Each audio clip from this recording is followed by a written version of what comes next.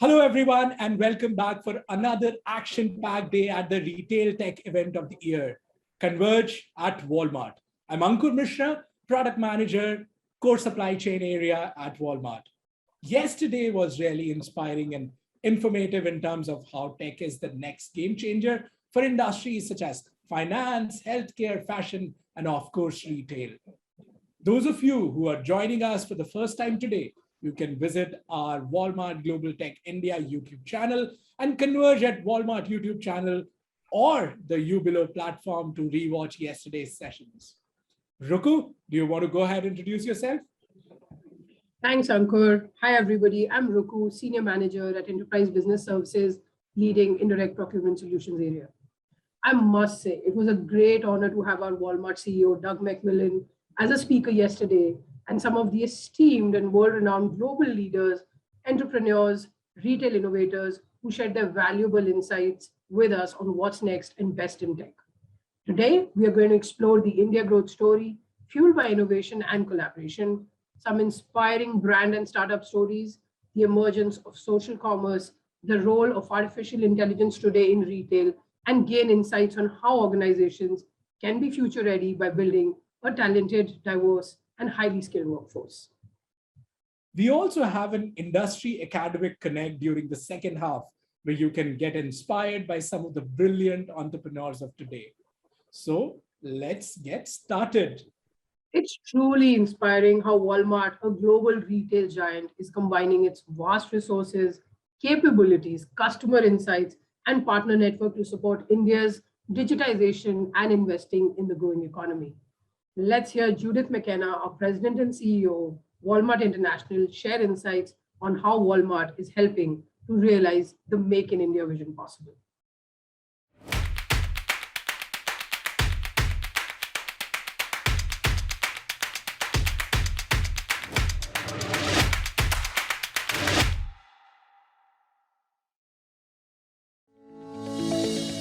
Hello, everyone. I'm Shraddha, founder and CEO of Your Story, and today I'm honored and delighted to bring to you Judith McKenna, President and CEO of Walmart International. Today, Judith will be talking to us about the role Walmart is playing in helping MSMEs, women entrepreneurs, all of us as we come out of the pandemic and reshape, rebuild our economy, how Walmart is playing a role to help us all grow as businesses, as entrepreneurs. Judith, thank you so much for the conversation. Pandemic has redefined every aspect of our lives. As the CEO of Walmart International, how do you see the role of retail and how is it shaping up today? Yeah, well, first of all, I'm delighted to be here and an honor to be talking to you as well. And before I get into how the world has changed, my goodness, how has retail changed? I just want to recognize and appreciate everybody in India. And hearts go out to those impacted by COVID, but also the teams have worked together amazingly through so many challenges, the lockdowns, people being out of the business. And I'm really proud of the global efforts we made as well around oxygen and supply. So just a big thank you before I say anything about the business and the world to everybody for the way that you've taken care of each other and for those around you. The pandemic really has, for me, brought it home how important retail is and highlighted just the role that digital can now play for new services, but connecting retail to people as well. Some of the trends that we've seen around the world are online shopping, and a lot of the data is telling us that people tried online shopping for the first time and are now sticking with it as well. We've seen the rise of digital services, so payments and contactless payments is one in particular. Financial services online has been huge. This idea of last mile delivery, so how do you get goods to people? That's been another big change in the shape of businesses, and where we have stores, pick up at the stores, or maybe sometimes at other locations, has been a big deal as well. The stores still remain critical to that, as do our DCs and our FCs, our distribution centres and our fulfilment centres around the world. Retail's changed for us in those ways, but I also think it's changed for small businesses. During the lockdown in India, we saw digital increasingly used for Kiranas and MSMEs to find new customers as well. So that's another shift. And the work that Flipkart began doing in 2019, I think it was, to bring Kiranas into the delivery network, using them to help deliver shipments, and that gives them a supplemented income, has actually really come into fruition more recently. And I think it was that about 30% increase in delivery income for Kirana owners that were participating in 2020. So a difficult year for small businesses, but again, finding different ways to operate as well. And maybe the last thing I'd say on what's changed is the global supply chain. I mean, this has been like a global shock to that supply chain, and we've learned more than ever how we need to be flexible and agile in the way that we have a supply chain to give access to products, respond to those disruptions to everybody. And I have to say that India has always played a big role as we think about diversifying our supply base. But I can see it playing even more of a role in the future as well. So retail disruptions, changing shape of retail with small businesses, and then thoughtful about global supply chains for the future. So not much really. Judith, I have to thank you on behalf of a lot of entrepreneurs, MSMEs, and Indians, because yes, we've just come out of the second wave and it was tough. So thank you for the encouraging words. And you know, here in India, we are saying that we were always talking about digital India, and with our 800 million people now on internet, but finally, unfortunately, but because of the pandemic, it's here. And that brings me to the question, what you were talking about, the global supply chain. How do you see India's role in Walmart's global supply chain? What is changing? And let's talk about the MSMEs who are the backbone of our economy. How do you see them playing a role? Yeah, and it's interesting, isn't it? You're talking about digitizing India. You know, the government and being very clear that that's one of the things that it is seeking to do, and we are 100% behind that and really happy to play our part as part of that journey as well. But I think, and India is making leaps and bounds faster than some other markets actually around the world. I often say it's generation skipping in the way that it's digitizing as well.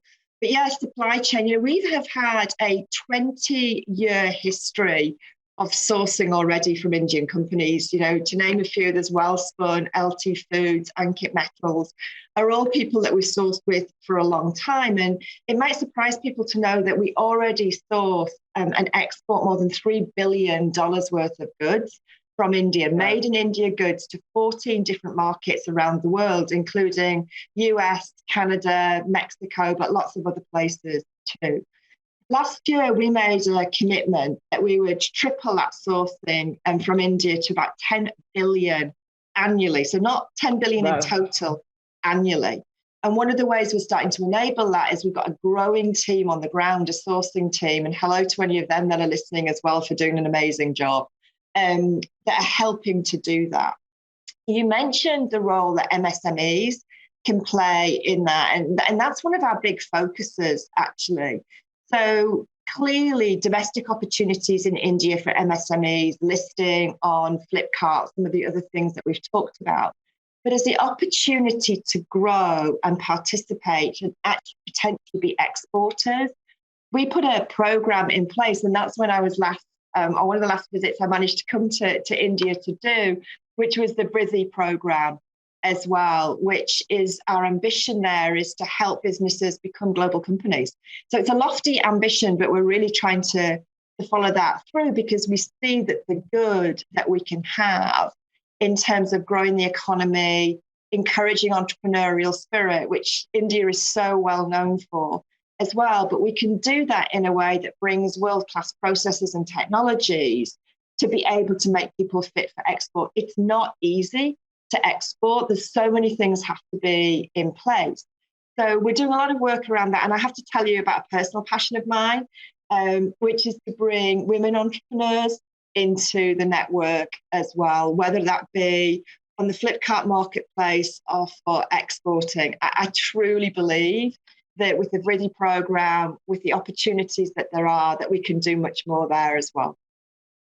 Oh, I'm very, very excited and impressed to hear about this, and also your commitment to women in our country. I don't know if you know that we are seeing a decline of women in the workforce. So any support would be a big support, especially here in India. And Judith, that brings me to the question, you talked about MSMEs, and MSMEs here have such aspirations. I think as Indians, we have such aspirations. We are very aspirational as people, as country, as nation. How can MSMEs who want to play a very significant role, and they are impacted now, today they have been impacted severely, how can they be world ready? How can they be sellers, world ready sellers? Yeah, we could do a whole separate conference on the women into the workforce and do that, because it is, you and I are clearly passionate about that. How can we encourage our MSMEs to be more world ready, really? The first thing is what you talked about, which is that entrepreneurial, aspirational spirit. Dream big, have grand visions for the business. It is what makes India such a remarkable place. Dream big, and then get the support to help you be able to put those dreams into reality, which means you need to be prepared to learn, adapt, and create a network. And then thirdly, I'd say you need to embrace technology and recognize that today it's not just about e-commerce and online sales, but it helps you, digital helps you be more efficient and competitive as a business. It gives you insights, it improves customer services. A good example of that was when a lot of our MSMEs that we already work with were hit with labour shortages and supply chain challenges because of the pandemic and the impact that it had. Flipkart was able to step in and help people use technology to figure out what categories and products that people needed most. So that's just an interesting way of thinking about technology. So the second thing that I said there was about learning, adapting, and creating a network. And that's what the Riddhi program is all about, but it's also what the Flipkart Samarth program is about as well. So Riddhi trains people to help them scale and grow businesses, firstly in the domestic market, and then get ready to access exports for around the globe. Our team on the ground are helping people learn, how to lead teams, how to do responsible sourcing, essential business skills, how to put a business plan together, how to get financing. All of those kind of areas are really important.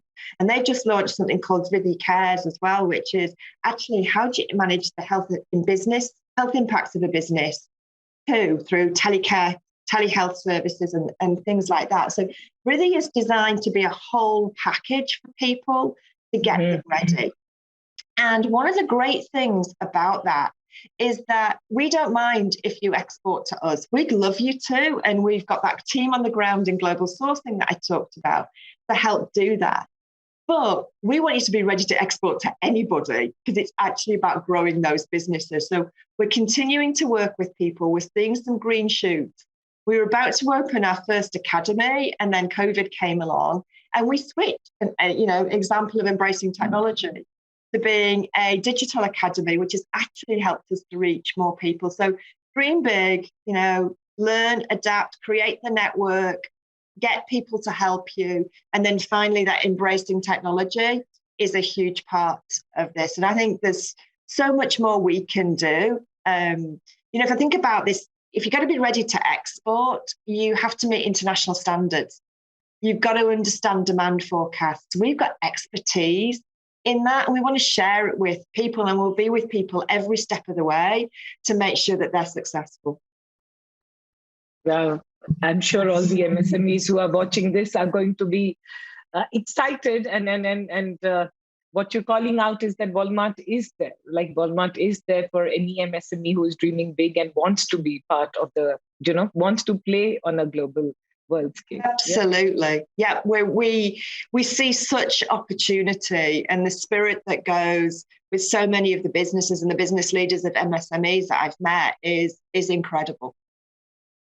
Judith, I want to ask you, does this learning go both ways? Are there some learnings from India which you are taking to the world? Yeah, it's a great question. Yes, I learn something every time I do a Zoom now, a visit, but the teams are everywhere. We talked about this entrepreneurial spirit, but the spirit of innovation, and I call it creative problem solving, is just amazing. So we've learned a lot to help us make improvements, not only in our existing businesses, but also give us really new business ideas, which we're starting to apply around the world. And it goes without saying that India is also being an amazing source of talent for us, which is helping us build a global business. I think it starts with mindset. And what we're learning is this relentless passion to innovate, putting the customer at the center of everything and falling in love with the problem and, figuring out how to solve it. So learning about attitude to things and culture sort of and the way of approaching things has been a big part of it. But maybe I could just give you a couple of examples to try and bring it to life, because it's always easier if you go, oh, that's the kind of thing you're learning and that you're doing. Our brilliant India technology team used a data algorithmic approach to look at some of the sales forecasting that we do in our Mexico and China operations. And that's important to say what you're going to sell in the future, because it helps us reduce our waste and improve the availability of our fresh product. And this is like fresh is one of the tightest margin, most difficult to manage categories in retail. And the team there delivered a product that gave us game-changing results. They developed that, they saw it through, and we're deploying it, not just in those areas as well. Another great example of what we're learning would be our ad tech revenue, ad tech platforms. Flipkart doing some amazing work, thank you to the Flipkart team, really thinking about how they kind of drive the business, bring suppliers into the business and do that. And they developed this fantastic advertising platform, which we've just deployed into our Chilean business. So it lets us be way more tailored for the ads that we're giving to people. It gives data and insight. So it means that people who advertise with us as well are actually understanding what the return is on those ads that they're doing. So it's like a win-win situation. And the team have been fantastic helping Chile implement that. And finally, PhonePe. Again, huge thank you to the PhonePe business for what they've been doing. But, it's the leading digital payment platform.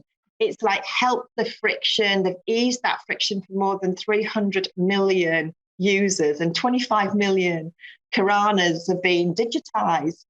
That learning and the way that they have brought access to people to contactless payments and to services like the financial services, mutual funds, insurance, I've forgotten the whole list of amazing things that they've been doing. They helped us think differently in Mexico about access and providing access to people. And they've been kind enough to share best practices for their digital payments and financial services platforms back with that team, who are now building out their own products as well. So that's just a few. I could talk about it for ages, but we learn every day from the teams in India, and we're really grateful for the support that they give to the global business as well. I'm sure everyone watching would be very, very happy to hear about these, because we're hearing it for the first time. Judith, thank you so much for the time. As we wrap up, I want to ask you, is there, and you have talked, you alluded to some of those, but are you seeing any breakthrough innovation happening in India right now, which you think would play and play a big role in and impact consumers, entrepreneurs, suppliers? Future? Yeah, well, it's a good question, because it's hard to pick one, but I'd probably go for the Flipkart launch of Shopsy, which has been a really interesting, it's the first in the world foray that we have into social commerce. And we're seeing a lot of, traditional platforms going into this area in different places around the world, and we're seeing new models emerging. So I'm really interested in this, and I think we have a lot to learn. The Shopsy app will let budding entrepreneurs start their own businesses. They can put curated catalogues of items for customers, and importantly, it's in their trusted network of people who they can then order from those folks with no hassle of having to go online for the first time. They trust people. And for the people who are listing the items, there's no hassle of inventory or investment. So we talked earlier about how people can start to come into small businesses. It's a great way to start. It's also a great way to people to start coming into the network of online shopping in a way that's safe for them to be able to do it. And it's also going to be a lot of fun, I think, as well, because there's recommendation in there as well with this really low barrier to entry for people. So I'm excited about that one. It is a first for what we're doing, and we're going to be watching that one carefully as well. And I'm looking forward to seeing the development of it. But, there's a lot going on, and sometimes it's just really hard to keep up with them. Thank you so much. Thank you for this very, very, I would say, authentic, open, and very informative conversation that we had. And I'm sure everyone watching today who joined today would love to, join Walmart's endeavor. And mostly I'm talking about MSMEs, because we have to grow our MSMEs. And thank you, Judith. Thank you for this conversation. Really loved it. Thoroughly enjoyed it, and yes, we want to encourage everybody to grow their businesses and to grow alongside us as well. I can't wait to be able to get back to India, but I hope everybody takes care of themselves and their loved ones. It's been great to be part of the conversation. Thank you. Thank you.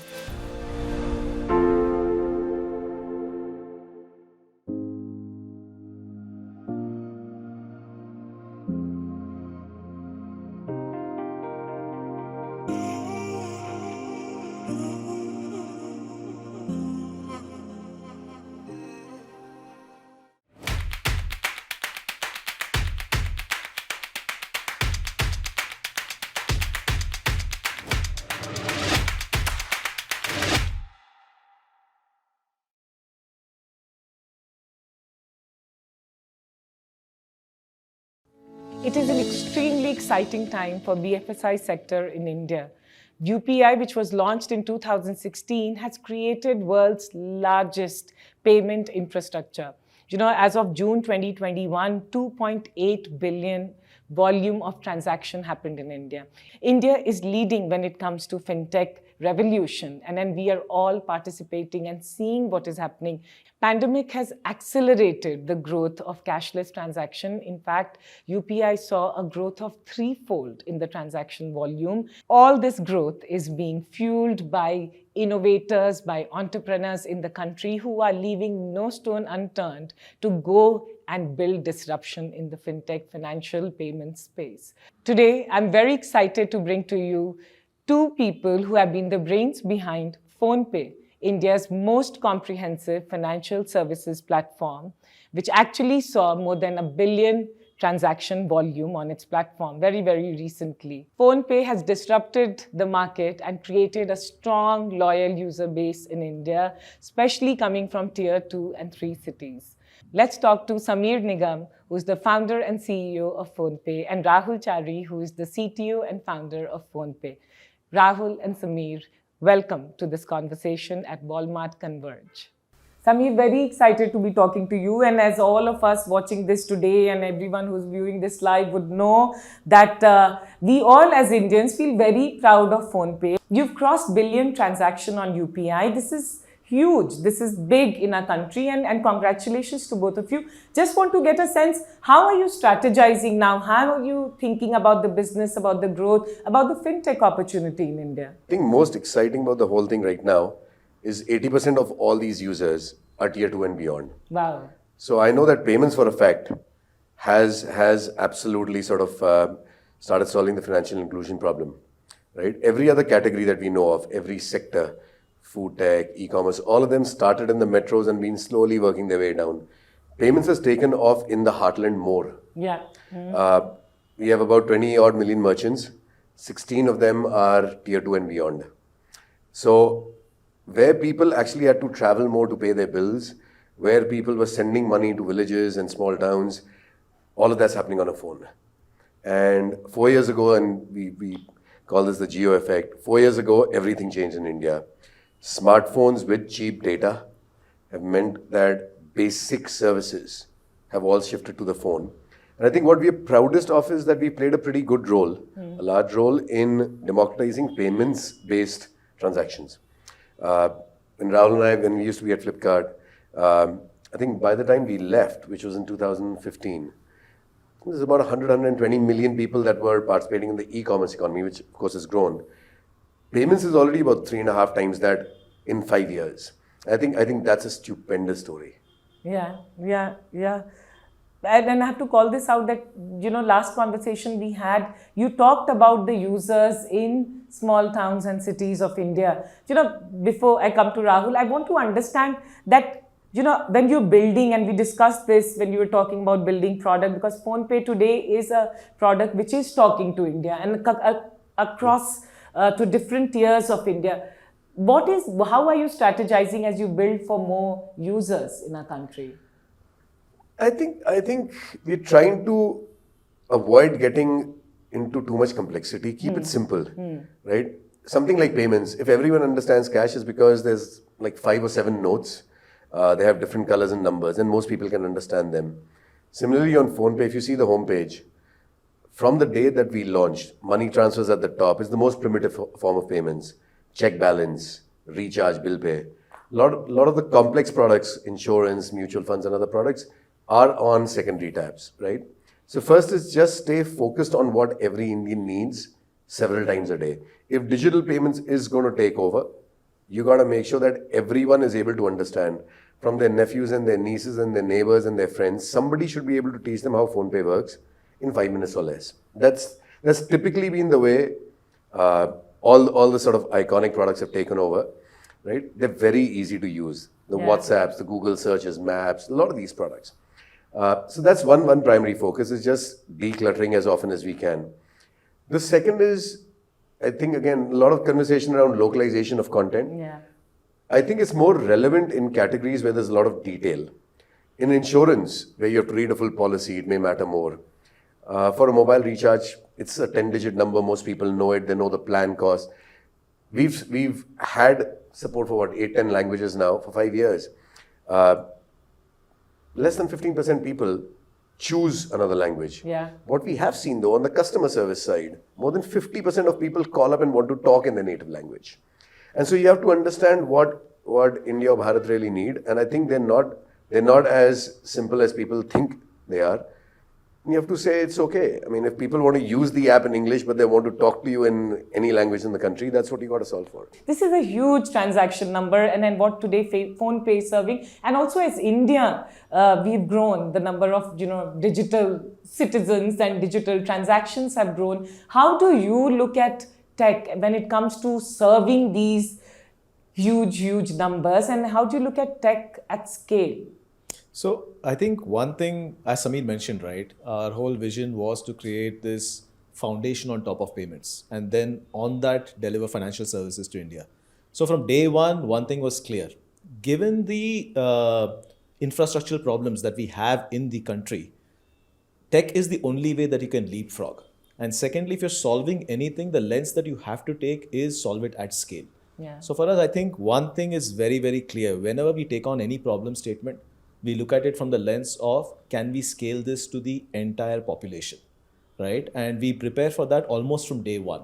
Wow. In fact, we took a good 8 or 9 months before the launch, and were consistently working on the first version of the product with the lens that we'll be with 10 million, then 20 million, 30 million users within a short period of time. And that really happened. I mean, there was a catalyst in the demonetization event, and obviously UPI took off.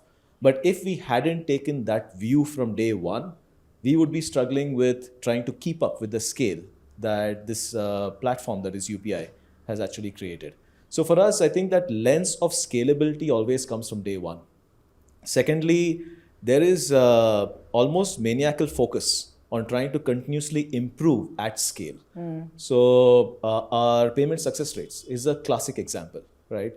Today, if one thing is there about PhonePe that echoes with all the 300 million plus users that are there today, is the fact that the reliability of the transaction and the speed of the transaction.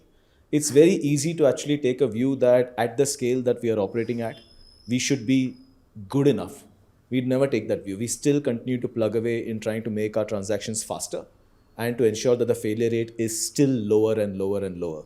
So incremental improvements at scale actually is significantly underrated. Most of the time it's the new shiny next feature that everybody wants to launch. But actual incremental innovation is significantly more complex, but also significantly higher impact. So we have this clear culture of saying that BAU and improvements on BAU are equal, if not more important than the next feature. Secondly, with a view of saying that now 80% of our consumers come from tier 2, every decision that we make has that lens to it. So like Sameer spoke about, using vernacular language in more innovative ways to ensure that muscle memory develops. And it's not just about translating instructions. In terms of trying to leverage technologies like computer visioning with financial services for insurance and claims. So there is this whole concept of how can we leverage tech to make the product much more simpler for tier 2, tier 3 customers who may be coming onto the platform for the first time on the internet, first through content, right? Obviously viewing free content or video content, but the next thing really ultimately ends up being payments before they move on to high value purchases or e-commerce. So there is a responsibility that we are actually catching this wave of consumers on the internet very early, and we need to be able to use technology through computer visioning, through augmented reality where possible, and simplifying the experience constantly at scale. So I think that's what has kept us ahead, and that is culturally something everybody in PhonePe, not just the tech team, but the business teams and the operations team, that's how we operate. Wow. I'd like to add to that, because I think one of the best things that Rahul and Burzan and the rest of the early sort of tech leadership did is not just in payments, but everything around. We took a view that we will have the lowest headcount possible. And it was a target both for the tech team, obviously, but for the business teams as well, saying your job is to make yourself redundant, which means that the automation level is very, very high. And you'll see this unfold in the next few years, but each of our systems, risk and fraud systems that no one even thinks about, you think of that as a compliance burden. We have one of the best risk and fraud platforms in the country, and we're starting to externalize things like that. We worked with Freshtest when Girish had launched the FreshPod, and we use it for more end-to-end automation than perhaps Freshtest does for their own systems. At least that's what they tell us. So I think we have stayed very, very lean. Our tech org, all the engineers at hand, I think is still sub 300. 350 now. Wow. So if you think of it just from that silly lens, I know it's silly, but that means the leverage you're getting for one engineer is 1 million users. Ballpark, right? There's about 315, 320 million users. There's about that many engineers. And that tells you that you've actually got that equation sort of right. Because given our population, if you get into operations to try and scale, there is no way that people like us at least are not equipped to build 100,000 person offices and large operating teams. So I think that early maniacal focus has really, really helped. We are reaping dividends today because the automation level is still very high, which means the number of people who are in the decisioning side remain low. You know, Sameer, but I have to ask you, because there's so very few like you in the country who have scaled, and Rahul, both of you, how do you can have that vision, but execution of that at scale. Today you have the money, you have the resources, you can invest, but how have you stayed true every year to having lean teams and delivering? Because when you get into execution mode in India, especially, we can chalo hire kar le, let's get more people. How? I think two things that we did early on that at least till now for the first 5 years put us in very good stead. We took the decision of merging back with Flipkart way early. It was a very controversial one. You remember we spoke about 5 years ago, because we essentially merged pre-launch and everyone was asking us why. And the conversation that we'd had with Binny and the investors were that if we want to build something special, we want runway, but everyone here is constantly chasing some operating metric to get the next round of money, to then do the next thing. And the problem with that is that it's a bit of a self-fulfilling prophecy. You're constantly chasing vacuous numbers, been through that, too old to want to do that again. So we said, you know what, we want somebody who's giving us long-term capital. For the first few years, obviously it was Flipkart. Now there's Walmart. So Walmart again, I mean, the first meeting we had with people like Judith and Stuart and Brett, they asked us for a formal 10-year plan. We were 2 years live. 10-year, and they hold us to it, by the way. And then I remember meeting with Mr. Penna and Stuart Walton and all. They're talking about a generational shift. So they're talking about 25 years, right? And I'm like, I haven't ever thought that far. 10, yes. 25 is ridiculous when you're in tech. Meeting with Mr. Penna and Stuart Walton, they asked us for a 25-year plan, and we'd never ever thought of a 25-year plan. I mean, they're talking generation at a time. So we've been lucky. We've had very patient capital, which means that the founders have been able to focus inwards. Culture, theme, process, all of it. Second thing, again, we got very lucky. I'd say amongst the first 50 employees, and many of them are part of the core leadership team, we had all worked together very, very closely. Many of them were ex-Flipkart. Some were other people that I had worked with or Rahul had worked with in other parts of our career. So when you have 40 to 50 people who are getting back together for a second run, you start with knowing each other's strengths and weaknesses, and you start with a very, very high trust and transparency model. Transparency more than trust. And I think when that happens and people are working together because they want to behave the same way, then it becomes dynamic, right? 50 can influence 500. By 500, we found that we had to start putting down the culture and values on the walls because the 501st employee has heard about it, but they don't relate, and you're expanding across the country. So we had to institutionalize it. The tech orientation, the culture, the high governance. We've always said we want to play across financial services. You're going to be heavily regulated. So it's not like the Wild Wild West at all, right? There's going to be more sort of gray, balding people here, and that's not usual in the tech industry. So I think it's about timing. We again at an inflection point. We are now closer to about 3,000 employees, getting into a plethora of financial services. We will have to again shore up the leadership team and the org and behave differently. So I think we've learned over the first 15 to 17 years of our work experiences what works, what doesn't at different stages. Flipkart was a great learning ground, and we're trying to make sure we don't repeat mistakes we made in the past. And so far it's worked, but it's hard. It's hard scaling this fast, no matter what you do in terms of planning. There are many sleepless nights just because things just scale so fast. How do you deliver great customer experience? I think there's the experience on the app, and then there's the experience of the app, right? The stuff that people don't see. I think on the app, a lot of startups, myself included, first couple of ventures, you think of design in terms of colors and fonts and stuff, but I think we spend a ton of time on what we call the information architecture. In fact, there's a lot of literature emerging now with super apps and multi-category players where they're saying, in fact, your entire strategy can be synthesized into your information architecture. What you see first is your core product. What you see second is your adjacent products. What you see 3 levels in is your tertiary products, because that's how users will discover them. If we were predominantly a mutual funds platform, mutual funds would be on the homepage and recharge would be on the third tab, right? So you have to continuously rationalize it. We spend a lot of time on the information architecture to make sure that customers know what we stand for at the core, and then guide them through the rest of it as well. Obviously, we want to upsell and cross-sell as much as we can in time, but you can't get away from your roots, at least not until 1 billion people are using digital payments, right? So that's one of the things that we spend a lot of time on. The second thing that people directly relate to is if they have an issue, how do they actually get that issue resolved? The best experience is not the call. The best experience is never having to call. Yeah. We did this thing, I think 2017, where for the first 6 months, we had contact us pages everywhere, and we had error messages and how to resolve them and FAQs on every page.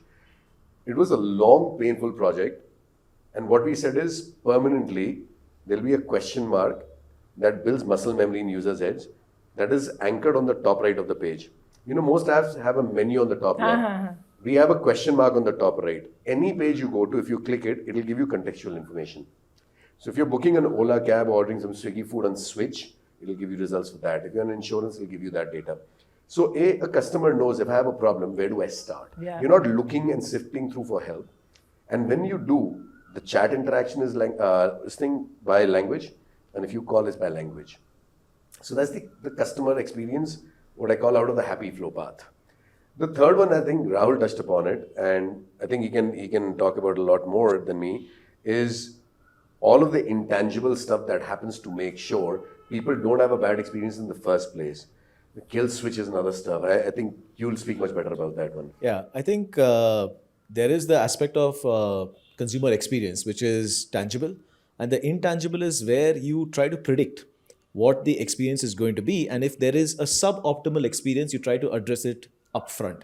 So basically, getting into a mode of not taking customer resolution route, customer issue resolution, but take a route of actually preventing of the customer issue itself. So we have a concept of kill switch. Kill switch is a concept that is there across our product, which basically says that whatever the product, if in the path of the consumer experience, we believe that this is going to end up either with a possible failed transaction or with a possible fulfillment issue when the transaction is happening. It could be a recharge, it could be purchase of gold, any of it. We actually proactively stop that transaction. We tell the customer that it's probably not the right time to do it, and we actually get back to the consumer when it is actually back up, giving them an easy path to continue, right? So we don't let people even initiate the payment. We stop you before you get there. So we we just say your bank is down, come back in 10 minutes. Your bank is down. It could be telco's a down. partner that is probably not reachable, but also make sure that you close the loop, making sure that when things are okay, you get back to the consumer. Don't make them repeat all the steps, but let them start from where they probably stopped. That's so and continue, important. right? Yeah. So it's kind of threading the journey up front and making sure that if there is going to be a hiccup, let's address it up front. It's better for the consumer. Yeah. They also appreciate it. So Yeah. it's not like you're losing the customer, you're actually gaining the customer Yeah. in that process. Rahul, in fact, all of us in the last 3-4 years have seen so much of investment in startups in the fintech space, and now the mutual funds and insurance startups, lending startups, so many. I want to understand, how are you looking at that space? How is PhonePe looking at that space, especially now that digital is so ubiquitous in our country, and mutual funds and insurance people are looking at buying. And we heard some crazy numbers that with pandemic, the growth of insurance buying anyways in the country has increased. How are you looking at So I this? think financial services, which includes insurance, mutual funds, we are all extremely excited about it. The good part about the kind of platform we laid with payments is that the digital distribution channel for financial services, which is a very strong adjacency to the payments journey, at least as we see it, is now laid. So we have this whole consumer strategy. We call it the send money, spend money, manage money, and grow money. So send and spend is all that we have actually achieved so far in terms of peer-to-peer money transfers, the ability to do your recharges, your bill payments, your QR scans for across the stores. I think that habit has been set. So now users who have adapted to the platform are now ready to actually manage and grow their money, which is about financial services. Protection through insurance, financial freedom in the future through investments, and possibly even getting your short-term loans through So you're not going to lending leave and anything? banking. No, but the opportunity really is for us to kind of rethink how financial services have been done so far. Yeah. The primary reason that the right products don't reach the right people, whether it's insurance or mutual funds, is that the channel is very complicated. It's a physical channel where agents have to convince a person, and given that that reach isn't that large, it's always optimized towards the products that make possibly the maximum commission. What the digital distribution channel does is takes away that conflict of interest. You're able to take the right products to the right person. So personalization plays a huge role. So what we are genuinely excited about is to say that, does this person really need health insurance? And if so, what is the kind of health insurance, and kind of surface that, right? Even from a pricing perspective, because of the send and spend journey, you have a very clear idea about the purchasing power of the person, the kind of budgets that they may have, and to kind of tune the products to something that will meet their needs at that given point. The second part is, I think, the amount of knowledge or information that we have about the user directly through the kind of transactions that they're doing on the platform plays also a very, very important role in the kind of products that we are able to actually recommend. So I think data and the trust that the platform has actually gained, I believe ultimately holds the edge when it comes to penetration of financial services in India. Sameer, what's going to be your playbook from here on? Because it has been a phenomenal playbook. You here with such huge user base, transaction, love, and as Rahul said, the trust of users. Now, what's going to be your playbook from here on as you scale for the Bharat, if I may say so? We are more in Bharat than the metros today, just as user base. But I think the next 5 years, what got us here won't take us there. So we have gone through a relatively complex and large org redesign. Most of the existing leadership is going to be focused on carrying the payments vision forward, making sure we hit our next milestone is 500 million in 22. We'd said that a long time ago. We're still tracking. But we want to get to 900 million people in the next 8 to 10 years. Right? Whenever the market gets to them, we want to be there. We'll never lose sight of that vision. There's another team that's starting to look at all forms of innovation and platformization for merchants. Most people think of us on the consumer side. We have 21 million merchants who have an app. They have an interaction with us. They see transactions through it. So they need financial services. They can become agents for distributing other products. There's a lot to be done there. So that's another team or another business unit. And I think the third, which is the one we've been talking about, financial services, I think we're gonna go early stage on that one in terms of how we think about it. Now, my next question to both of you is, that what has been your learnings? It has this journey. No journey is an easy journey or a straight line. But what has been, if you had to share with everyone today, what has been very significant, important, or learnings that stay with you in the journey that you've made? In my 20s at startups, right,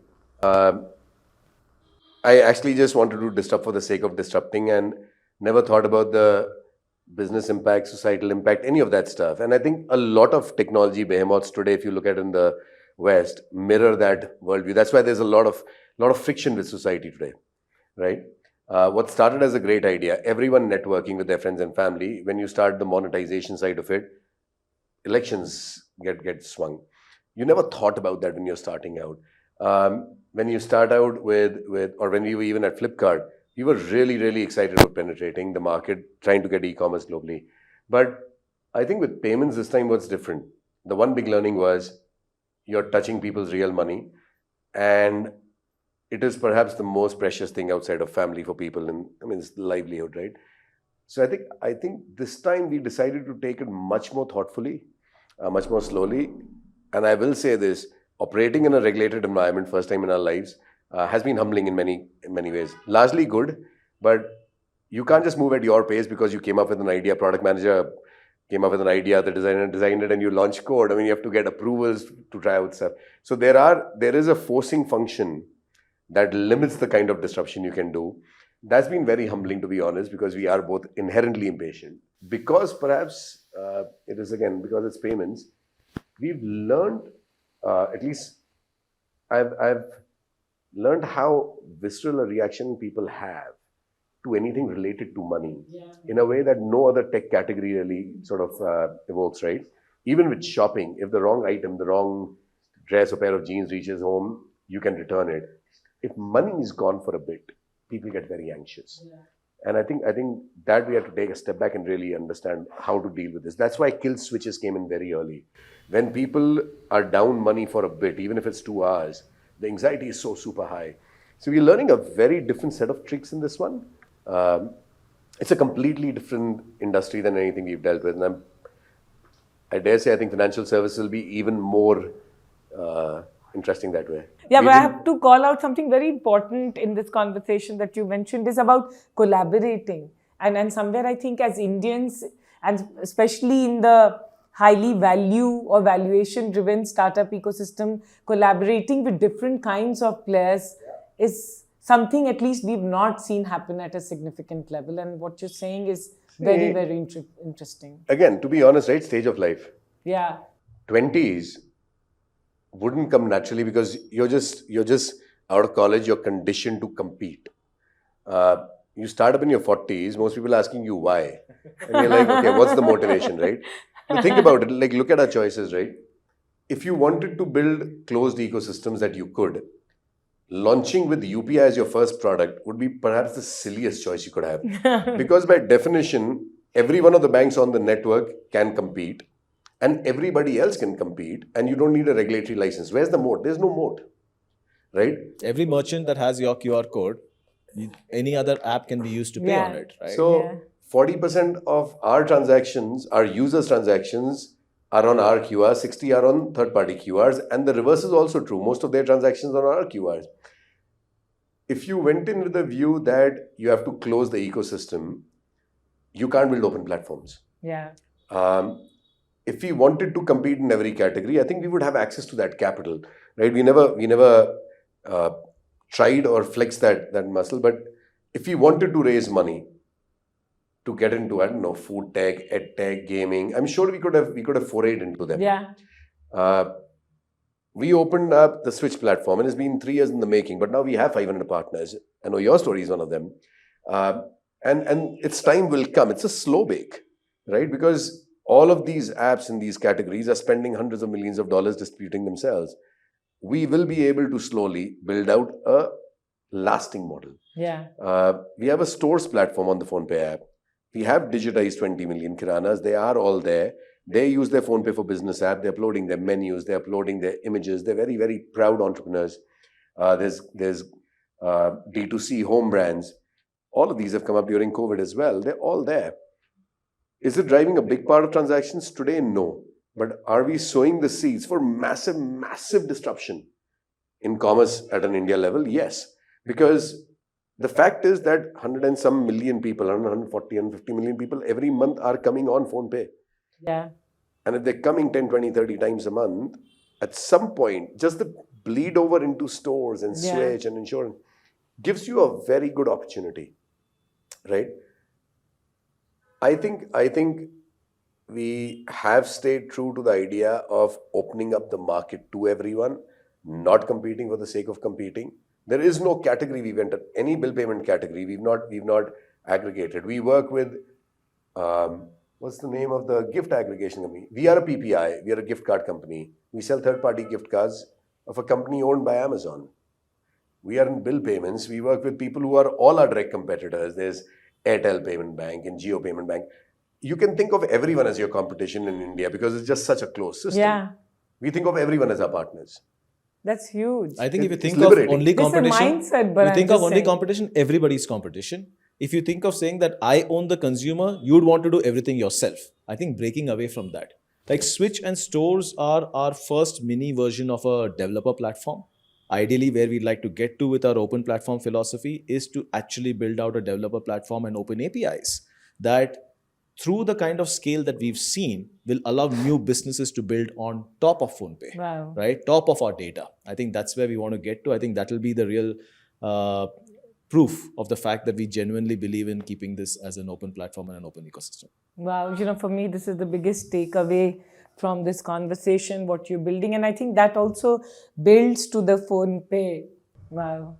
Thank you so much. Thanks a lot. Thank you. Very, very inspiring conversation. And I'm sure everyone watching would agree with me. There was so much to learn. It felt like a very genuine, authentic, freewheeling masterclass. Thank you. Thanks a lot. Thank you, Shraddha. Thank you to all of you for tuning in. This was a very inspiring conversation.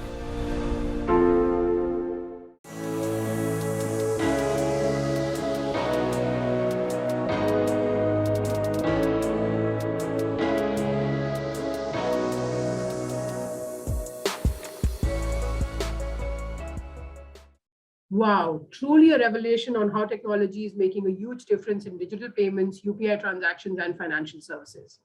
And to know that PhonePe is today the first player to cross the billion transaction mark on UPI in India and has built such a comprehensive financial services platform.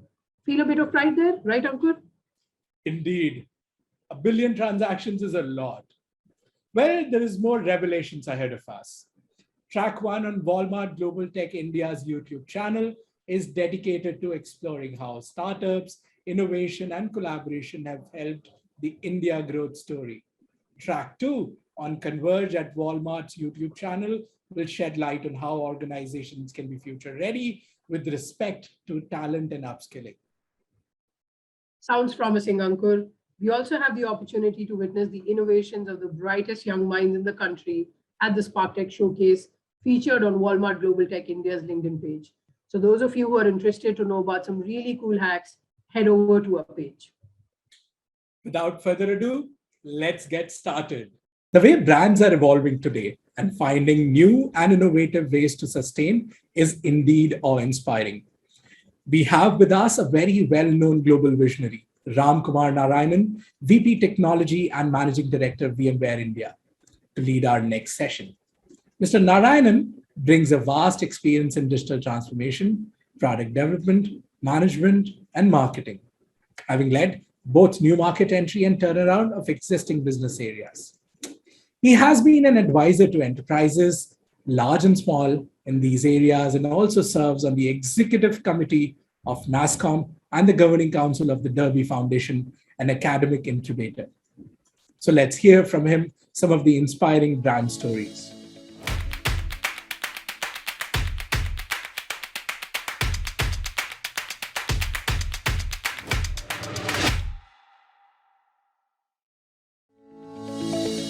Welcome to Brand Stories panel discussion.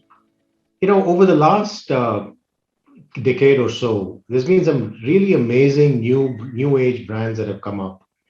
And it'll be very interesting to talk to two of the founders of two such brands today and talk about how not only their journey in building those brands, but how those brands have evolved over these years, as well as over the last 18 months during this pandemic, and how that has perhaps changed their focus and flair in terms of how they are managing these their own brands.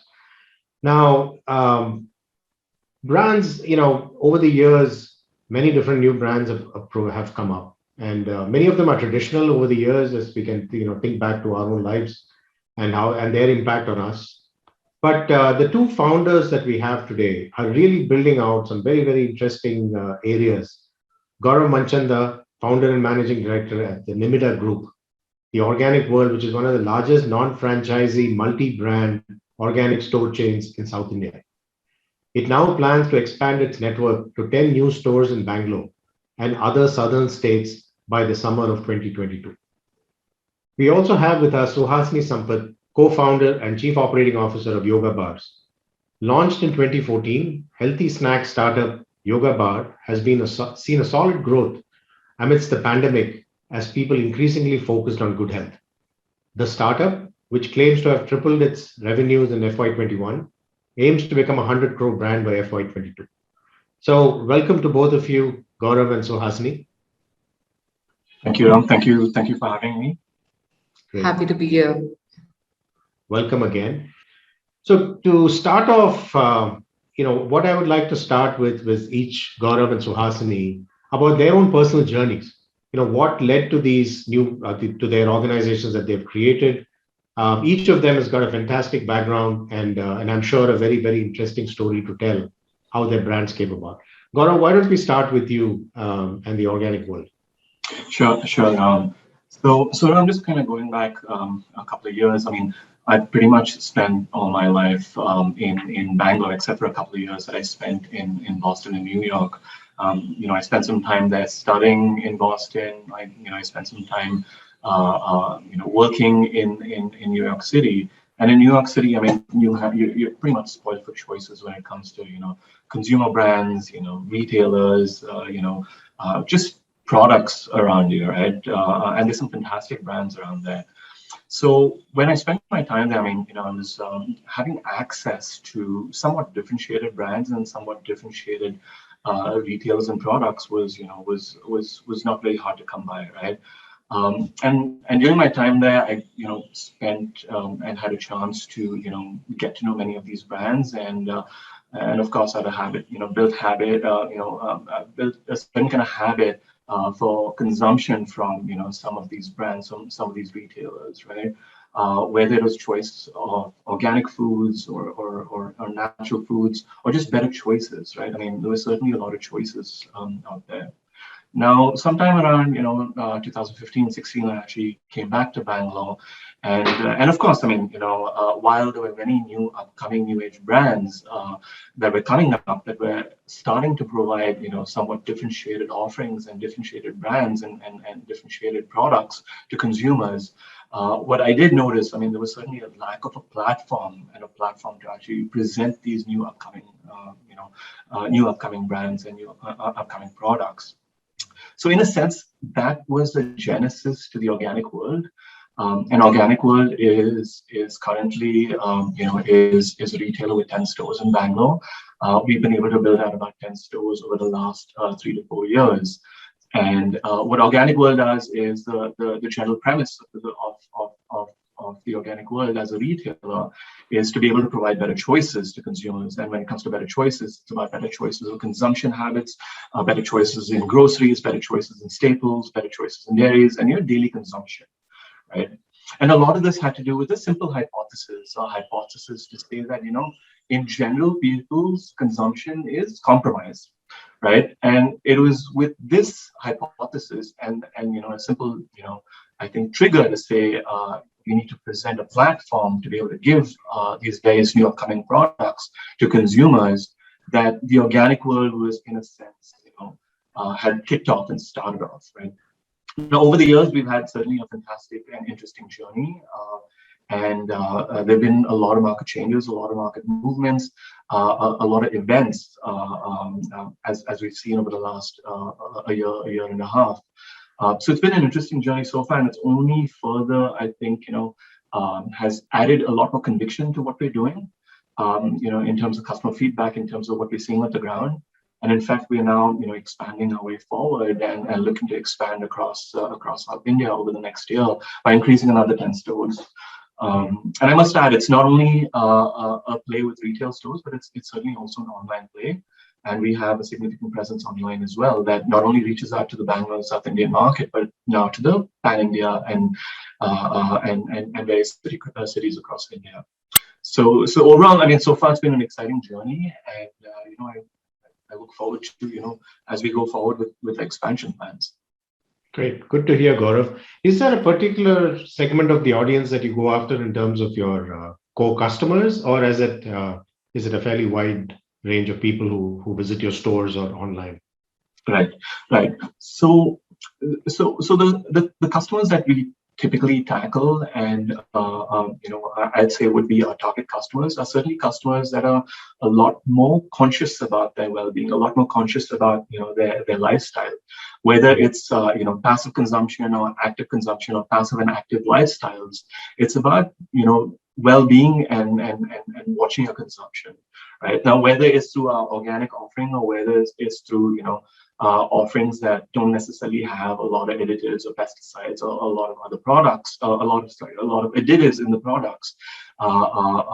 It is that element of being watchful about your consumption, where we go after certain customers and we go after certain consumers that believe that what their consumption, their consumption is key to their well-being. Mm-hmm. Right. So it typically ends up being certainly a lot more discerning customers, a lot more customers that are well aware of what the benefits of organic foods are, what the benefits of somewhat clean eating is, which tend to be certain customers within the age, I'd say, within the age group of about 25 to 45. They're a lot more accepting to our offering, a lot more accepting to the various options that we present on our platforms and in our stores and our online store, and it's typically these customers that we pursue. Got it. Thank you, Gaurav. So Hasni, over to you. Love to hear about the genesis of the Yoga Bar brand and its journey to date, and probably the same question that I asked Gaurav about. Who do you see as your core audience and for your products? Sure. I think for us, very similar story to Gaurav. I've been in Bangalore all my life, and I went to LBS to do my MBA. And at that point of time, I also did an exchange at Wharton, at which point of time I was staying with my sister in New York. And, when the two of us used to go to like the yoga class at the Flatiron building, and we used to walk over to Whole Foods opposite the Flatiron building, and we looked at the brands there and we said, hold on a minute, there are so many brands in the US which are ingredient first, which are health food based, and we have none of that in India. We have such a large population, and most of the food products and snacks out of home consumption at that point of time was, very unhealthy choices. And we did know that Indians had like a diabetes problem. Indians, and food companies were not taking the kind of responsibility in terms of the kind of ingredients they were using to create their products. So Anandita came up with the name Yoga Bar, and I said, listen, we should trademark it even before we started the company. So that happened 3 years before we actually launched the brand. I came to India a bit earlier, and when I used to speak to retailers, they're like, India mein health nahi bikta hai, taste hi bikta hai. And we got to hear that store after store. So, we worked with a couple of people to sort of put a range of bars together and sample this out in a couple of yoga studios. And the response was fantastic. People kept asking for more. And it started there actually in a really small, bakery. My mother used to help us wrap these bars, and we used to make everything at home, and we started, in a very, very small way. And we're lucky to see that, health foods exploded. We being the first ones, had the benefit of almost zero marketing to get to the point where we got to. Like even today, like the customer care number at the back of a yoga bar is my number. So we literally have like no marketing, right? And purely by strength of product and being the first one to see that health eventually bikega India mein, like we've got to where we've got. And we're now close to being 100 crore brand. I think that's the revenue we'll record this year. And it's purely been by strength of product and the fact that today India is a bit more health conscious. We cater to a wide range of society, right? Like, so for instance, we have oats products, we have muesli, we have the bars, and we try to make our products affordable. Like, so our hypothesis is we'll give you a 80% better quality product for 20% premium in price. Today, like some of the health that buys our product. And for me, that's what's exciting, right? Like when somebody who comes to your house to help you, like your domestic help tells you that they want the products because they want their family to eat better, that's when that brings a smile on my face, because I feel health should be affordable. And I think we want to move to that point where we're able to bring different kind of products to serve nutrition requirements. Any out-of-home consumption, we want to be the healthiest food company out of home consumption. So yeah, that's our dream. Got it. Thank you. Suhasini, have you seen a change in behavior over the last 18 months? Have you seen a lot more people now reading the back of the packaging to understand what they're ingesting to a large extent? I would say yes. I would say the pandemic's done two things. It's also brought into focus a lot of digital first brands who are very, very strong with marketing and messaging. So I would say that's one contributing factor. But people have also become increasingly health conscious. I would say both factors have actually contributed to the increase in sort of health consumption. I would also say that because your mainstream advertising is now going to be the Facebook and Googles of the world, the number of people you're reaching at a subsidized cost is much more easier. So for instance, if I had to run an ATL or BTL campaign, it requires me to not donate, but to sort of allocate about a really large marketing budget upfront. But what the pandemic's helped you do, and in the initial days of the pandemic, Facebook and Google became very optimized in terms of advertising spend. And that really skyrocketed sales for a lot of D2C brands. And we saw some benefit of that as well. So I would say it's become easier than ever to create companies and to sort of market, but it's become very difficult to build brands because a lot of people are saying the same thing. So to stand to take a position different from everybody else and to be recognized for that is very hard. That's a good point. Thank you. Thanks for making that. Gaurav, back to you. Pandemic.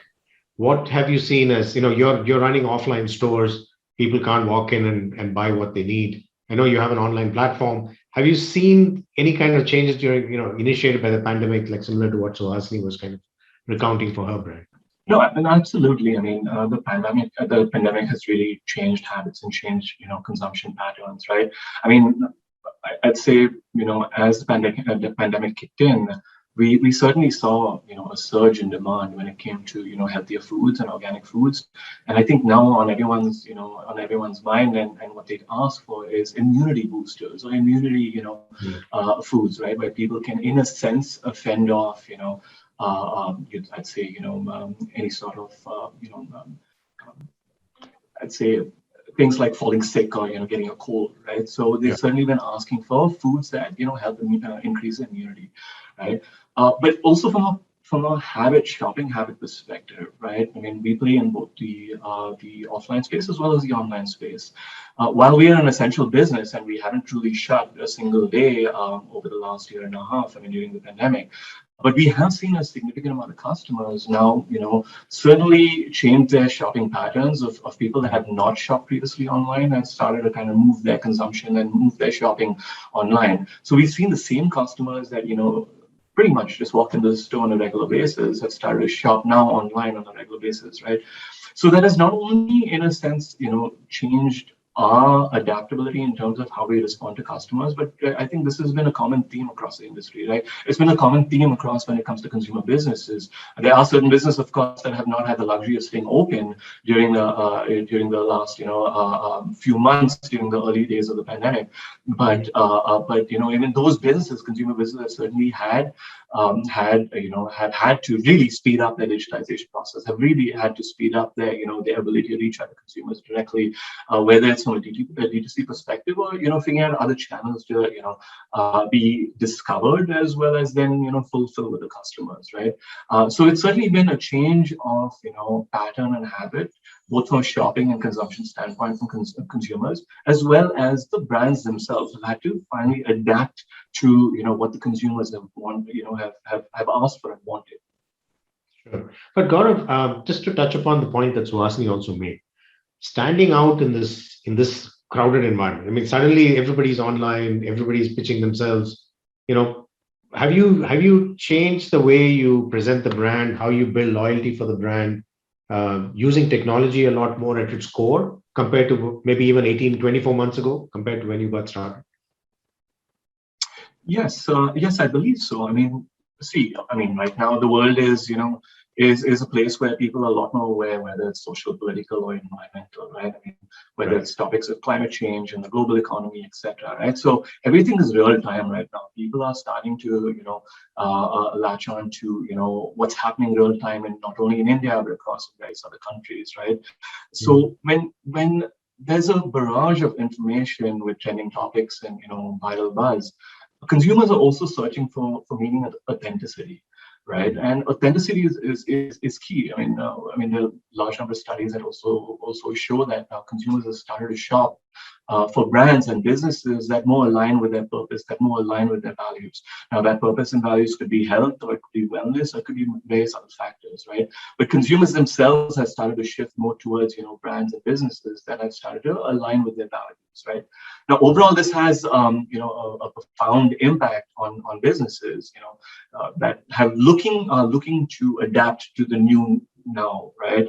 Looking to adapt to the digitization process, are looking to adapt to now being standing out from I'd say a busy market of brands or a busy market of marketing, right? As Suhasini pointed out, I mean, right now it's amongst the easiest times to be able to, in a sense, market, get out there in front of customers, and present yourselves, whether it's to social media, whether it's to Google, whether it's to various other platforms and other channels. I mean, it's much easier right now. But to now stand out amongst these brands, it has to be something a little bit more than that, a little bit more than just marketing, right? And that's the elements of being able to connect with consumers at a more personal level, from either a values perspective or purpose or even authenticity. Right, so it's these nuances and these elements that are starting to change the communications of brands. Is able to now change the communication of how do you stand out in a crowded market sense. Okay, got it. Thank you, Gaurav. So, Hasni, coming back to you, we're talking about technology on the front end with consumers and reaching consumers, advertising. even fulfilling. Those are one side to it. How much do you use technology to run the rest of your business? I mean, is that something that you think about on a day-to-day basis in terms of running your own efficiency of the organization overall using technology? To give you a perspective of that, there's a small data point that I should kind of highlight, right? We went from a 70% offline, 30% online company to a 90% online, 10% offline company. So to mark that change in distribution, right, it's a paradigm shift in the way the entire company functions, both from how you measure efficiency of your marketing spend, how do you measure your efficiency of operations, what is your tag times on delivery, how you make sure that your online deliveries happen on time. You can't miss an order. Like online channels are driven by very strong SLAs. So you have to design processes to sort of match to the distribution system that you are catering to. So to answer to that question, just that paradigm shift in the way our online and offline revenues moved, we had to set up a lot of background, software and ERP systems to sort of manage the entire order processing, order dispatch, and order raw material consolidation, etc. So yes, we have to make technology transitions as our distribution models change. Luckily for us, and we're lucky that the offline markets picked up again and we are back to where we were. But I think the pandemic forced us to do things in a much more efficient way. So now, of course, we are back to Gaurav stores. We're back in organic world. We're hedging again. In all of our offline. So the beauty of offline is that when business comes up, it's 0 to 70% in a matter of 1 month. You can't grow online like that. So we love offline businesses, and we're back to doing that. But it's forced the business to be really tactical and sort of. The things that you never focused on, you use technology to sort of lay really strong SLAs and processes. So we've used technology to do that. Got it. So even when you come back to, like let's say a balance between offline and online, the efficiencies that that technology has brought to you on your operations will probably continue to benefit you over time. Yes. Yes, we are back to completely in the offline 70% and online only 30% mode already. But that efficiency in process has really helped us. But has that let you reach audiences in a wider way? I mean, in the sense that, when you were 70% offline before the pandemic and 30% online, you had probably a certain type of clientele was coming to you. But I would imagine the overall pie of customers has also increased because the reach of you being 70% online at one point would have let you reach a whole wider range of audiences, like, for example, beyond Bangalore or even this part of the region. Quite a bit more effectively. You would see that audience staying with you as you come back to the older way of operating or the mixed shift. We've been lucky, to be honest, because we are the oldest brand when it comes to health food. There is a certain level of trust in the way we do things. We are not a marketing first company, we're a product first company, and it's always been an ingredient story with us. We've seen it happen. Like once the offlines come back, our offtakes are exactly the way it was. The only time our sales get impacted is when the stores shut, and we'd already set up the whole 10,000 store, 26 cities distribution model much before the pandemic. What the pandemic ended up doing was you have the burden of the offline cost that can't be offloaded because the offline sales offtake is not happening. And of course, we put people first. So you have an entire team sitting that you can't really generate revenue out of. And the business has grown. We've been growing 100% year on year, and that acceleration has happened because of efficiency in process.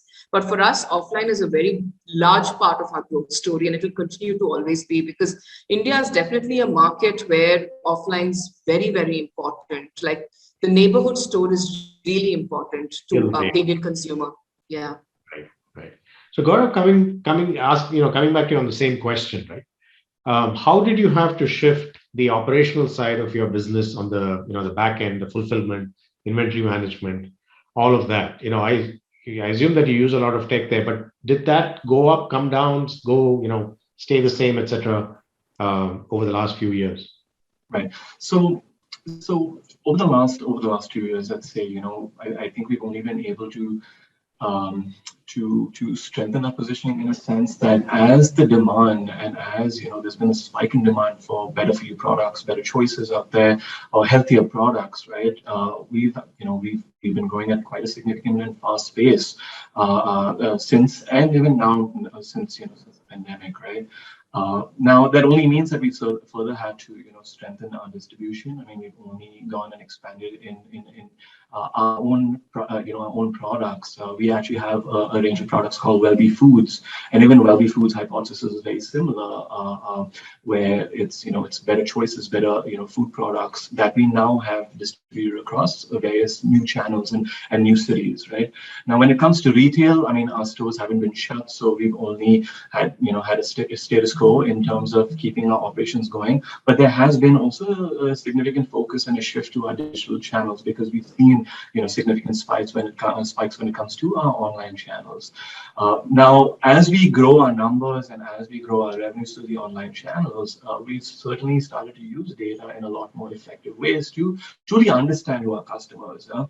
See, at the end of it, we believe that since we I'd say somewhat of a differentiated retail and a differentiated business when it comes to health and well-being, a lot of our customers tend to shop with a bit of value and purpose, right? When it comes to value and purpose, it's sometimes about health and well-being, as well as from some elements of even environmental well-being, right?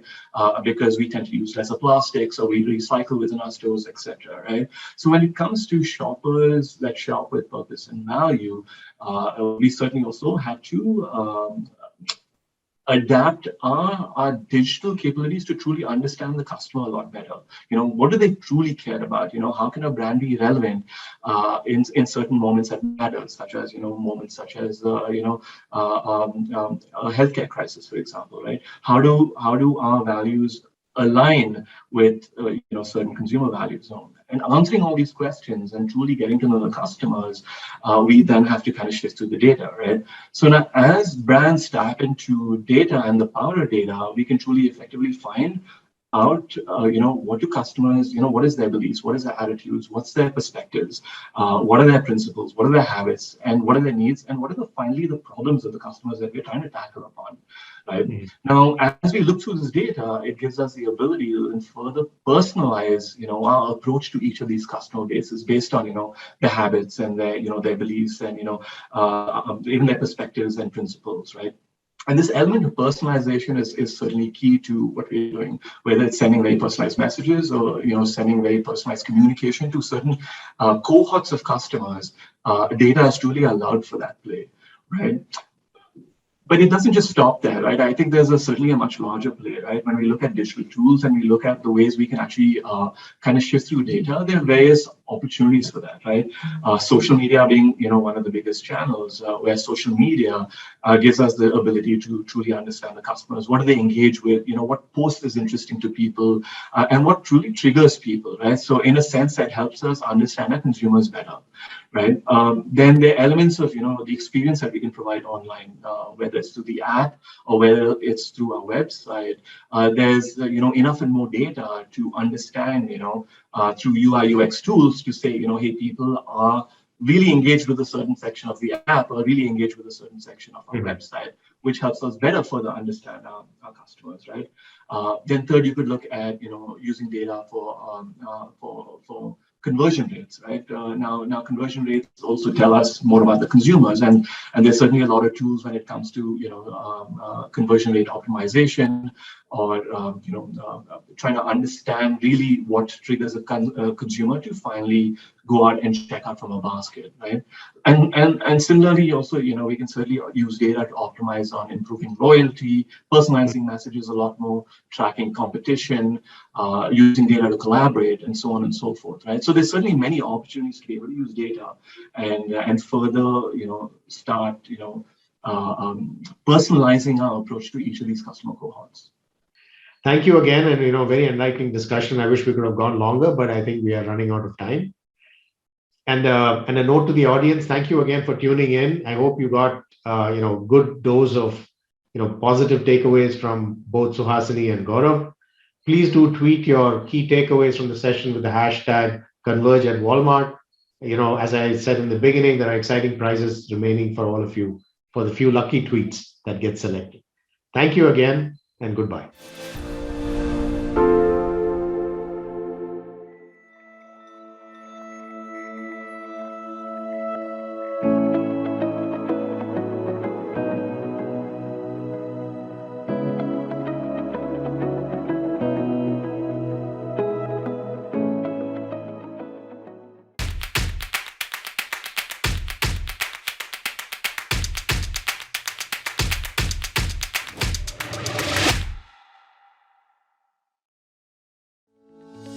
Good morning, everyone. Artificial intelligence and machine learning. These will remain the most significant weapons in the retail battle. Whether it's driving sales with recommendations and personalization, driving efficiency with robots or sensors, or offering new ways to shop and manage stores. AI is touching every part of the retail industry. The disruptive impact of AI in retail is seen across the value chain and is emerging as a powerful tool for retail brands to gain a strategic advantage over their competition. Global retailer spend on AI will reach 7.3 billion annually by 2022, according to Juniper Research, up from 2 billion in 2018. This discussion holds even more importance in the post-pandemic era, as retail has never been under more pressure. This tension comes from the increased expectations of the empowered customer and the need to have accurate forecasting and inventory in order to deliver goods at a time and location that is convenient for the consumer, all while delivering high operational efficiency and ROI. Let's learn from the experts on what changes AI is bringing upon in the retail industry. It's my pleasure to introduce some of these experts. We'll begin with Mr. Ranjan Kumar. We also have a serial entrepreneur, Ranjan Kumar, CEO, Entropic Technologies, an emotion AI company that helps brands measure the cognitive and emotional response of consumers towards product experiences, media campaigns, and brand content. Entropic, with more than 80 enterprise customers, counts Procter & Gamble, Barclays, Maersk, Accenture, Target, among other clients. Next, we have entrepreneur, author, and leadership coach, Jaspreet Bindra. Jaspreet is the Chief Technology Whisperer, Findability Sciences, an advisory firm in the exciting new areas of enterprise AI solutions for digital transformation. His digital transformation experience spans across agri-tech, real estate, next-gen social networks, hospitality, auto, and financial services. Finally, we have Ashwini Ashokan, founder and CEO, View.ai. After a decade in Silicon Valley, Ashwini started parent company Mad Street Den with the aim of bringing computer vision technology from science labs into the hands of people. Today, her AI platform powers retailers and online marketplaces, including Mercado Libre in Latin America, Zilingo in Southeast Asia, and other companies in North America, the Middle East, and Japan, as well as at home in India. Welcome, Ranjan, Jaspreet, and Ashwini. Really happy and honored to have you at Converge at Walmart. Thank you very much, Mayur. Great to be here, and fantastic to be with Ranjan and Ashwini. Thank you. Guys, happy to be here, folks. Same here, guys. Pleasure to be in this call. Great. Thank you so much, guys, once again. And I know we have a very short time here, so let's jump straight into the questions, if you don't mind. So the first question, and you can take it in any order. I might just ask you guys around. What technologies and solutions are used for AI in retail? What are the most essential present and future use cases? So perhaps maybe each one of you could borrow from your experiences and maybe discuss a use case of what you find as one of the most interesting applications of AI in retail today. Ranjan, maybe we could start with you. Sure. Thanks, Mayur, for that question. I think retail has come of that age where it is really competing for the experience that it is trying to deliver. And one of the greatest use cases that I see is that shopping is an experience and how AI can play a role into making things a lot more hyper-personalized. So that's something really coming off the edge, and I see a great potential over there, and a lot of things actually building in that way, where shopping is what you're shopping in a retail store and what you're shopping online is no more two different means, and there's a unified way to understand what a customer really wants and what their preferences and what their likings are. So AI has a huge role to play in terms of getting this cohesive, comprehensive understanding and deliver a seamless experience. So I think customer experience is a great space where AI has a great role to play in upcoming days. Perfect, thanks. Ashwini, over to you. What would you characterize, or give us an example of where you've seen AI in retail, perhaps with an example? I think I'll answer that a little differently than talking about a singular use case here. I think AI has the opportunity to bring retail into a digital era. I think retail has been traditionally very offline, not so taking a lot longer to digitize than a lot of other industries. And I think what we're seeing in the market with AI right now and with the retailers is that everybody is adopting AI as almost like a function of, you don't have a choice. You've got to go online, you've got to become digital. And I think that is the most interesting thing that's happening right now with retail, is that everybody's realizing that it's not enough to just get data. You've got to make sense of that data and actually use it and automate end to end, right? So the idea of automating all processes across the retail value chain, I think, is the most interesting thing that AI can do. And that really means cleaning up data, cleaning up the catalogs, automatically tagging it, creating all the data surrounding it, allowing that to be discovered the right way by the right people in the right channel, right? And be able to automate that entire cycle of inventory, getting inventory, managing inventory, getting customers, managing customers, and then keeping that loop going, right? I think that is the most exciting thing that's happening in AI right now. Absolutely. I think I completely agree with you, because we've seen something very similar happen at Flipkart as well. Optimizing the entire value chain, not just one specific part. So very well said there. Jaspreet, what are your thoughts on how AI is being used in retail today? More than anything else, actually, over the past many years, retail has been in the forefront of experimenting, essentially because they've got lots of data, as opposed to some of the others who do not. The difference, however, is that for many years, it was about using technologies to figure out what happened. Okay, so it was a lot more analytics, etc., on the data, which on stuff which had already happened. I think the transition to what will happen and then what to do about that, so is really where the transition is happening. And therefore, this move from classical analytics to classical AI in some sense. What has and a bunch of technologies have been used, the typical machine learning technologies, computer vision in certain places, robotics in certain places, NLP in natural language processing in a few other places. But I think what has been interesting is that there's been a bit of an inflection point because of, obviously, the COVID pandemic. And the COVID pandemic, as I'm fond of saying, there's this COVID paradox, which is that COVID has slowed down the world, but it has accelerated change. And one of the places where it has accelerated change, probably the most, is the retail sector, because it was so affected and so impacted by COVID. So if I was to just pick on 2 use cases very quickly, which we have seen around the world, one of them is very common, which is where, the whole deal of curbside pickup, at retail. And therefore, curbside pickup is not technology, but then how do you use technology to make curbside pickup and therefore the customer experience around it much more smoother and faster and happening at scale? And that's where some of these technologies have come in. The other interesting, slightly different one is something which we've seen with SoftBank in Japan, the telco SoftBank, the telecom company SoftBank, and which does a lot of Wi-Fi as well as obviously has a telecom network. In Japan, as in many other places around the world, when you walk past small retail, there are actually people kind of standing outside, giving flyers, cowling you inside the shop, which with COVID has suddenly become not possible, because of the whole distancing thing.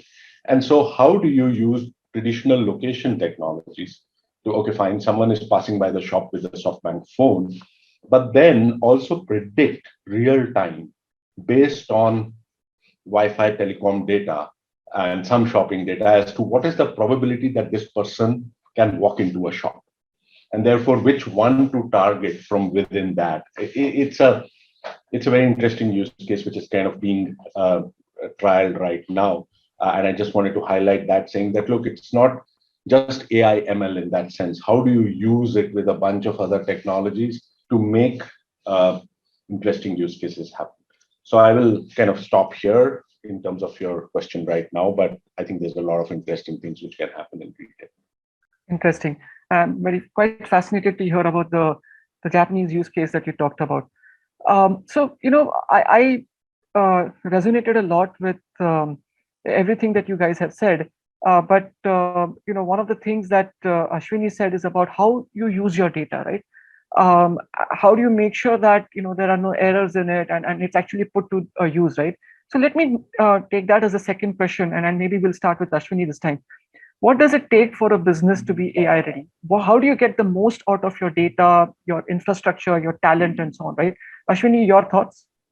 Yeah, I mean, we pretty much spend day in and day out. I mean, it's kind of our bread and butter at this point, and we're beginning to see such a difference between 2 years ago and today, right? 2 years ago, we had to go out there and kind of do a little bit of product marketing education to help understand, here's how you can organize your catalog. Like you can automatically, tag all these things, right? And the more tags you have, the more discoverable they are, and the more relevant the tags they are.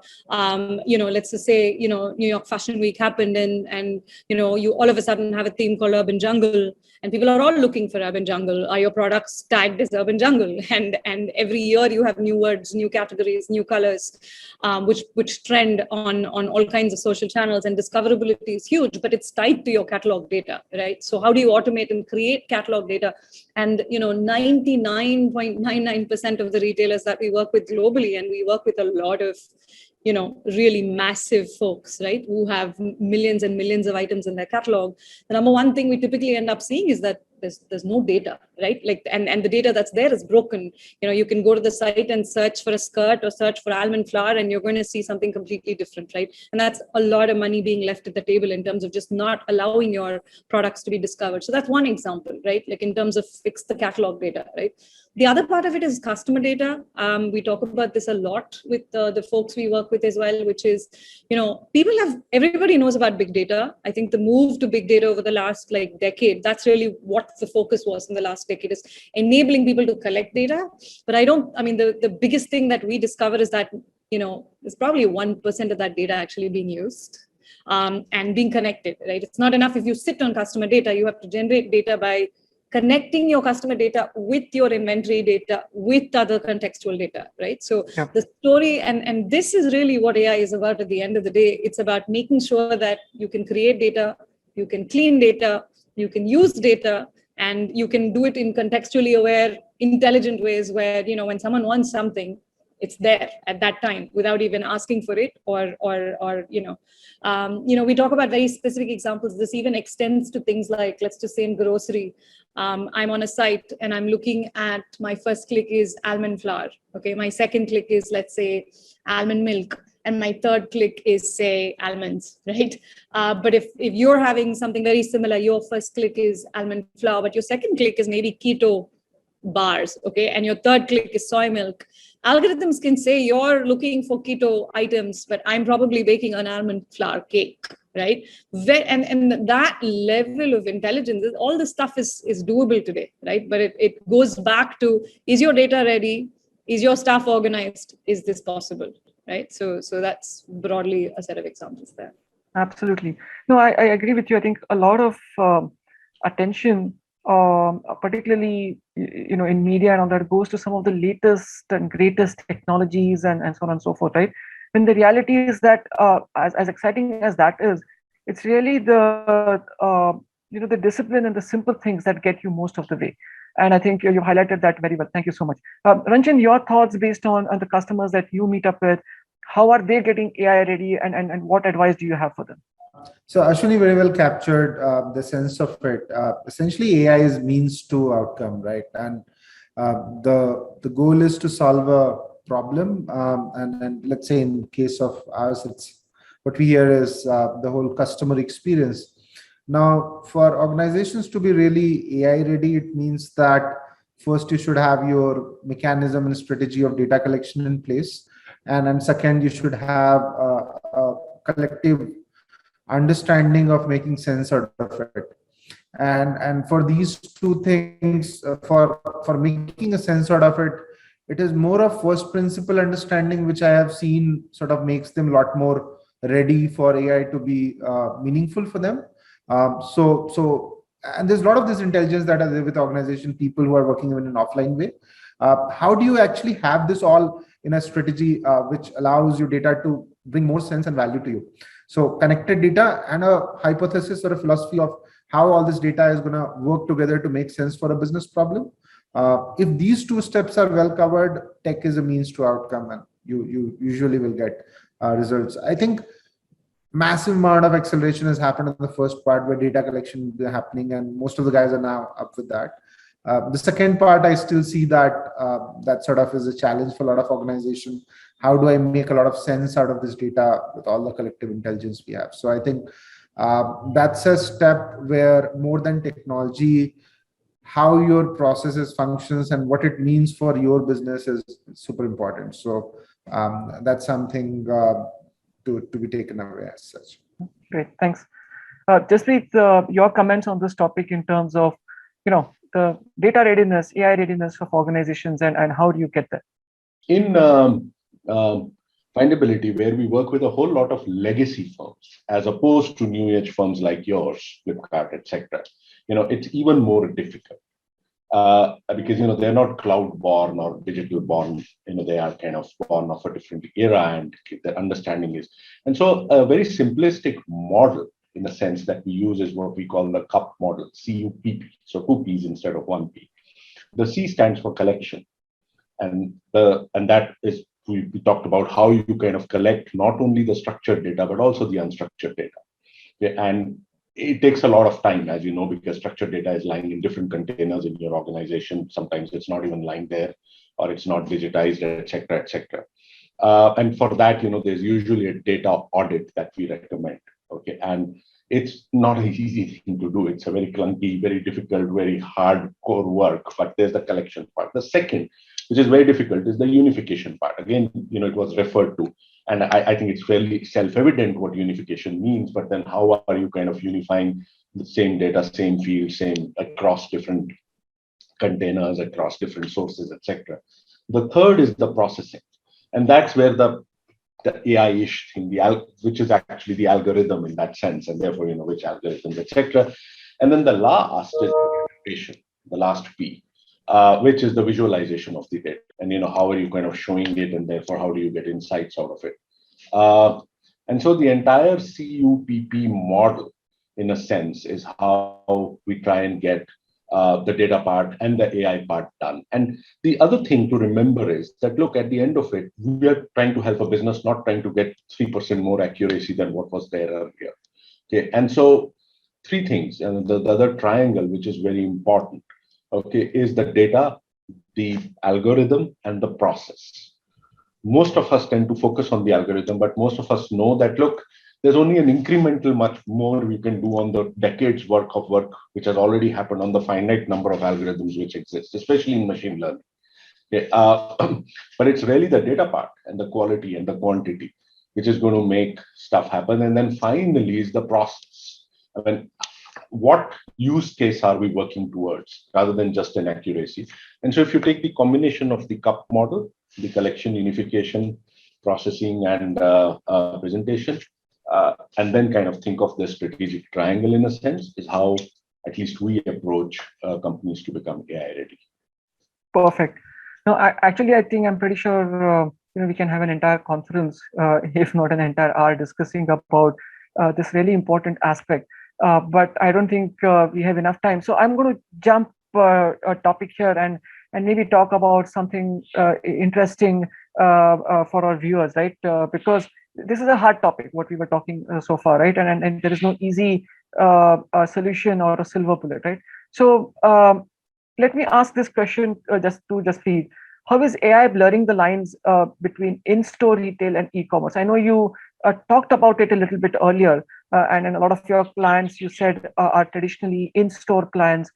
So what is your view on how are these lines being blurred? How is the seamless experience? If are retailers able to do that, where you walk into a store, you do something there, and then when you go online for the same brand or same store, you get to see something related to what you've seen before. How are these lines getting blurred? Most of the offline retailers are now looking either at omnichannel and technologies to make that happen, or D2C, which is a direct to customer kind of a business model. Actually, what we have seen is that most traditional, and I'll approach this from the traditional retailer standpoint. Perhaps Ashwini and Ranjan can talk more from the e-commerce standpoint. But most traditional retailers are actually a lot much more focused on D2C now than they are actually on classical omnichannel in that sense. And in the whole D2C part, basically, suddenly they are confronted with this that they don't need to now look at data which emanates from their distributors or from their channel, but they have to now look at the end customer. And one of the ways to do that is e-commerce, okay, which is easier to do. What is more difficult to do is that how do you capture physical data related to physical walk-ins in retail. And this is where, going beyond AI, ML to sensor-based technology, okay, camera-based, vision-based technology is where some of the experiments are happening. I, at least in my work, have not seen or personally worked on a use case which kind of blurs the boundaries very effectively. The various POCs, we are aware that some of the bigger tech companies, Microsoft, for example, and some of the others are working on these technologies to enable this blurring to happen. And it is something which all retailers actually come to us for. But I do believe that it's, we kind of little chinks are happening, kind of hammering away a little bit at the problem from different edges. Yep. But at least in my experience, and I would love to know from Ashwini and Ranjan or you, if we have seen this effectively happen for someone who's approached this from a traditional retailer perspective rather than approach this from an e-commerce perspective, also getting into traditional retail. So wonderful, actually. I mean, you talked a lot about how the data capture of the customers that happens so easily in an online world, right, is so much harder in an offline world. And you said that we are making very slow progress towards it, right? And it's a tough problem. Actually, let me flip it around, right? When a lot of us grew up in India, and I remember walking into small or medium stores, the moment I walked into the store with my parents, somebody handheld us, right? There was an assistant who took us through and said, okay, what do you want, sir? What can I show you? Is this in the price range? And that person was there to answer any and every question that we had. Now I'm asking that experience, that offline experience, how closely can we get that in the online world? A virtual assistant who can handhold you throughout your funnel, right from discovery to checkout and so on and so forth, right? And perhaps Ranjan and Ashwini can tell us about how they have seen their clients build such virtual assistants so as to, like I said, give that offline experience in the online world.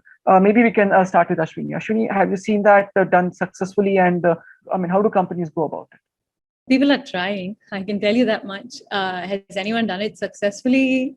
I am not so sure about that, honestly.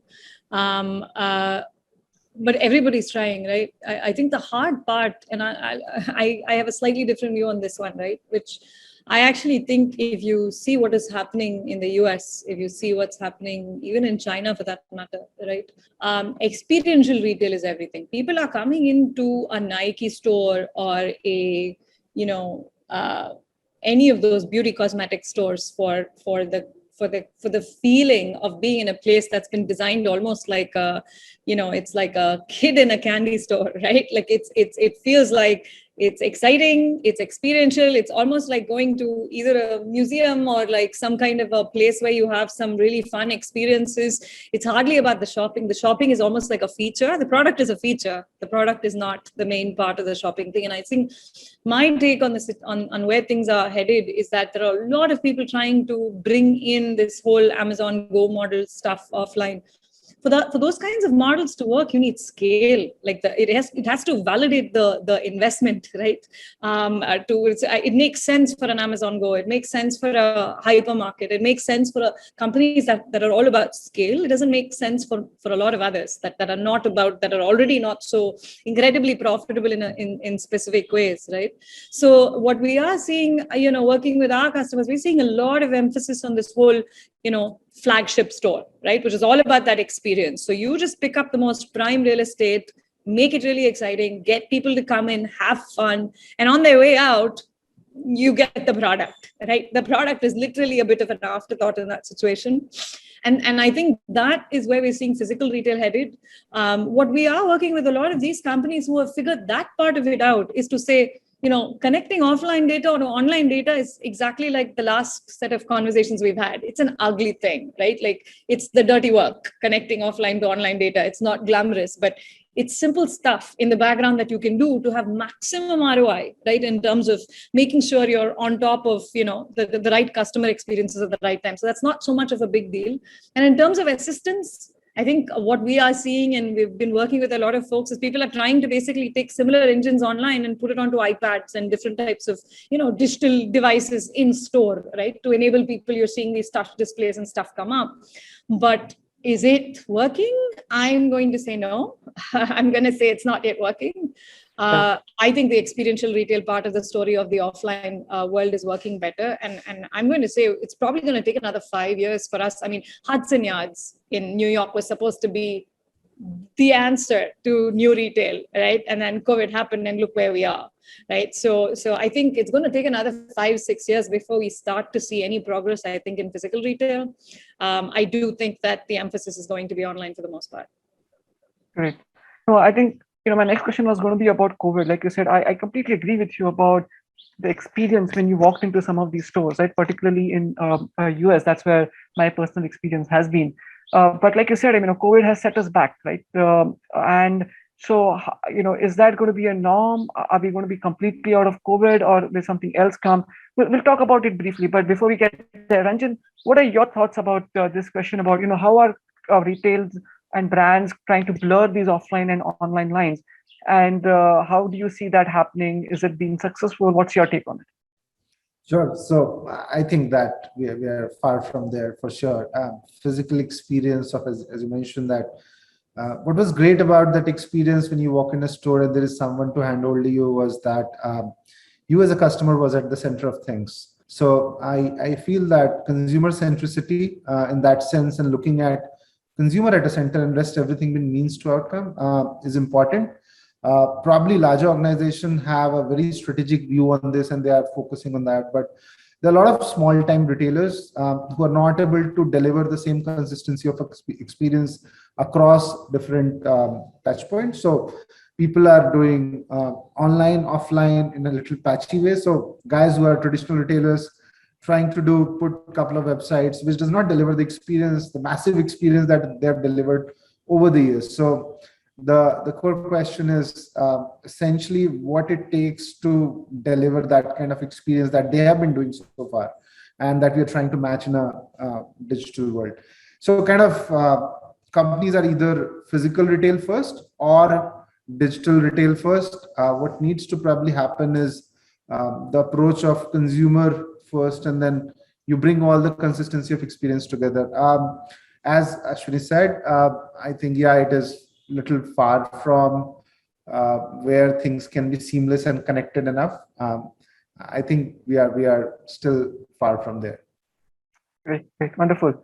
So Ashwini, since you brought it up, I'm going to put you on the stand first. COVID, right? COVID happened. Brands are suffering. Offline stores are suffering, right? In your opinion, how can AI help brand and retail stores recapture some of their customers, get back some of their business, and deal with this reality, right? And how have you seen some of these stores that you talked about, right, which were giving this wonderful experience, and people were enjoying, like you said, buying the product was almost like a feature out there, right? You went there for the experience and so on. And how are these guys coping with it, and how has AI helped them, or anyone else, not just stores like these, but in general, how is AI coming to the rescue for retail to deal with COVID? Yeah, and I can give you a couple of examples, both from our own playbook as well as what we're seeing out there in the market. Our own playbook, for example, we launched our virtual dressing room this year and last year, right? The idea was photo studios are not available, models are not available. This whole process is gone right now. And we have AI that generates images of human models, so you don't actually have to do photo shoots anymore. You just have to give the catalog, and it gets generated on the model in different body types and different skin types with different kinds of looks and styles. So you can style the same t-shirt 5 different ways, the same jeans 5 different ways, and you don't have to really walk into a store, right? We're seeing a lot of this in the market right now. The biggest interest, the minute we launched that, it was almost like all my other product teams were like, how about giving us some money to talk about our stuff? Clearly, everybody seems to be going towards one thing. So clearly, in terms of a need, I think we're seeing a really interesting mix of there being an urgent need, but also the fact that nobody wants to buy off of a zero-size model anymore, right? Like, people want to look and experience. People are not delusional. Like, not everybody is a zero-sum model. Not everybody is a particular color skinned, and people are very conscious about this. And I think there is a conversation to be had about the shift in the consumer since the COVID as well. I think that's an incredibly important point, in that people are much more conscious about the choices they're making. People are very careful about the brands they want to be associated with, whether it's food, whether it's beauty, whether it's wellness, it doesn't matter what category you're referring to. People are super conscious about the choices they're making today. So I feel like the biggest shift that we should be talking about from the last decade to this decade is, it's not about discounting. You can throw as many discounts as you want at the shopper, in this era, and it's not going to work. It's all about the stories you say. It's all about your value. It's all about, what you're communicating through the features you have on your site, in your email, on your app, inside your store. And so, it's almost like all of these different channels for every one of these brands is a representation of their value systems. And that is where I think the consumer is today versus where they were, say, even 10 years ago. And, for us, the conversations we get to have with the retailers that we work with is typically around this, right? Are you putting that value forward with the feature that you have, right? A virtual dressing room where you have different body types, different skin types, absolutely acknowledges that, right? A grocery shopping, we were talking with literally one of the world's largest department stores out of Europe over the last year, where the conversation really was around people are coming to the website and buying grocery in a very habitual manner, right? You're coming to the same store to buy fashion, but you're also coming to the same website to buy grocery, right? But you're coming for fashion for very different reasons, as opposed to grocery, which is like a habitual thing. You come there every single week, right? Which means you're replenishing your grocery every week, every 2 weeks. And it's almost ridiculous to not. And if you go into a store, you've got that guy, especially in these parts of the world, people know you, your little kit is sometimes even ready, or there's almost that little bit of a personalized feel, which is why you go to the store down the road. And we're beginning to recognize really, really massive companies trying to emulate that on their website, right? If I log in and I come to your website,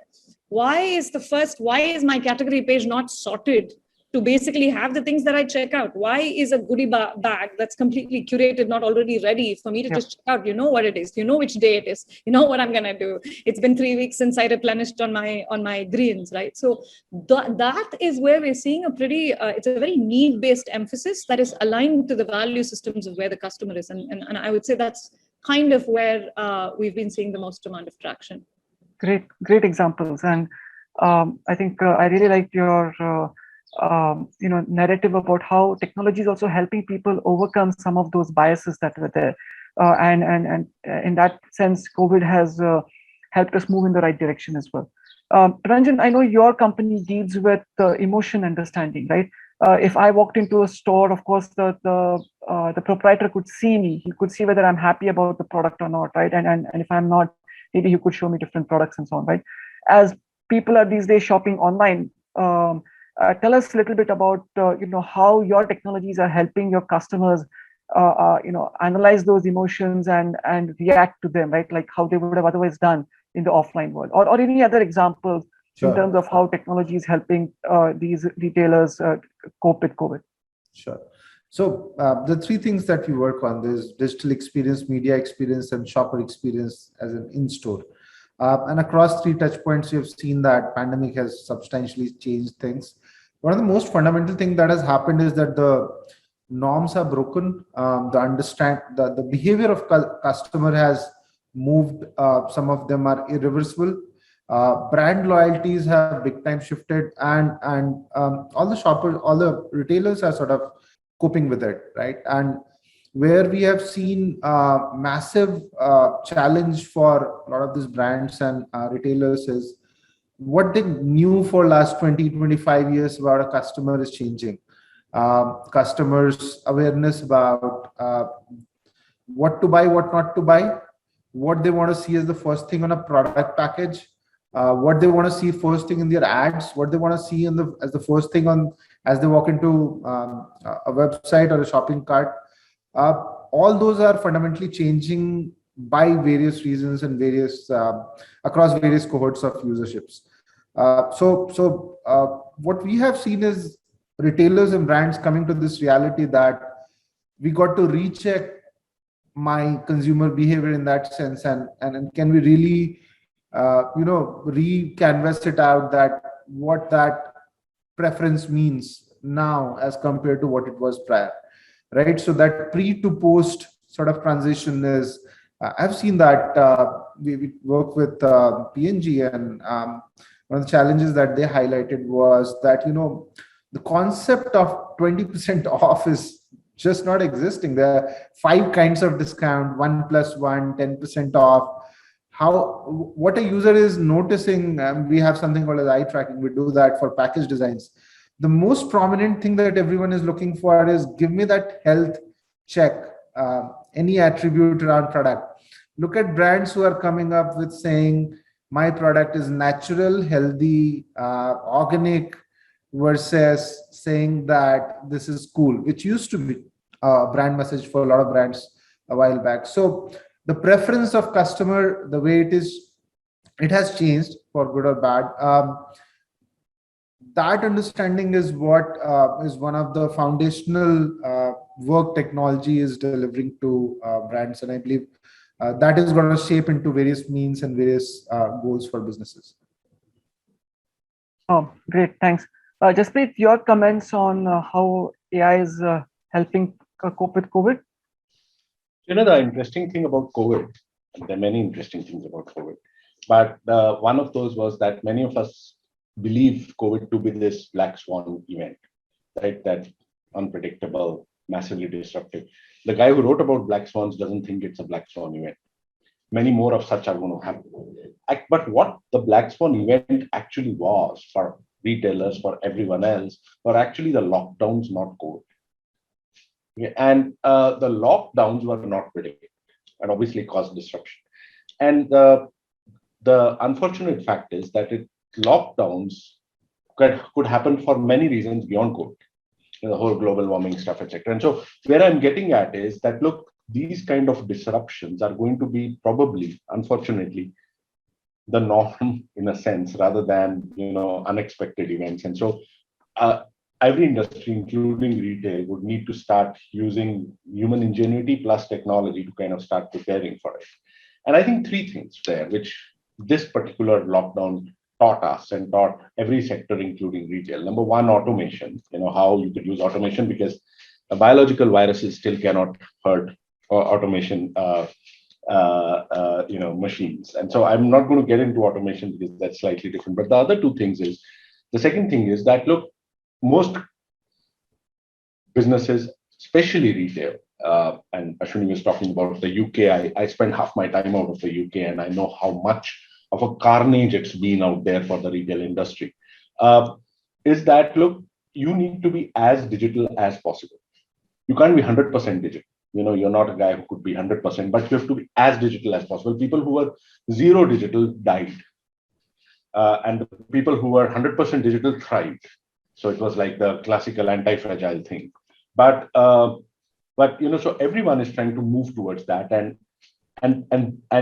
AI is one of the tools, the parts in the tool set which is helping people move towards that.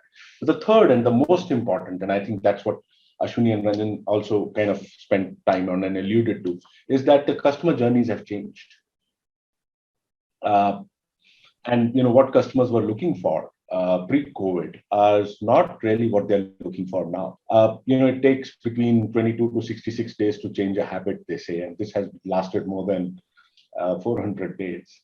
And so, habits have changed. Yep. And the habits have changed vis-a-vis, safety, vis-a-vis crowding, vis-a-vis, and therefore my earlier example of curbside delivery, for example, and how that can, the virtual changing rooms that Ashwini was talking about, and I think are going to actually become the norm rather than just a temporary COVID, COVID tolerant mechanism in some sense. And so these new customer journeys in retail, in things equivalent to retail, like hospitality, for example, are, I think, now permanent features. They are not just the immediate things. And for all of these things, automation, making business models as digital as possible, and this irrevocable change in customer journeys is where technologies like AI can play a massive part, and various examples have been given around that. Fascinating discussion. Would have loved to go on even further, but unfortunately we are out of time. Thank you for all those great, insightful remarks, and it was a pleasure to host you.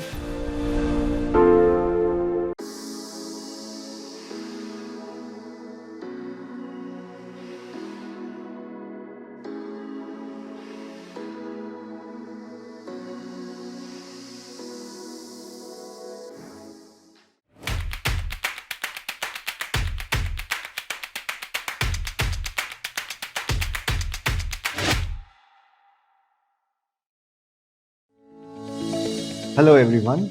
I'm Rajiv Bhuta, Vice President of Product Management at Walmart Global Tech Bangalore, responsible for building the platforms that power Walmart supply chain. We have a very interesting topic for today, and we're going to talk about learning e-commerce, the post-pandemic playbook. For today's session, it is my pleasure to have with me Jayendran Venugopal, Chief Technology and Product Officer at Flipkart, India's leading e-commerce marketplace. Jayendran leads product management, engineering, design, and user research, data science, IT security, infrastructure, and product operation teams at Flipkart. Prior to joining Flipkart, he served as SVP, Chief Product and Technology Officer at Myntra Jabong. He has also had stints at Yahoo and Amazon prior to that. Jayendran has a Master's of Science in Mechanical Engineering and Computer Science from University of Illinois. Jayendran, thanks for spending time with us on this session, and it's our pleasure to have you here. Thank you, Rajiv. My pleasure to be here. So, Jayendran, the last year has been a very difficult year for our consumers, for people in general. The e-commerce sector and overall the retail sector has stepped up to the challenge to serve the customers. So what has Flipkart observed in terms of consumer behavior? What has changed in the last 1 year? And there must have been a lot more new consumers across different tiers, across different segments that would have come and shopped on Flipkart. What have you seen change? How has the marketplace built trust among the consumers? Absolutely, Rajiv. So what we saw as we started getting into the first unlock phases that started happening after the initial lockdown mid last year was increasing level of adoption from a much broader cohort of customers than what we have seen in the past. It was already the case that the lion's chunk of the new customer base that was coming on to e-commerce was actually coming from tier 2 and 3 cities and beyond. What we saw was that that percentage went up, and there was an increasing and accelerating trend of adoption. This was to be expected because clearly coming out of the COVID, physical retail shops definitely had some challenges in the initial phases of the unlock. And the e-commerce as a sector stepped in to help fill some of that gap. And a lot of the customers who were waiting on the sidelines, maybe tentative about e-commerce, decided to try e-commerce for the first time, right? So that helped them to build confidence on e-commerce as a new retail channel for them.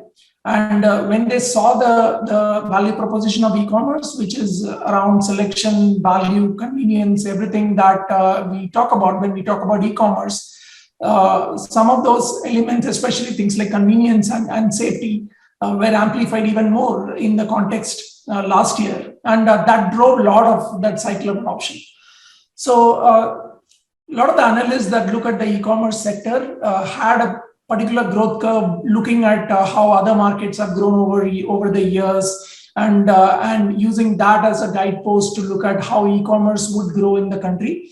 And what we saw was that post that unlock period, the level of new customer adoption went up so much that the broad belief now is that it accelerated the country's e-commerce journey by anywhere between 18 to 24 months.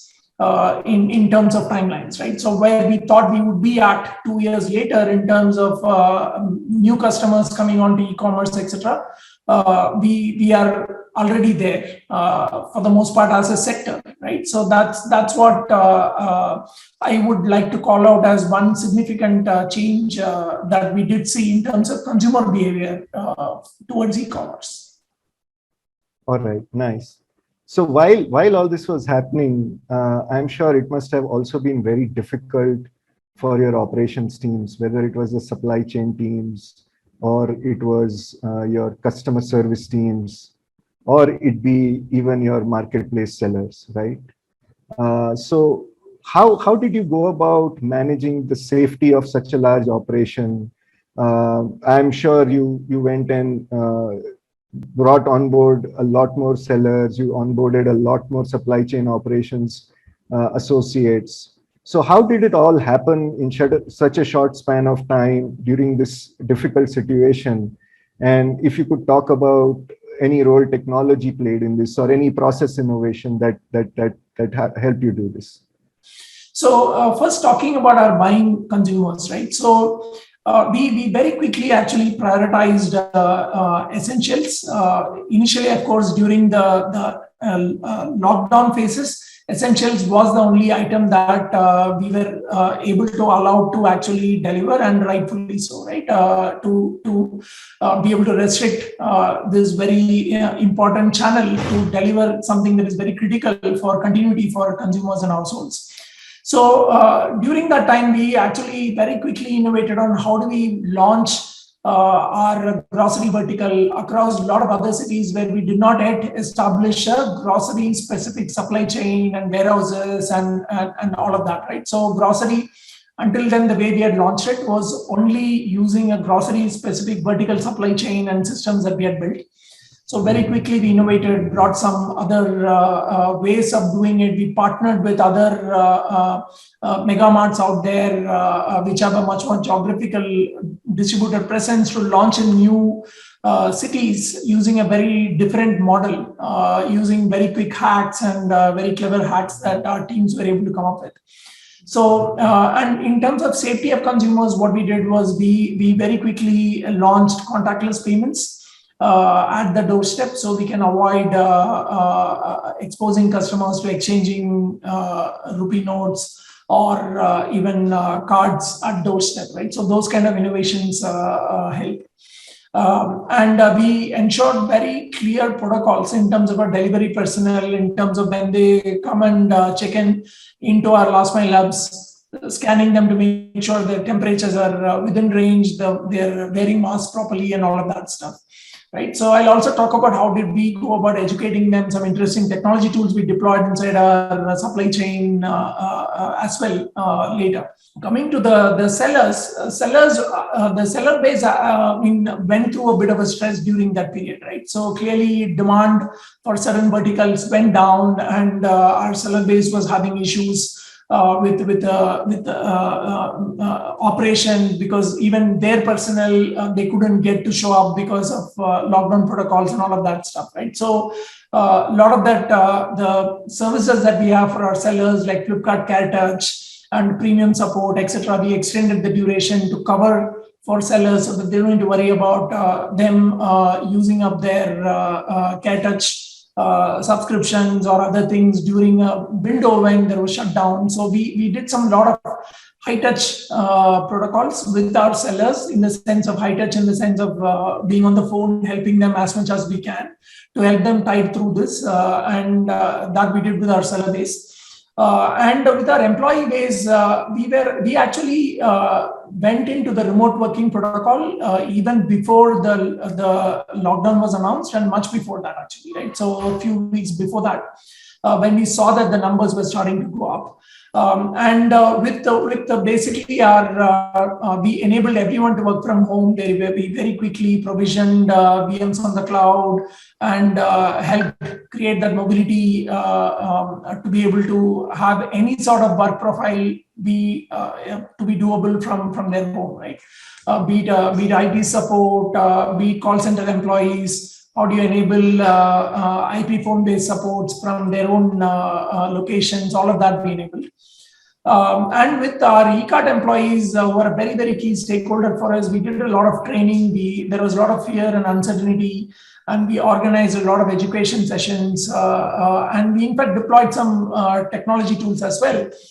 Video analytics tools we deployed, for example, to make sure that in any given floor space, the number of people that are there are what is allowed as per the social distancing protocols. And we even use computer vision video analytics to make sure that mask wearing protocols, when they were not being adhered to, are being flagged with the floor managers, and all of those things were also done. So these are some of the things that we did with these various stakeholder cohorts to help manage through that phase when there was a high level of fear, anxiety, and some apprehensions, and how do we continue to keep business running in that sort of the context.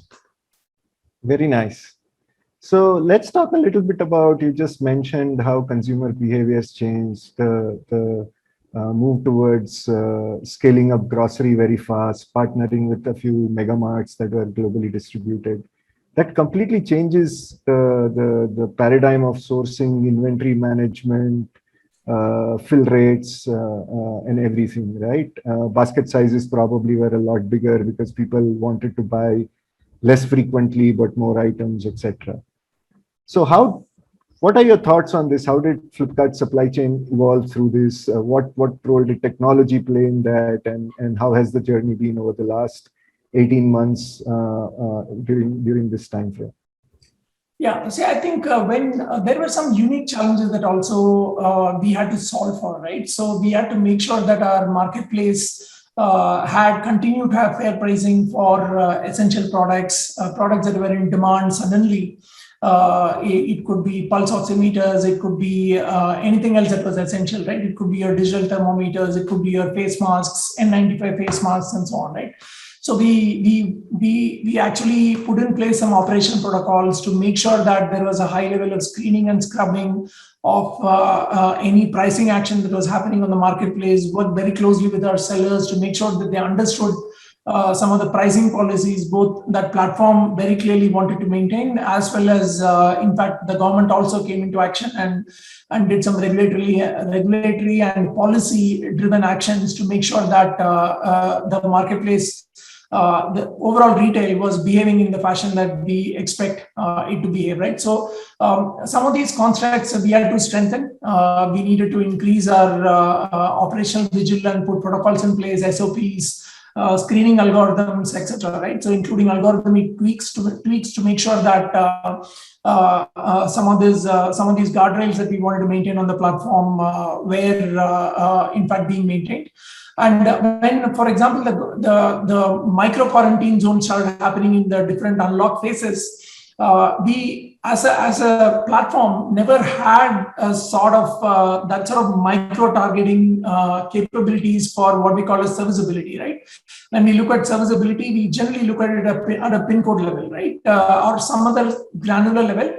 and not at a very, very micro market level, like, okay, this particular residential building is quarantined, so we cannot take orders from there, or these 2 streets are blocked off, and so on and so forth.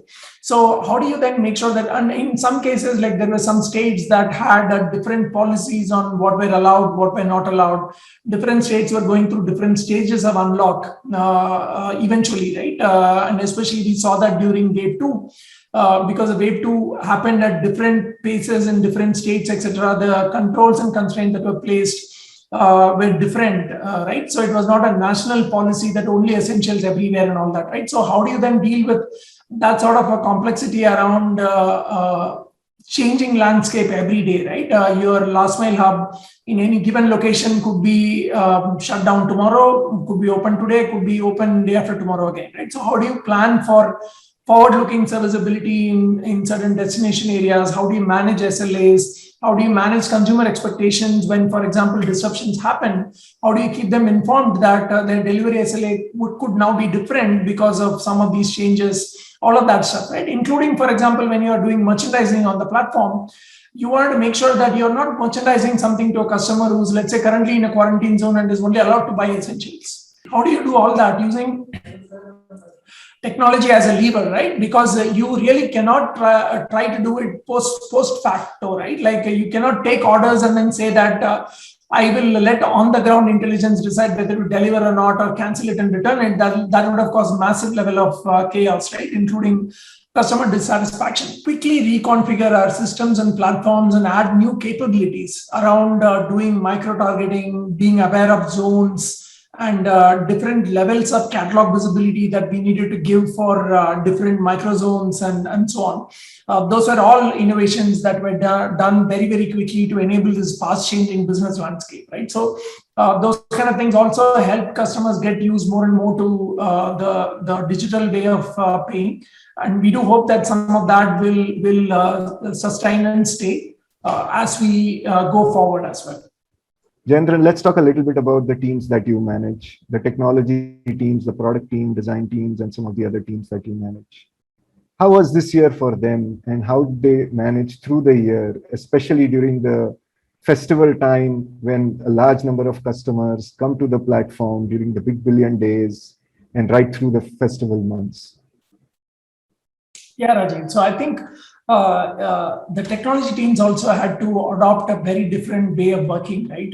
As you know, technology teams thrive on doing a lot of joint problem solving, ideation, whiteboarding, and all of that as they look at, for example, architecture revamps or doing design and so on and so forth.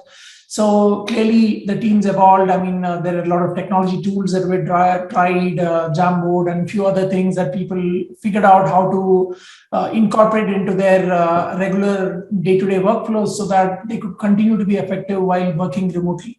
So that way, I think over a period of time, they adapted and in fact, I would say thrived in this new environment because obviously, I mean, working from home also had its own advantages, right? Being able to be in a flow, be able to continue to do focused work, and of course, I mean, avoiding commute, all of that as well.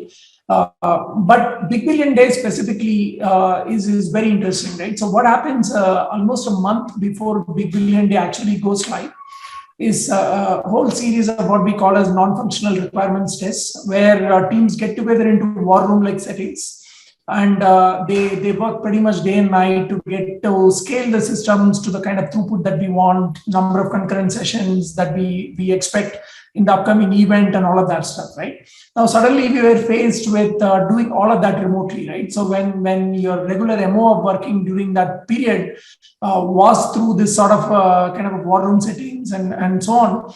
So that was also very challenging. And we had to develop actually fairly elaborate playbooks, standard operating procedures and protocols. In the past, when we would have been able to manage some of that, with institutional knowledge, and because we know that when the right people are in the room, they will be able to get together and quickly problem solve if there is a problem that comes during a sale.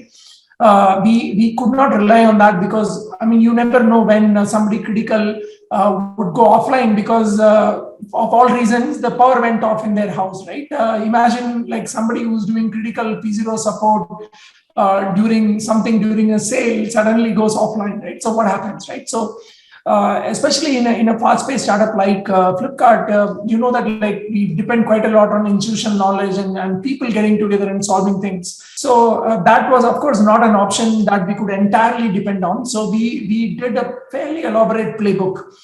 We documented all the degradation levers. We normally do that as well, even for other sale events, even before. And the Big Billion Day is usually very special, so we do some extra care there.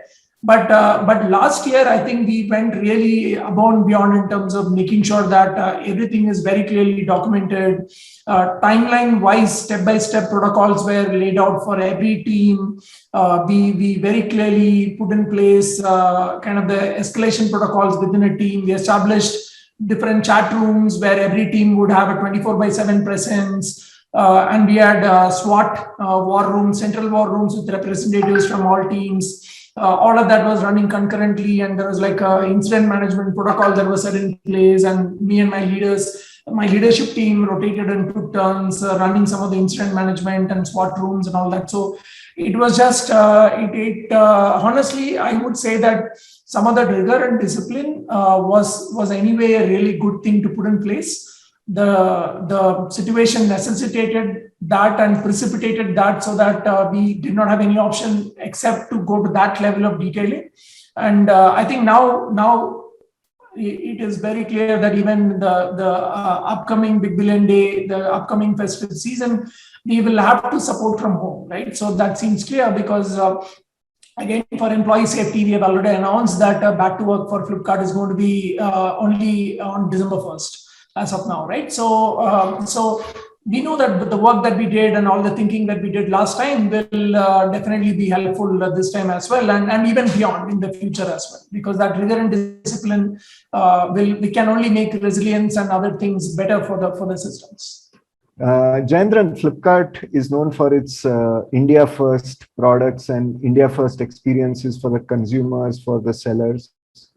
As you prepare for the post-pandemic world, what is it that we can expect from Flipkart, either through tech innovation, process innovation for India? Sure, Rajiv. I think we even in the recent past and through these last year and a half of pandemic as well, we have continued to innovate for the Indian consumer. We expanded our vernacular offerings, for example, across multiple languages. Now we are available in 12 languages. Increasing the breadth and depth of our vernacular penetration, so we are able to speak to the customers in their own language of choice is very important for us. And we have also done a lot of interesting work on using voice as the medium of communication. Rather than type and touch. So because a lot of the next 200 million customers, as we call them, the new to internet and new to commerce customers that are coming from tier 2, tier 3 and cities and beyond, but even from metros and tier 1s, right? So we see that there is a very specific preference that they have for both vernacular and for voice, right? So they would much rather use, let's say, a voice assistant on the phone or use voice search rather than doing typing, right? So we did a lot of work, and we did, especially in the commerce context, we believe right now we are one of the best products in terms of word error rates and other metrics in terms of brand name recognition, intent recognition, and all of that. And that continued investment into these areas around voice, vernacular, etc. will continue. Recently, we also launched Shopsy. I think a lot of the folks would have seen that announcement. So we want to get into the space of social commerce, and we believe there are some really interesting opportunities there. There are a few interesting things that we are working on in that space that you will see soon as well. During the pandemic, we innovated on some new interesting video formats as well. Flipkart Video is a premium video destination within the Flipkart app, which is available without any subscriptions. And there we worked on some very interesting interactive video formats which saw a lot of very good uptake from customers, right? So we saw very good uptake in DAU over MAU, like the stickiness kind of metrics that we normally track, right? So we will continue to invest in that space. And in general, the video space and the space around influencer-based commerce, live streaming-based commerce, etc., very interesting for us. All of it falls under the larger social commerce umbrella, and we think that there is a lot of potential to develop it in very interesting and unique ways that will benefit the Indian consumer, and especially the next 1 million customers that are out there. So you will see us continuing to invest and innovate in these dimensions and many others as well that you will hear more about. So Jayendran, on that bullish note, I want to summarize some of the learnings I am taking from this fireside chat. It was really interesting to understand how Flipkart and its technology teams, along with the operations team, quickly scaled up operations to serve essential items to the customer. All the challenges that were faced as rules, regulations of the lockdowns became clearer day by day in different zones, containment zones, etc., and how micro Flipkart went in terms of helping customers, whether it was in terms of everyday merchandise, essential items, or whether it was serving everybody they could possibly serve based on the lockdown rules. Also very interesting to understand and learn how teams came together virtually and how they've been working through the year to keep and allow people to shop 24/7. And then ending on this bullish note on where India is headed overall, how digital and e-commerce is transforming lives for everybody and making things easier on a daily basis. Again, I want to thank you for your time and appreciate all the discussions we have had today. Thank you. Thanks a lot, Rajiv. Thanks for having me on the platform and for helping us share some of the learnings that we have had over the last year and a half with this broader platform.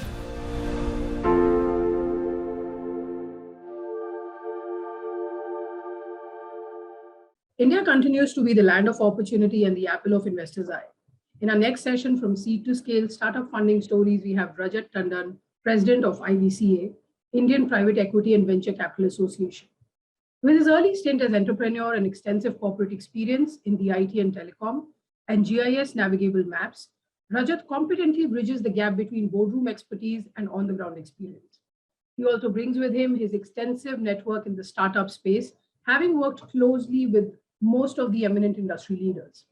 His knowledge of the startup ecosystem, its constituents, successes, opportunities, and challenges runs deep. Let's welcome Rajat Tandon to lead the conversation in our next session.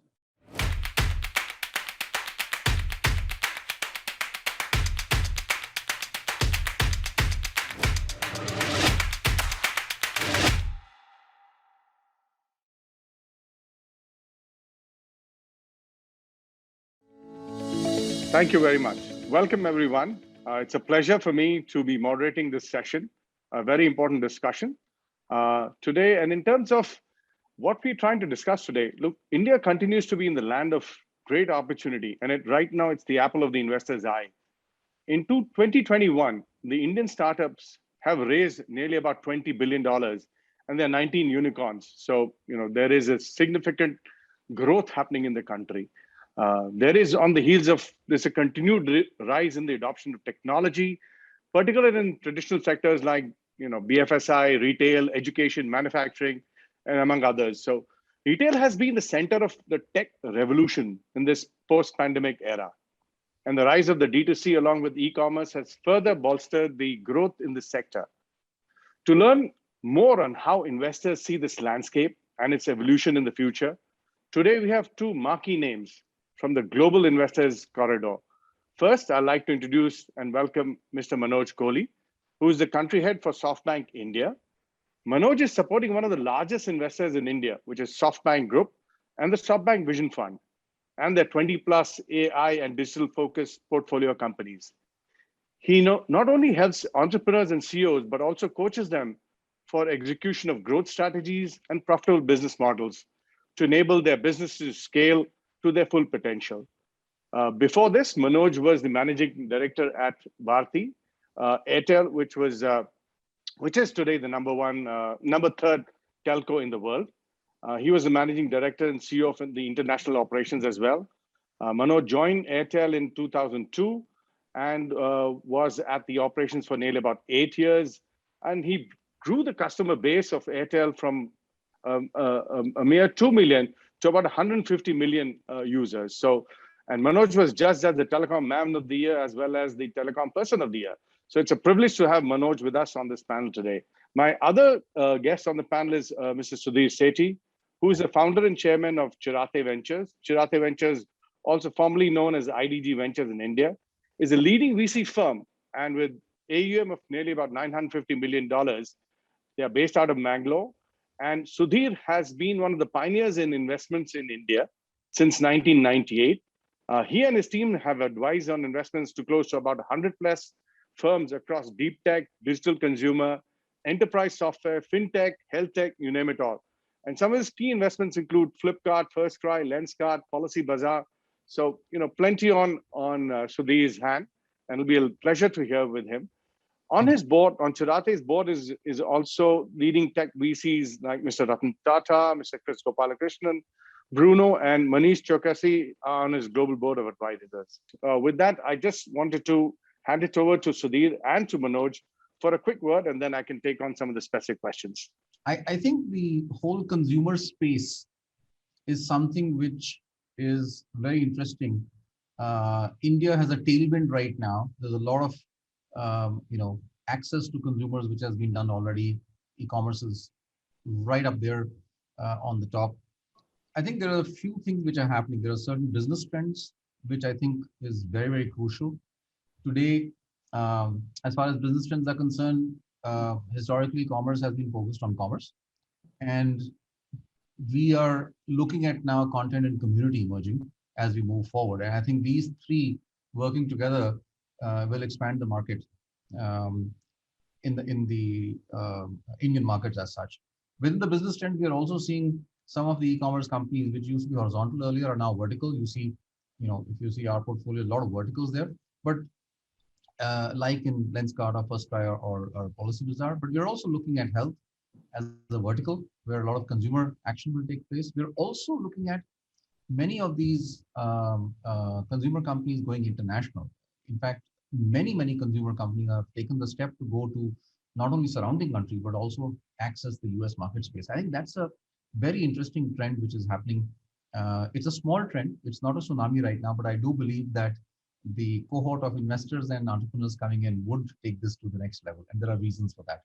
There are technology trends in virtual reality, in voice, in AI, in whole robotics and warehousing. I think there's so many of them, I think, which are making this very interesting.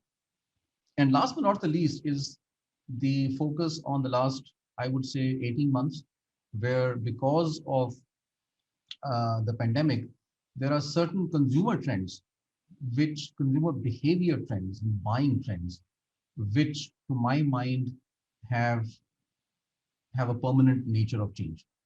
And we can talk about that a bit later. I'm not getting into the whole B2B space and SaaS, but fundamentally, there's so much happening in the Indian market. If the growth of the Indian market in investing, venture investing and exits and growth of entrepreneurial activity was 15 degrees in the last 5-6 years, I do believe in the next 6 years or so, it's going to be 60 degrees. I look at India very deeply because I've been to the deep end of the market. I feel that we have just touched the retail technology has just touched the top of the market. I think it has to go very, very deep.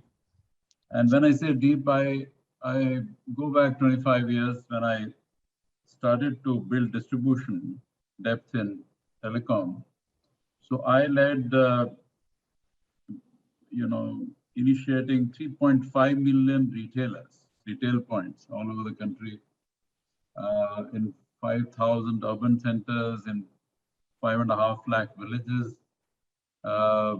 We really went very, very deep into the countryside, more than FMCG companies. And And that's where I personally visited thousands and thousands of villages, and I understood how much retail depth India needs, and how much work Unilever, Nestle, and so many other ITC and other companies have done in the last 100 years. Of course, telecom went on their shoulders and went deeper than them because of its reach. Now, I feel that the depth of the market has gone up significantly because of 3G and 4G coverage. I think that coverage has reached 3.5 lakh villages, which means a villager may not have a road, may not have water, may not have power, but has 3G or 4G. And I think that's a fantastic prospect for retail and any digital transaction. Another thing is that out of 1.4 million mobile phones, 650 to 700 million are smartphones. And I think those are data enabled, where you can do digital transactions, whether they are financial transactions or shopping or any other digital transaction. And I feel that that is a huge enabler in this retail revolution. On top of that, I feel that in the last 18 months, a major behavior change has happened. And when I say behavior change, I'm not talking of urban cities. I'm not talking of Delhi and Bombay and Gurgaon and Bangalore, etc. I'm talking of small towns. So I had a colleague who went to Haldwani. Haldwani is a small town in UP. And he gave me a detailed report about that town just last week. Now, what he told me actually represents what revolution is happening in retail in India. People are buying, for example, people are doing financial transactions, and people who may not be very educated, maybe housewives also in that town. People are sending money, making payments. People are buying or doing online shopping. People are, for example, buying specs on Lenskart, getting their eyes tested, getting it delivered to their home. So if these trends have reached to small and medium towns of India, I think India is heading for a huge revolution. Now, in the last 18 months, the active online shoppers have tripled from 50 to 150 million. And that is just 18 months. Now, and by the way, US online is, I understand, 210 million, which means that India is maybe 70% of US today. Of course, China is far ahead. China is much bigger. But India could be a #2 market after China sooner than later. Now, what has happened in the last 18 months? I think that's a very, very crucial issue.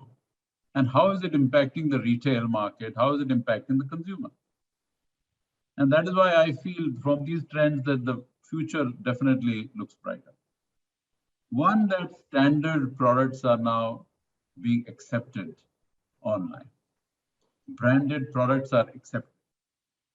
Delivery at home is fantastic. People love it because delivery is happening in 48 hours, 72 hours. People have that much patience.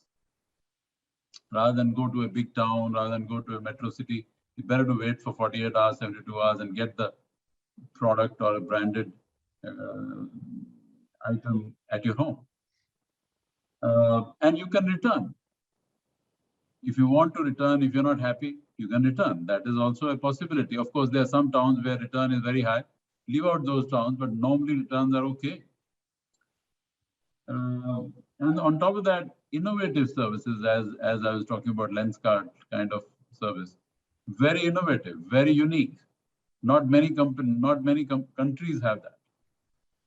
And last but not the least, affordability. India deserves affordability. India is very large middle class and lower middle class. Therefore, affordability is crucial. Our GDP per capita is lower, much lower than US and China. So of course, affordable products and services will sell. And the value for money attitude of Indian consumer is being tested, and I think we have passed the test in last 18 months, which means the product and services being offered by e-commerce by and large are acceptable, by and large are within the range, even when there is an income impact during the pandemic, even then it is acceptable. So by and large, I feel that direct to consumer digital market, the retail size has been estimated to about $800 billion to $1 trillion in India. And I think that is what India will be. And of course, if in this decade, the GDP growth rate is averaging 7 to 8%, which I think India can, then we'll cross 5 trillion, we'll maybe go beyond that. And then the per capita GDP will improve and the propensity to buy more online will go up further. So I am optimistic. I feel the technology change of 5G and much more digitization, which is coming in the next few years, will further catalyze this revolution. Well said, Manoj. I think, yeah, thank you very much. You've literally set the trend, and I think it's lovely to hear you because, I mean, you growing Airtel from that, small subscriber base to 150 million base. So you understand what it is to scale even the startups who are trying to deliver this great, trend in the country. Frankly, where do you see, the technology, the role of technology today playing in all this? So, Manoj, if I may come to you, saying then what's the role of technology? Because I think Sudhir very rightly put across, yes, there is health as well, which has come in, there is agri, there is, diversity, there is employment, which is happening, and to the remotest areas as well. So what is the role of technology at this point, the importance? I feel that there is a different role technology has to play in US, Europe, Japan, Korea, China, and it's different in India. Because our physical infrastructure is still weak. The physical infrastructure in all these countries I mentioned is rock solid. And because of our weakness of physical infrastructure, technology leap is taking place. And I remember in 95, when I was part of the founding team of Telecom, we had 35 million landlines. And from 35 million landlines, we took a leap to GSM. And we skipped the analog mobile phones in the middle, which many of the other countries went through for 10 years. But we skipped that 10 years totally and took a leap straight to GSM, which is the best technology. And today, even today, that's the best.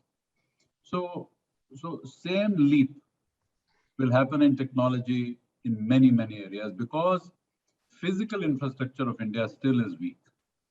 And I feel that way, bank branches, ATMs are not required because people have mobile phones.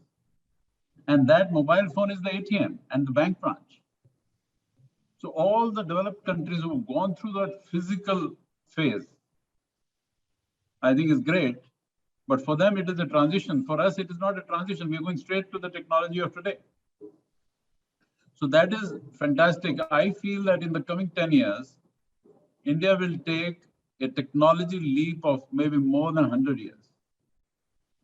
So it will be a huge leap. In the last 5-10 years, we've already done it. On top of that, the technology leap is coming into in renewable energy, in electric vehicles, in education. What I love the most is education. I mean, small girls and boys who really can't afford to be educated. Schools are too far away. They have to walk 10, 20 miles for the schools. Because at Airtel, we started more than 350 schools in villages. And I used to go to teach. And the kids have to walk 10, 20 kilometers every day, morning and evening. Now it is online. And they're getting the best. For example, Akash Institute, I'm just taking an example. Such kind of tutorship is happening wherever you are. You could be in the most isolated village in Himalayas. or in Bihar, or in Guwahati, outside Guwahati, or in Srinagar. I'm just saying that's a fantastic leap India is taking. And I'm not saying the leap is over. It will take us another 4 or 5 years at least to take that leap. And I think that will enable the country to move ahead with far more confidence, not only in terms of digital market growth, but also in terms of confidence as consumers, that you can do it with your own hands on your own phone. The other thing I wanted to mention was that segments of the society, like Sudhir also mentioned, women, older generation, senior citizens, who were kind of, to some extent, cut off, but today are technologically enabled. For example, my mother, 83, she asked me a few years back that, what is more expensive? Is a voice call more expensive or FaceTime more expensive? So I said FaceTime. FaceTime is less expensive and voice call is, she was surprised. She said, then I'll only use FaceTime. So she only uses FaceTime and she talks to my sisters or her sisters. She says FaceTime because she can look at the face, she can talk, she can see the expressions. Now, obviously, that generation was cut off. But now, the satsang which my mother does is on video, on her phone. Now, same thing applies to a lot of housewives, a lot of segments of society which were not as inclusive as they are today. And in the next 5-10 years, you will see much more of inclusion happening. I feel that a couple of other things. One, the startups which are running, I have about 20-25 portfolio companies of SoftBank Vision Fund, which I support. And I work with the entrepreneurs and leadership teams very closely. The passion they have for making technology simple. I think the issue is making technology simple for the lowest strata of society. I think that is the passion, which I love. And they are going into vernacular, they're going into all kinds of simplicity so that everyone can use it. Everyone can use it without even a thought. It should be so simple. So that is what they love. And I feel because of competition, and which is different from many of the other developed countries where winner takes it all, India doesn't have that. India has competition in digital arena also, just like in other arena. So I feel that is helping these startups to become better, to become distinct, to become superior, to become easy, to become seamless, and more convenient for the customer. And whatever, not only the youth customer of millennial generation, but also older customer, or also customer who may not be very well educated. And I think that's why international growth, and SoftBank, of course, does promote international globalization of every startup, every investment we do in India. And we are doing that slowly and steadily for everyone. But it will happen because India market is more complex than any other market in the world. So if somebody has really had a victory in Indian market, going out and really making a tweak in your business model, making a tweak in your product, and winning outside India and other major markets will be. I remember, for example, when Bhavish launched Ola in Sydney. First day, second day, we had a chat, and he said, "This is fantastic. It's easier than India, and the per ride dollar is much better." So the point I'm trying to make is that India is a tough market, a complex market. If our passionate entrepreneurs can win here, and they will win here, they're passionate, they're great, they'll win the world. Absolutely, absolutely. I think, examples of our stack, the India stack, the UPI, the Aadhaar, the fintech stack, I think those are success stories which can be replicated. So your views on technology, what parts everybody hears about AI being implemented now on these platforms. So how does it play an important role as what you see? Are we doing certain things differently in India vis-a-vis what people are doing abroad? So, I mean, any thoughts on that? No, absolutely. Look, I think you just touched upon it, but I was going to mention on the technology stack, India has something called India Stack, which is UPI, RuPay, etc., which is a public infrastructure. And that fundamentally means that it democratizes the rise of the entrepreneur, and which is very unique in India, which does not exist outside the country, number one. And number two is, if you look at that infrastructure, which is already available, and it's like inconsequential in cost, if you look at it, right? You go to the next layer, which is, if you divide again, go back to the commerce side of it, we are talking consumer facing. In consumer facing, you have, right, AR, VR, data sciences, the fact that a company like Lenskart, where we are with SoftBank there, is using, the moment you take a picture of your face, suddenly 10 eyeglasses come onto your screen and say, hey, these are the things which suit you. That's deep data science, right?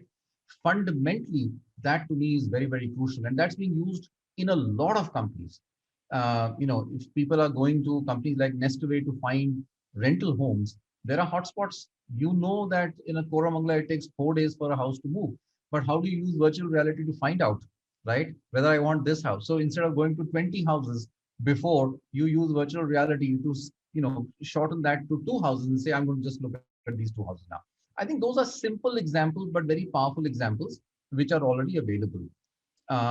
Distribution is a very, very important. Supply chain integration and distribution is very important for onboarding the so many suppliers in the country. India is aspirational right now. Packaging, for instance, is very poor. There are over, Bizongo has integrated 1,000+ packagers in the country to build India's largest integrated packaging company.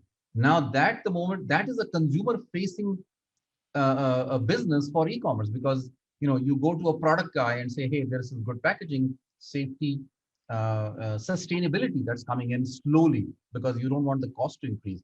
So technology can make sure that the varied distribution patterns of supply chain in the country, which are very fragmented, come onto technology platforms, and then you integrate them for lowest cost, let's say packaging as an example. I mean, I can take an example of, even for the farmer, technology platform using the whole space of the losses which are there in grain storage as an example. And that's being done. There are many companies who do that. So you have to look at it, to my mind, we look at it from solving a challenge, identify what the challenge is and solve it, okay? Whether it is in supply chain, distribution chain, consumer facing, and then you go back into the warehousing. I mean, there are automation in warehousing happening, which never used to happen before, because if you're shipping 100,000 packages a day, you can't do it manually, right? So to me, that's very, very crucial. And then on top of that, you have this fundamental, space of consumer commerce, community, and content. I think very few companies, commerce is all over the place, small and big, there's no question about it. But content is just emerging, and communities, very few. I mean, FirstCry has one of the largest mothers community in the country, right? Now, the moment you do that, then the stickiness of consumers using content and community for commerce improves in the country. And that is all technology based. You're building communities digitally. You can't build communities, and these are not deep tech. These are simple technologies which have to be used and encourage people to come in. And the fact that 60% of India is still less than 35 years of age, I think lends itself to building communities as we move forward. So the scope is absolutely high. I think there is also a space for deep tech coming in. Okay, we are finding a lot of deeper technologies being embedded into. I mean, it's very simple. How do you enable a consumer to find a pair of jeans, right, in a much simpler manner than perhaps what it exists today, right? Is it an indigo color? Is it a blue color? Is it torn jeans, right? Is it three clicks away? Is it 2 clicks away? Those are simple things. But I think the sophistication of that, especially for offline retailers, and I want to come to that, offline retailers will have to go online. And that is where technology usage will come again. Because we are not talking just about e-commerce as it exists today. the fact that Lenskart is bigger than Titan Eye is because they've used technologies to grow to that level in online. But then for offline retailers large to compete with online retailers, they have to adopt technologies and online communities and commerce and content. So to me, that's another very big market emerging in the country. And it is, as Manoj said, there's not a winner take all. There are, in every sector, there are 2, 3, 4 big players, whether you take food, whether you take, eyewear, whether you take baby products, whether you take any other sector. So the question is, can offline retailers use technology to become much larger than what they've done and much faster pace? So that the availability of technology, especially open public domain, is absolutely there. It's not, it's a democratized world right now, overall. Entrepreneurs will do it faster because they don't have a legacy. They don't have this whole issue of this is how you do it, Lovely. I think with that, I just want to say a very big thank you, Manoj. Thank you, Sudhir.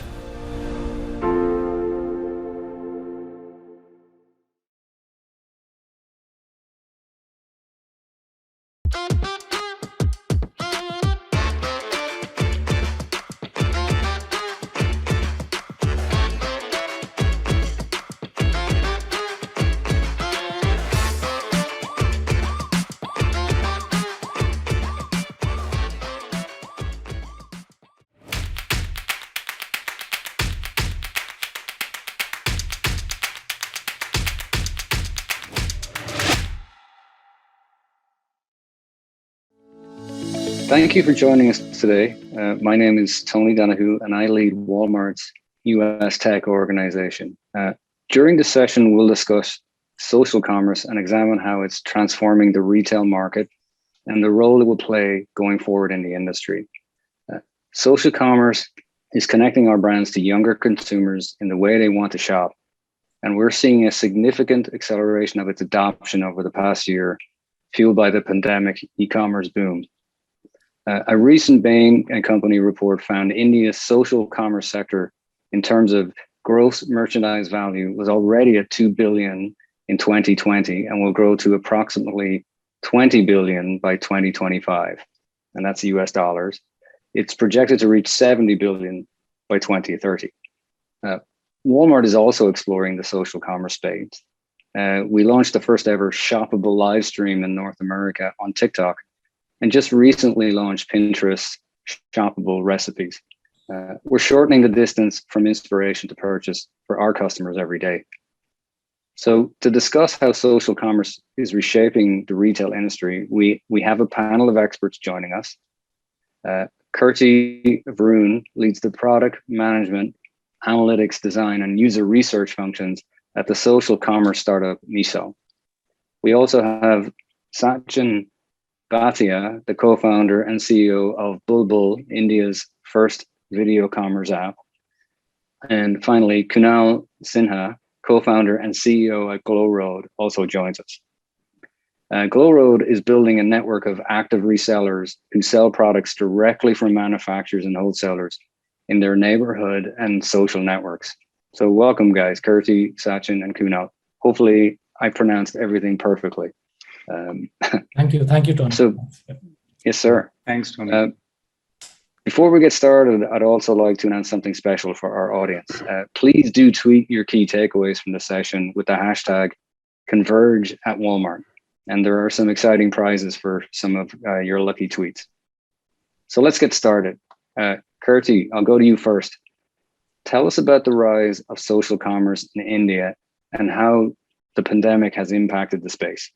In the last decade or so, starting maybe in 2010, I think e-commerce started to gain traction, which means that consumers started buying things online and they saw the value of good prices, convenience of doorstep delivery, and also finding a lot of selection in one place, which physical retail could never solve.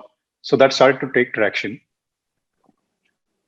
And as that traction built up, around 2013, 2014, even the mobile internet penetration in India started increasing a lot. So mobile phones became cheaper. Most importantly, the mobile data cost came down a lot with Jio, etc., coming in to the telecom space. And as that mobile internet population sort of skyrocketed, we saw a lot of social platforms gaining traction as well, along with e-commerce companies. So WhatsApp, Facebook, Instagram, and so on. And social media platforms of this nature typically are very good at gaining distribution. So they can grow very fast and amass like hundreds of millions of users.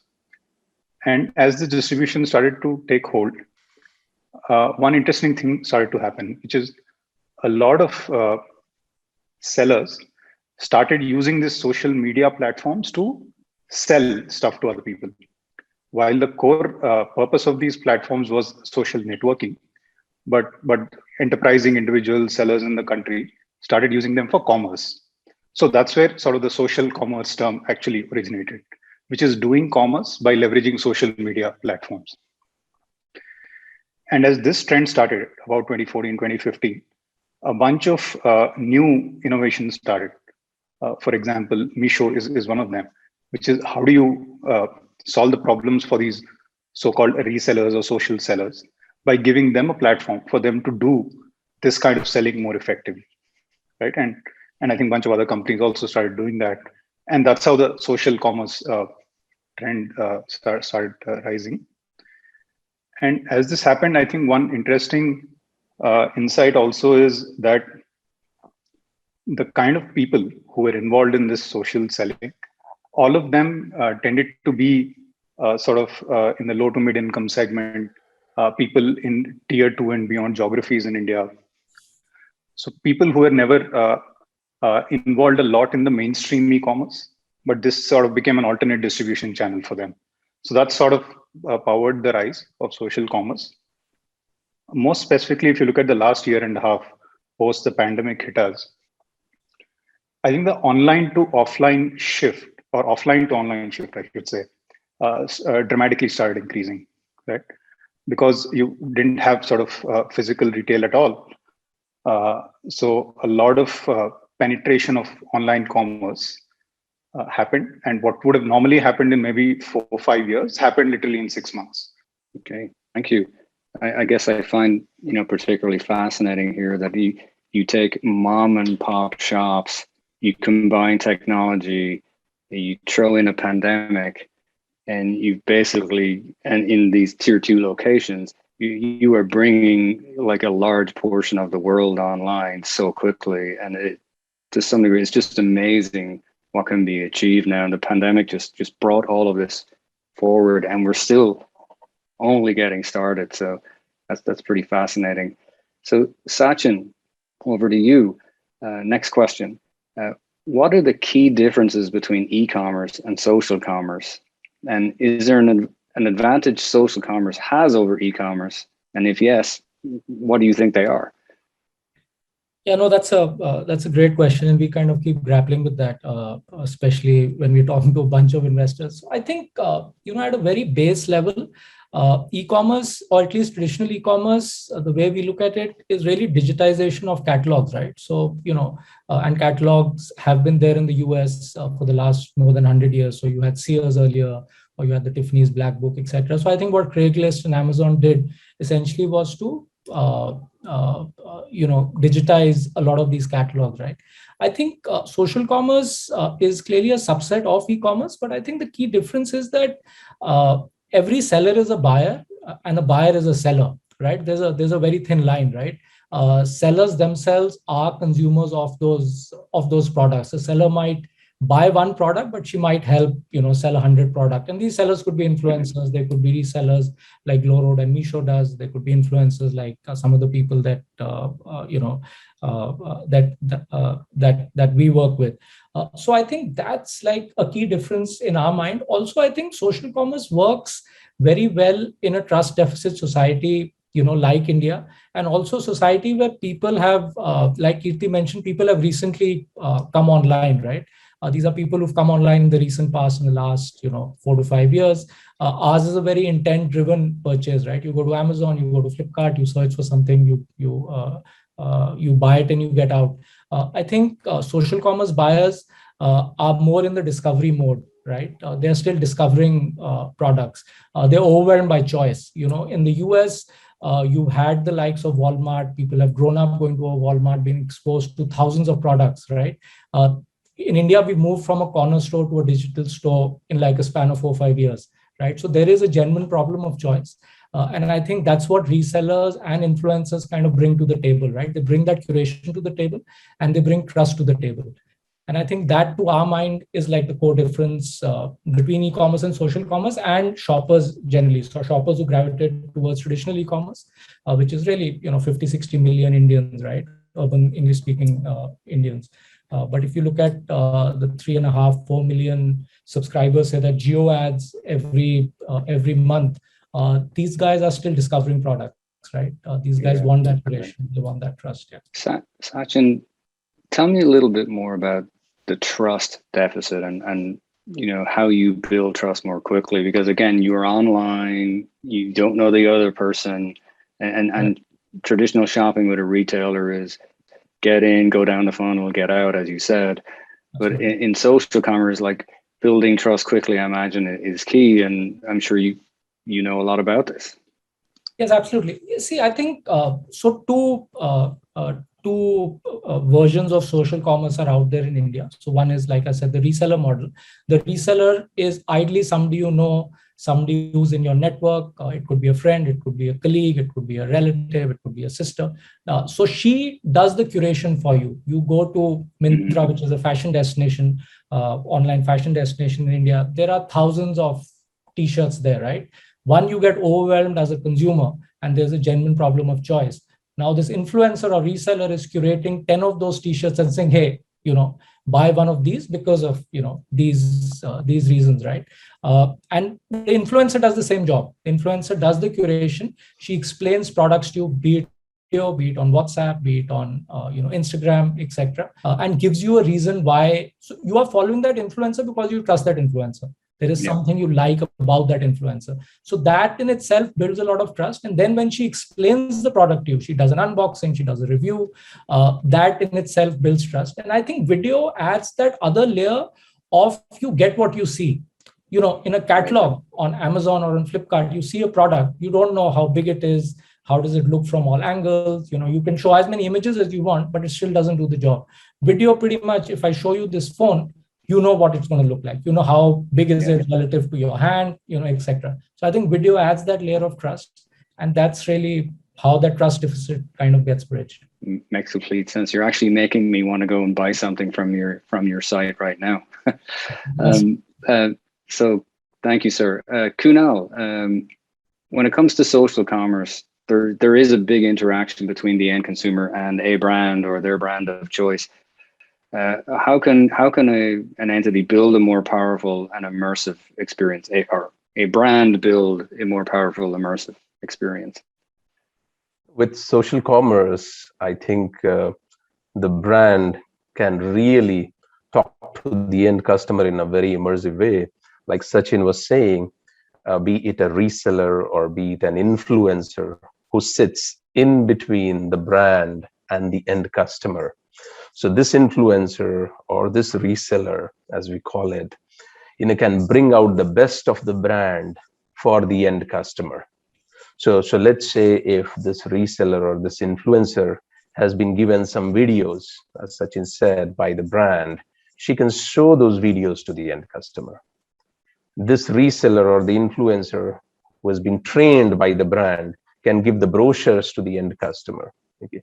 They can talk about the nuances of certain features of the product to the end customer, which the end customer in a typical e-commerce setup would have had to find it himself or herself by reading through the description. Now there's a reseller telling them that these are the good features in this product. So for example, a product is certified for a cruelty-free product, for example.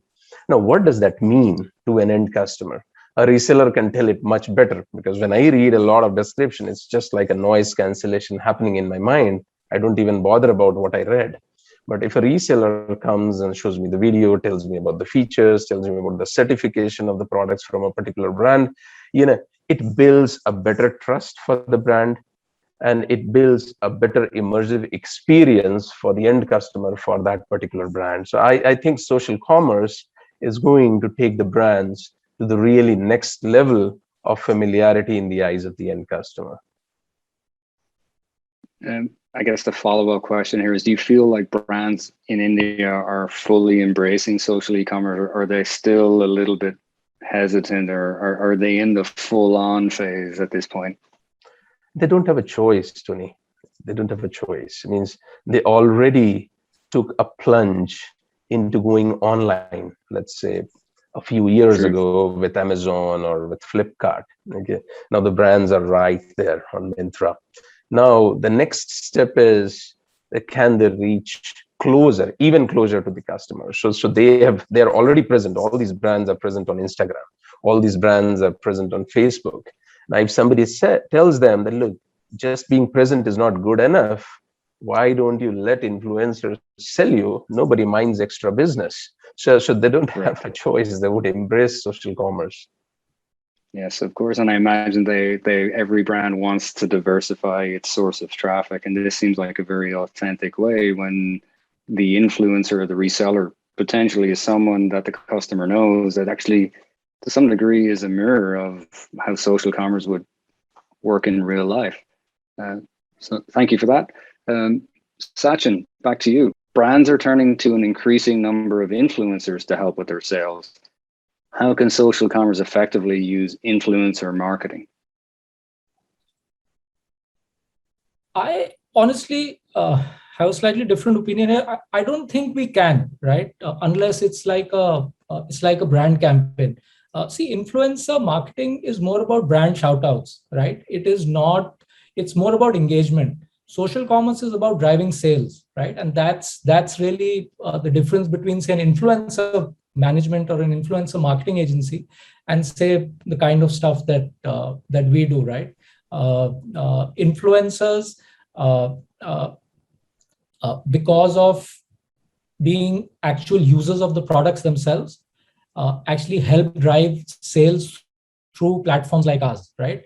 A brand will typically use an influencer to just do a brand shout out and say, hey, this product is great, this is how I've used it. Their output metric from that engagement is more, it's engagement, right? They want retweets, they want reshares, they want likes, they want that engagement. I think what we strive is, and the kind of influencers we use are salespeople, right? And I'm sure it's very similar for Glowroad and Meesho. The kind of resellers they use are, it's in the name, right? They are resellers. They are selling products. They're not simply endorsing the product. They're saying, hey, I've used this product. I like this product. This is why you should go and buy it, right? And I think that's really how we kind of, look at this.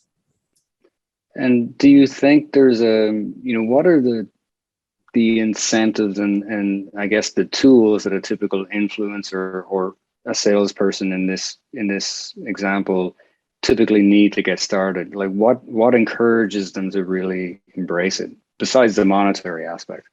Sure.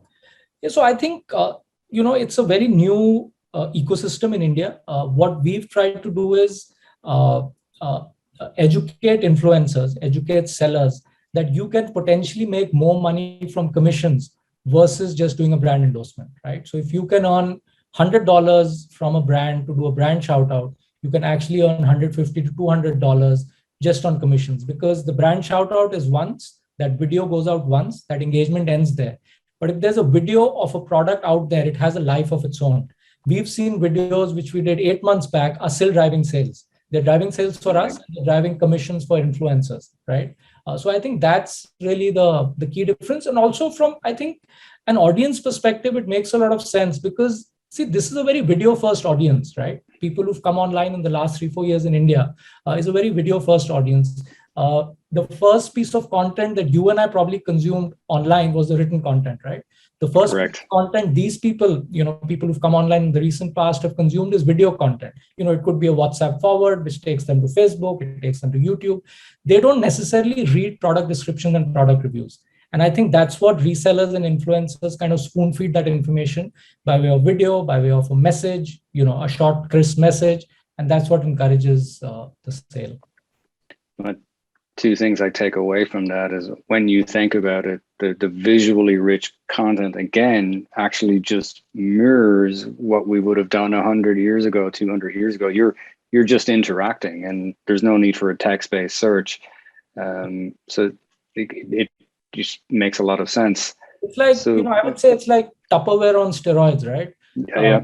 Tupperware sales on steroids in a way, right? So yeah, that's. I was going to use the Tupperware example earlier, but I didn't know if it would translate. But yes, exactly that. And then there's a knock on the door from your neighbor selling something. You trust that person, and if they're going to speak for the brand, then you're bought in.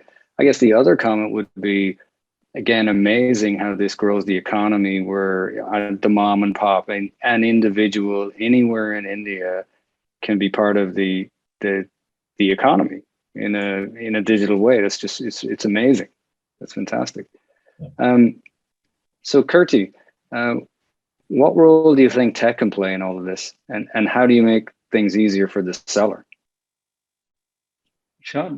I think tech has a huge role to play. I think almost everything that enables this seller to sell and be successful is actually driven by tech. Like if you look at the core of this, right? So the relationship that a seller has with his or her customer, that's like a real world relationship, or in many ways, that's also a virtual world relationship, right? Because they're connected on social channels. So outside of that, everything else technology enables. And maybe the best way to think about this is what does a seller need to sell effectively to somebody, right? If you map out that journey, then you will realize that sort of technology plays a role almost everywhere. So for example, there has to be a set of items or a catalog of items that a seller would want to showcase to a customer. That's one thing. Then there is also the point around influencing them to buy something from that catalog. Like, how do you say which is better, which is not, what is good quality versus what is not? How do you compare prices, right? So all of that, again, is an area where technology plays a significant role. Then there is, once a customer has decided to buy something, how does he or she pay for it, right? So payments is another area where technology comes in. Then there is also the entire supply chain part of it, because people want it to be delivered to where they are, right? So how does this seller organize logistics, right? So if you look at this entire chain, almost everywhere technology plays a key and disruptive role. And some parts of this journey are where I think these customers and this social commerce is probably very different from mainstream e-commerce. I think Sachin and Kunal have been talking about it, which is the catalog doesn't have to be sort of text driven or just image driven. It can be videos. It can also be live stream. Somebody is actually selling it live.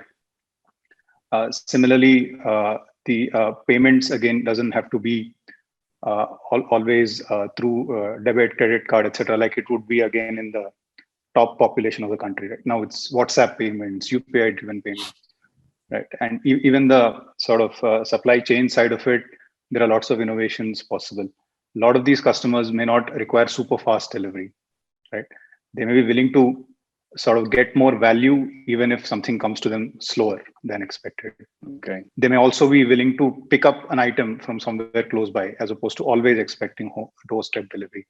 So if you just take a very broad view to what will it take to create value in this, then I think a lot of innovations are possible. I think we've seen only very few today, but we're still in very, very early stages. So in a nutshell, I think this entire chain of convincing the customer to buy and ensuring their need is fulfilled, I think it's almost entirely technology driven. Right, correct. And of course, I think what you're emphasizing here is there's the raw logistics supply chain that no one person can create, but at scale, you can leverage that. And again, back to the mom and pop can just, as long as they're now limited by the power of basically their imagination and their get up and go. And again, that just creates such leverage in society, and hopefully, if used properly, done for good, right? And I think we have maybe time for one more question at this point. And I'll go back to you, Kunal. Much of the social commerce growth we've seen in the past year has been fueled by the pandemic, obviously bringing it forward. But as we come out of the pandemic, and hopefully we continue to come out of it at a great pace, what, if any, impact do you foresee this having on social commerce growth? My view on this, Tony, is, pandemic has accelerated the process. Typically, it would have happened over a period of time, but it was just squeezed into 6 months. I think social commerce is here to stay.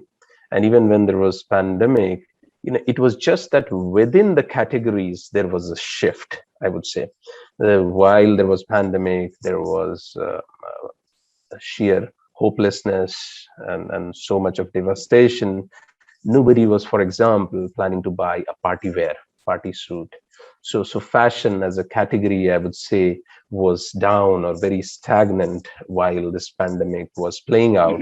And categories such as staples, grocery, fresh fruits, vegetables, oriented commerce was gaining traction because that was the thing which people needed on an everyday basis, and they didn't want to come out of their houses. So what I believe will happen as pandemic is fortunately going away, or at least people are getting vaccinated, is that maybe the grocery and fresh and those categories will take us slow down, and the fashion and other categories which people have kind of suppressed for a long time will start picking up from here is my view. But the growth and the social commerce penetration within India will continue with a much larger force, because now people are they have tasted the benefits of social commerce per se. And do you think search trends and buying trends, like over time, will it change? For example, like buying groceries versus a TV. Sometimes we do that separately. Do you see now where someone in the suburbs of Gurgaon is buying a TV and fruit at the same time, and the buying patterns long term changing? It has changed. I think a lot of people who have started using digital buying, either through a direct e-commerce or even through a reseller commerce, social commerce, their behavior has changed. When you talk to people, I think even when the pandemic goes away, a lot of them would still prefer to buy a lot of things online. So be it TV, or be it a food, or be it an apparel or a garment for themselves. Yeah, fair. Well said. So that's all we have time for today. I wanted to thank everyone for joining online, and in particular to Kirti, Sachin, and Kunal, our expert panelists. And also wish you every success in growing your companies. I really enjoyed the conversation.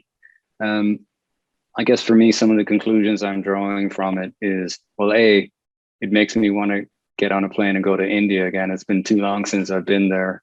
It's always a fascinating country to visit. But as an industry, it feels like we're finding more and more ways to just replicate the real world experience online. Feels like we're one step closer to that metaverse that everyone is talking about these days, right? And then I guess shopping, retail is a reflection of life. It's meant to be an interactive social activity, rich with content, rich with interactions built on trust. And the last thing I would say there is that traditional retailers have focused on the funnel. Come in, do your text-based search, find your stuff, take it, go away. But that's not a true reflection of human life. And I think social commerce is really is pushing that forward. And that's a natural extension of what we do as human beings. That seems like a positive force. So thank you once again for joining. Thank you for everyone online, and I hope to see you all again soon. Thank you, Tony, for having us here. Thanks, Kunal. Thank you. Kunal. See you, Sachin. Thank you, guys. Thanks, Sachin. See you. Bye. Thank you. Bye. Bye.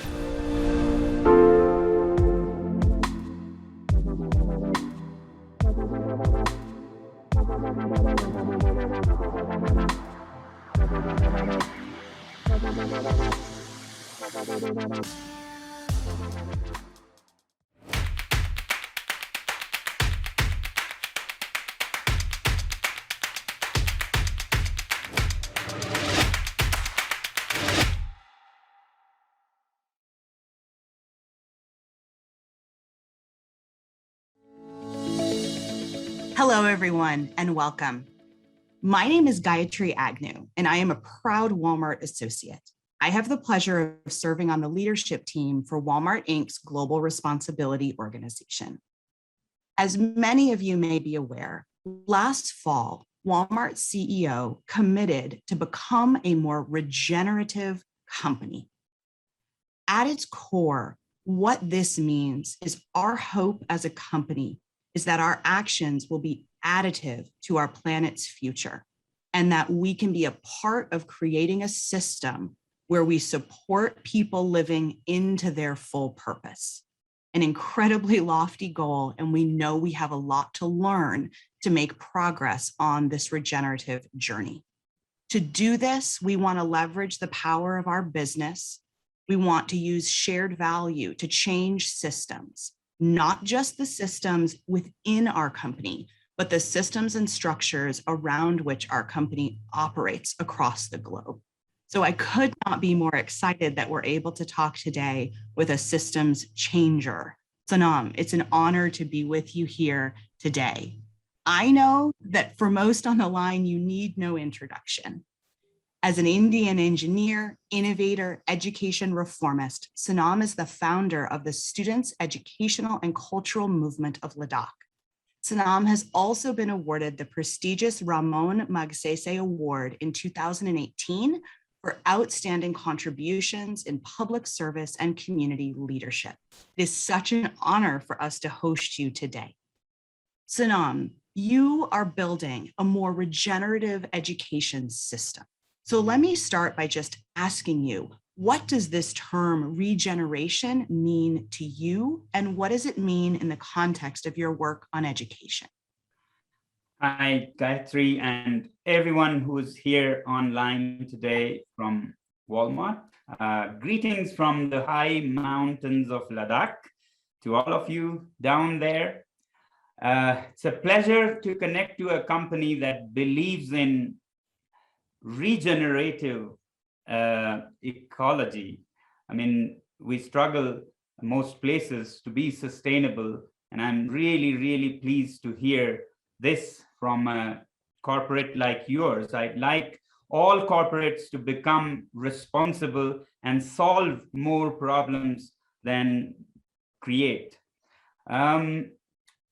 Before I begin to explain what this means to me or various other things we'll be discussing, I thought maybe I should give you a little bit of an idea of where I am and what context I'm speaking from. So for those of you who are perhaps not in India, and even those who are in India, Ladakh is a very remote and a very different kind of world in itself, which is difficult to express in words, and images do a better job. So I'll share a few images and let you understand and answer your question along the way. Let me start by saying that I come from as close as it gets to outer space while still being on planet Earth. We are up high on the Tibetan plateau, the rooftop of the world, 11,500 feet closer to outer space than any Earthlings there. Many live even at 14,000 feet, so things get rather different here. This is Ladakh across the Himalayas in the top north of India, beyond the Himalayas, and therefore in the rain shadow of these barriers that the mountains become. And unlike Himalayas, which are lush and green, we are in the rain shadow, a very dry desert, almost like another planet, you would say, as you can see here. As you approach, you would find it almost unlivable. And like outer space, you have temperature swings from plus 35 to minus 35. We say that you could get sunburn if you're in the sun and frostbite if you're in the shade. And you could get both, sunburn on your head if it is in the sun and frostbite on your feet if it is in the shade. So this is how far we are. And we stay cut off from the rest of the world for 6 months of the winter. Only 6 months we are open. And this is how It is cold. We are a tiny minority, even technologically and climatically, apart from linguistic and ethnic. So this is what Ladakh is. Now, to understand regenerative, we have so far been talking about sustainable systems. And to me, sustainability is definitely not enough, because that barely manages to keep a balance of what we get. Rather than destroying it, we just manage to keep it. So always, we should leave things better for the next generation than we got them. That's what to me is progress. So in the name of progress, we actually go on a path of destructive systems rather than regenerative. To share with you what regenerative to us means in nature and in education, I'll share this example while we are at it with a screen right there. In '94, some of us went and camped at a desert in the middle of nowhere to build a school for those who had failed in the main education system. And this is that patch of desert, far away from any other places, but on the banks of Indus. And together with the students, we designed and built a school that would be a very different school. So this desert in the next 5 to 7 years became this. You can see the same desert hosting a school complex designed and built by the students themselves, with, of course, support from grown-ups. And apart from trees and solar power, this school is built of mud, a natural material that you find abundantly under your feet. So everybody can afford it. And it's powered by the sun that you find abundantly over your head. Nobody's so poor they cannot afford sun or earth, soil. And through the times, we started running this school like a little village or a little country, where the students run the system like a little country. They have a government elected for a tenure of 2 months. Those elected take care of all the systems at the school, like some of them take care of all the cows, others solar cookers, organic gardens, solar power plants, greenhouses for vegetables in the winters.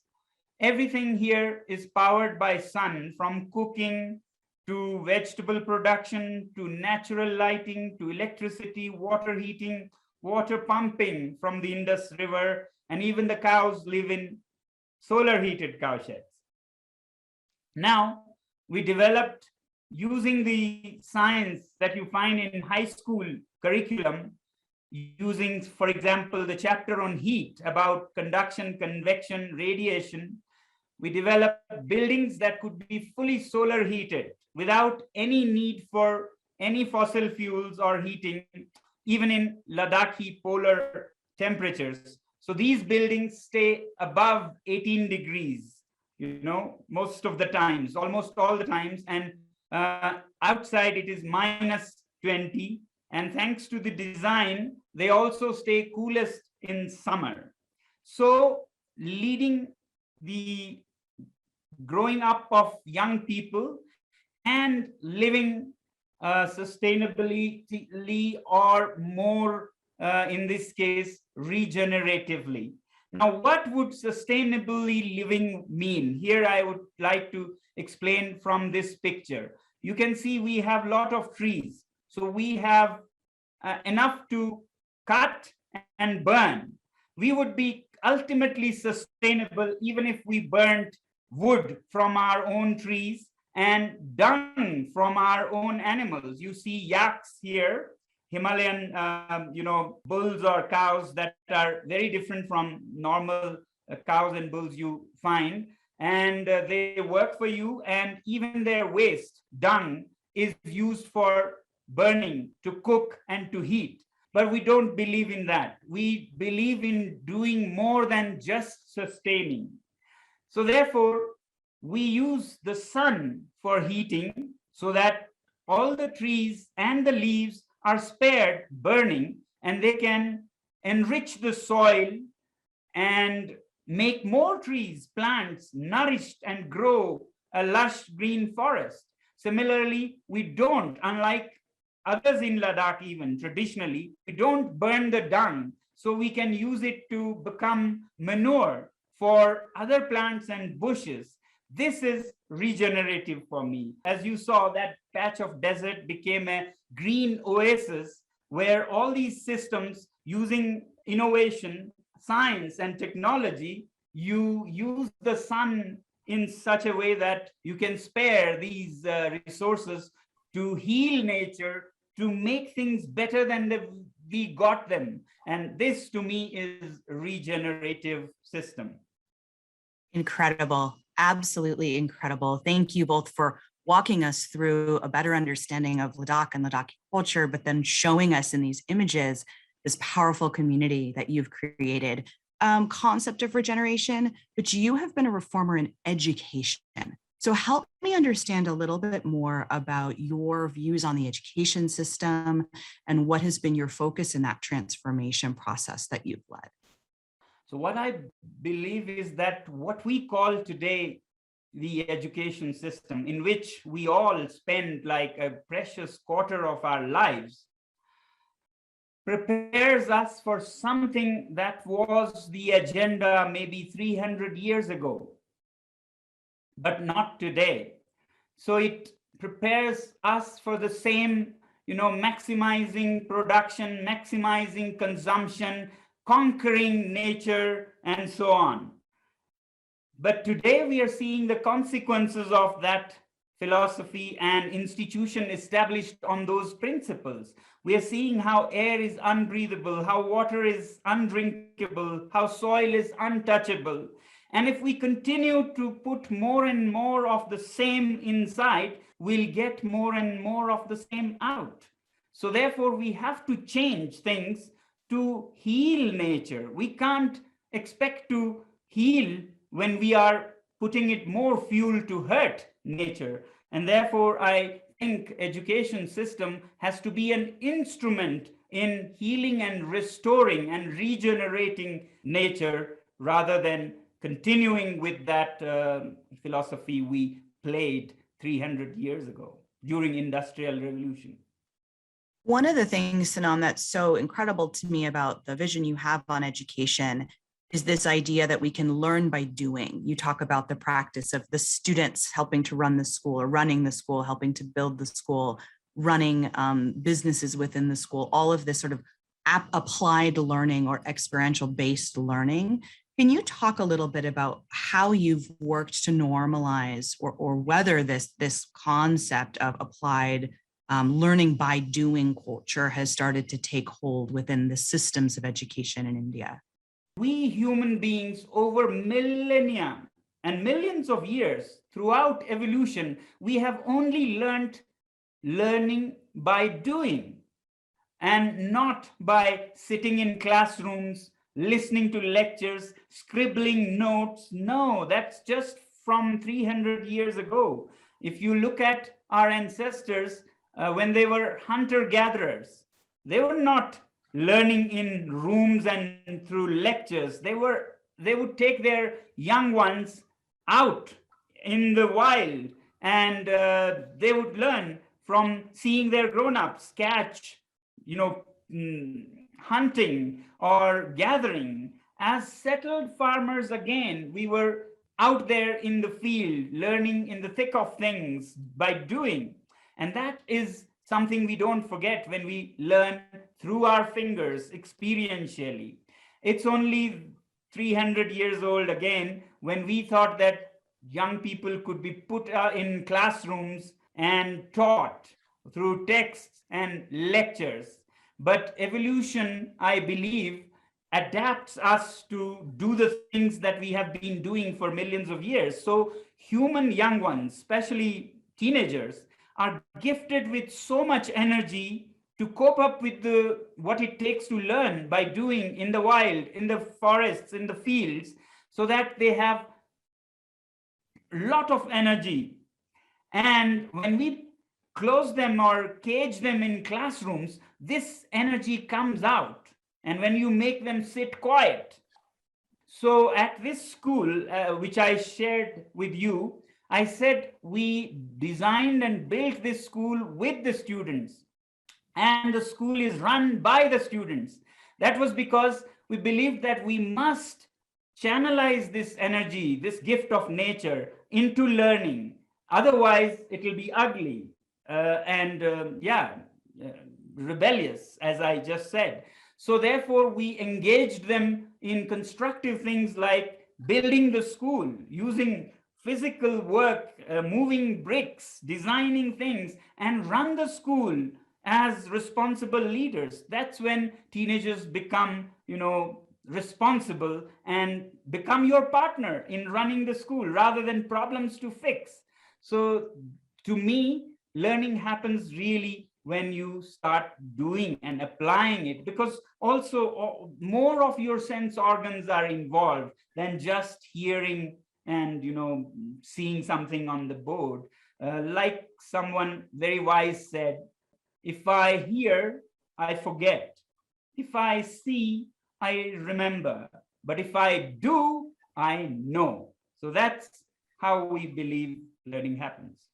So powerful. That statement that there is no learning without doing is so powerful. And your very specific descriptor of children makes me think of both my own kids and the experiences that so many of us observe in that natural energy that young people around us have. So I love that your school has given space for them to put that energy into creating a more regenerative culture around you. Share a little bit with me about how your perspective on human behavior has informed your work on innovation, right? This idea of unleashing that human potential into innovation. So as little children, we grew up, and later I admired these kinds of innovation. For example, in my region, as I told you, we are very cold in winters, and yet people look up to the winters, especially children look up to the coming of winter, and you would wonder why. Well, our ancestors understood how people think and behave and devised a system where we children would wait till it becomes white with snow, and then every household or neighborhood would have children huddling around the fire with their grandmothers, and storytelling becomes a thing in the evenings, stories after stories. That's good and entertaining, but what I found very surprising and not very nice at that time was that come spring and the first greens are seen outdoors, and storytelling became a sinful activity. So our elders would say, now it is sinful and it will displease the gods, and you will have, problems like boils and all kinds of problems on your face if you still keep listening to stories. So we would go out in the fields as storytelling became a sinful activity, and we would wait till outdoors became brown and then white again to listen to stories. Much later, I understood that this was an innovation of the highest rank. They didn't have, central heating systems. They didn't have resources, and good they didn't, to burn all the oil and make winters comfortable. But they had resources of this kind, knowing how people behave, that they would ration even resources like stories to keep it for winter when there's nothing else to do and it is so punishing cold. And come spring, they know it is pleasant outdoors. They know people can go and grow food for the whole year. So this innovation, I really loved growing up. Same goes for grown-ups also. They look forward to winters because our ancestors put all the festivals of villages, of monasteries, all in winter. In summer, none, because there's so much happening in summer and you want to grow food for the whole year. So people wait for winters, and winters pass away counting from one festival to the other. So this I find very interesting as a, learning in innovation. No resources, but impact out of thin air. Well, let's talk a little bit more about the education system in India. You have focused so much on making a system that is both more inclusive and experience-based, which we've talked a little bit about. But can you maybe just share a little bit more about how you hope this changes the experience of young people's access to education over time, not just in your school, but in the system of education overall? So yes, schools as we know today have become anything but places where you learn experientially. They've become, as far as I see in India and most parts of the world, they've become a place which is like a ritual where you memorize things, or even if you understand just information and not really experience how that could be put to use. Now, I used to talk about it all the time, but people wouldn't think of this very seriously until the COVID pandemic came. The pandemic had many sad aspects, but one thing I think it has changed, and if we grab the opportunity, then perhaps education will never remain the same. This pandemic has shown us that you can do a lot from distance, digitally, using the internet. And even before the pandemic, I used to meet teachers in schools who would say, nowadays the children have become so bad, they don't even listen to our lectures. They disturb others when we are lecturing. And I would say, but I really have more sympathies for the children, for the students, because times have changed. 50 years ago, your lecture was the only source of information for them. Today, they get better lectures on the internet by better communicators than we teachers in a captive school are, and more illustrated with all kinds of animation. So they look up all those things, and why would they then take interest in your dry, boring lecture repeated for the last 5 years? So they behave like this because we have nothing new to give them. We should outsource lectures and concept building to the internet, which does a better job, and do at school what internet can never do, and we are so good at. And that is to apply what is learned in lectures to real life, to work in groups on projects, collaborate with others, and come out with solutions. If it is about photosynthesis, you can learn it best on a garden where you can touch the leaves and feel the sun. That was not very interesting back then, but now we anyway do most of the lectures online. So when schools open again, I hope and pray they don't do the same things as we did before and they become the same schools.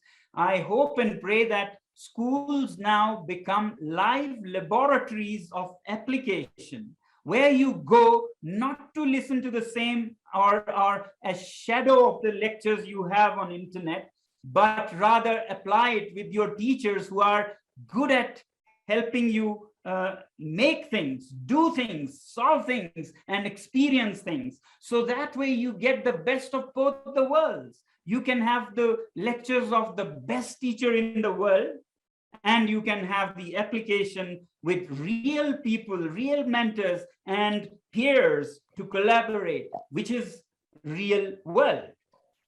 So that's my hope of how education could become in India, not only India, but the whole world, applied and experiential. I absolutely love it. It's so powerful. And for those of us at Walmart, I think as we watch how systems function and we see how the business moves and where innovation comes from, what you're describing just unleashes such incredible creativity and human potential. It's very powerful. Sonam, as we begin to wrap up, can you share with me, what are you most excited about as you look ahead to the next 5 to 10 years? Just what motivates or excites you about our future? The pandemic has been a sad event, and I have sympathies with those who lost their near and dear ones.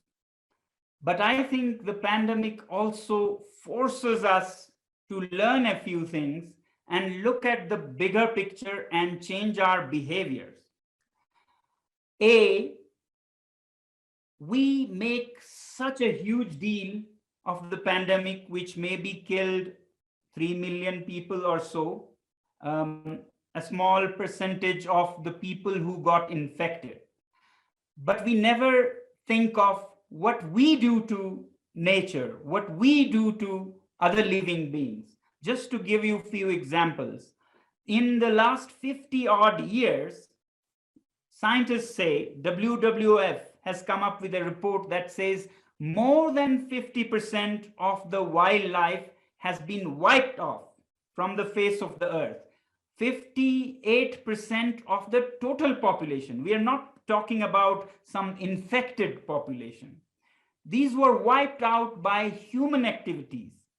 So you realize who is a bigger virus. In any case, the virus did this when we started playing, fiddling with them. It didn't do on its own. But even if it did, it's so much smaller than what we have done to nature. So I really hope that we learn to see the bigger picture and introspect our own behavior of what we are doing in the name of growth, in the name of GDP. Growth for us, 8%, 10%, but have we seen from the eyes of the deer and the rabbits and the elephants, whether it is growth also for them or total disaster? So on the other hand, we have also seen during the pandemic that how little it takes for us to be happy. It is more bonding with families and communities, getting time to share, our hearts with others than amassing the whole world in your house, making it a museum or a junkyard. We have seen how little we actually need. So why can't we simplify our lives? Why can't we do with less that will keep nature smiling and do no harm to us? So I do want to believe that in the coming 5 or 10 years, I would be able to convey this message to the world, taking help as a demo from the pandemic experience. And if you remember, 2 years ago, we had launched this I Live Simply movement. When we saw that our artificial glaciers or solar heated buildings cannot fix our problems of melting glaciers in Ladakh, we thought that the problems stem in big cities of the world, not here in the valleys in the mountains. So we started our SOS call to the world saying, please live simply in the big cities so we may simply live in the mountains, to change their behaviors. There's a website, ilivesimply.org, which is presented like a fun crowdfunding campaign where people contribute not money, because the planet doesn't need your money, but pledges to change your behavior. That has more impact. So I do hope that now with this pandemic experience, people will perhaps pay more heed to such things which were like far-stretched and impractical in the past. So I look forward for people to learn and change in the next few years if we are to survive. That's an incredible call to action for our audience to think about not just the behaviors of a large company like Walmart, but the behaviors of each individual one of us, our families, in our communities that make up the total change we need to see to be able to sustain the planet.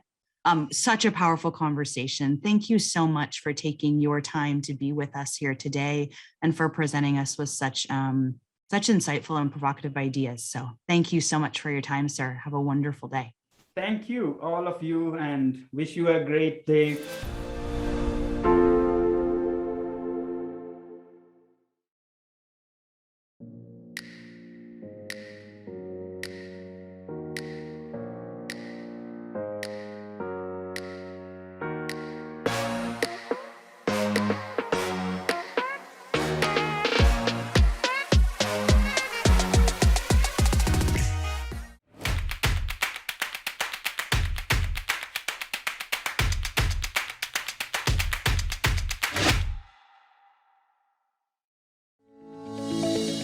Good afternoon, everyone, and the warmest of welcomes as we kick off the daily wrap at Converge at Walmart, where we bring you a snapshot of all the most interesting conversations, notable insights, key takeaways, and anecdotes from the day.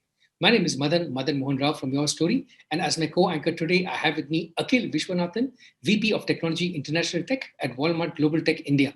He is a leader with over 20 years of tech industry experience spread across both product and service companies, including a stint as an entrepreneur. Welcome aboard, Akhil. Hey, Madan, great to be here. Great. Thanks, Akhil. So, Akhil, yesterday we looked at some issues like digital transformation and talent pools. Today, some of the issues that are coming up are engagement, resilience, and ecosystem partnerships, 3 key success factors for the future.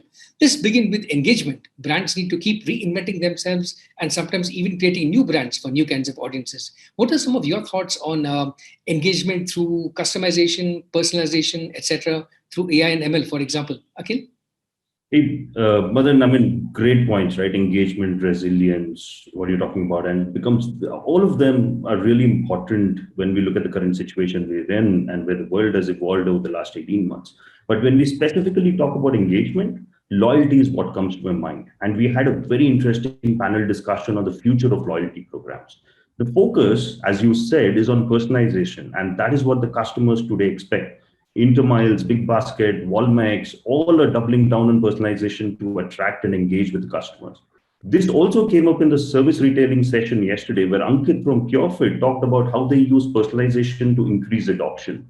So all the companies across the world, regardless of geography, is really focused on how we use personalization to connect with our customers and ensure that they continue to engage and re-engage with us going forward. Thanks, Akhil, for those insights and real-life examples. The second issue, of course, which comes up is resilience. We're coming hopefully out of the second wave, hopefully no more waves of this pandemic. But either way, resilience has been a wake-up call for companies to focus on innovation, partnerships, robustness, and so on. So what do you think are some playbooks, some strategies, some innovative approaches companies can use to deal with this kind of shock in the system? Akhil? Yeah. Absolutely. Resilience, I think, was the most important thing that every company that survived and actually grew really had to change in its culture and its DNA, right? The pandemic basically changed a lot of things and the companies adopted and adapted to meet the needs of the customer. Now, what has really helped in resilience is the innovation mindset.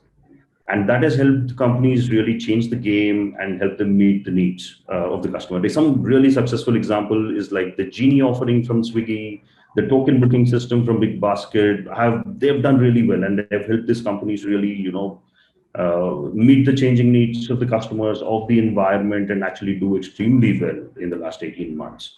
The other area is on the upskilling and the education perspective. Now, the world has obviously moved away from the fill it, shut it, and leave it paradigm, right? Continuous upskilling has become very important, and access to online programs is the need of the day there. So really, resilience has really helped these customers or these companies really make the changes that are required to be successful in the current environment. Thanks, Akhil. You brought up the point of how the DNA of the company must change, the architecture, the processes, and so on. Another thing I think which needs to change is the ecosystem relationships. Today, no company can survive on its own, and big innovative companies are now partnering with startups. They're partnering with investors. They're partnering with academia to bring in new ideas and new kinds of players into the ecosystem. What are some of your thoughts on the ecosystem playbook for companies? Okay. Yeah. So when things change around the world, then obviously everything changes. So that means the way we interact with our ecosystem and how we leverage and work together completely changes from an ecosystem perspective. So to meet the changing customer behavior around the world, we've got various examples of how companies came together and worked together to it. One of the examples that stands out in my mind is how Flipkart worked with the Kiranas to ensure that we do faster delivery to the customers. And this has helped in multiple ways. The Kiranas were able to find more customers. The Kiranas were able to source better, right? So it was a win-win, both from a Kirana point of view and also the customer perspective. The other example that comes is the very successful PhonePe model that we have, where the huge focus on the ecosystem and how they leverage the India stack to really help it grow and then meet the customer needs, especially in the heartland of India. So these two really come to my mind when we talk about ecosystems and how companies have been able to successfully leverage the ecosystem to grow within India. Thanks, Akhil, for your insights and your hard-earned lessons from this whole field. But the excitement doesn't stop with this discussion now. We're breaking for lunch. Post-lunch, we have some excellent Academia Connect sessions lined up with some really big names in the academic world. These sessions are sure to be tremendously insightful. Please do check them out. And if you haven't already done so, do check out the Engagement Arena online. There are a few quizzes you could attempt and you could come away with exciting prizes for a few lucky winners. I also want to call out another opportunity for you to win exciting prizes. Please do tweet your key takeaways from the sessions with the hashtag #ConvergeAtWalmart.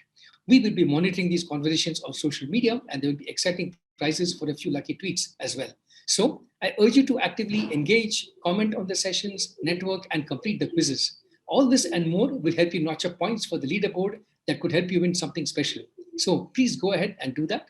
With that, we come to the end of today's wrap-up. You have all been such an amazing audience. Thank you all for joining us today and have a great session ahead. Thank you. Thank you again. Thank you. Thank you, Madan. Looking forward to the exciting sessions in the afternoon.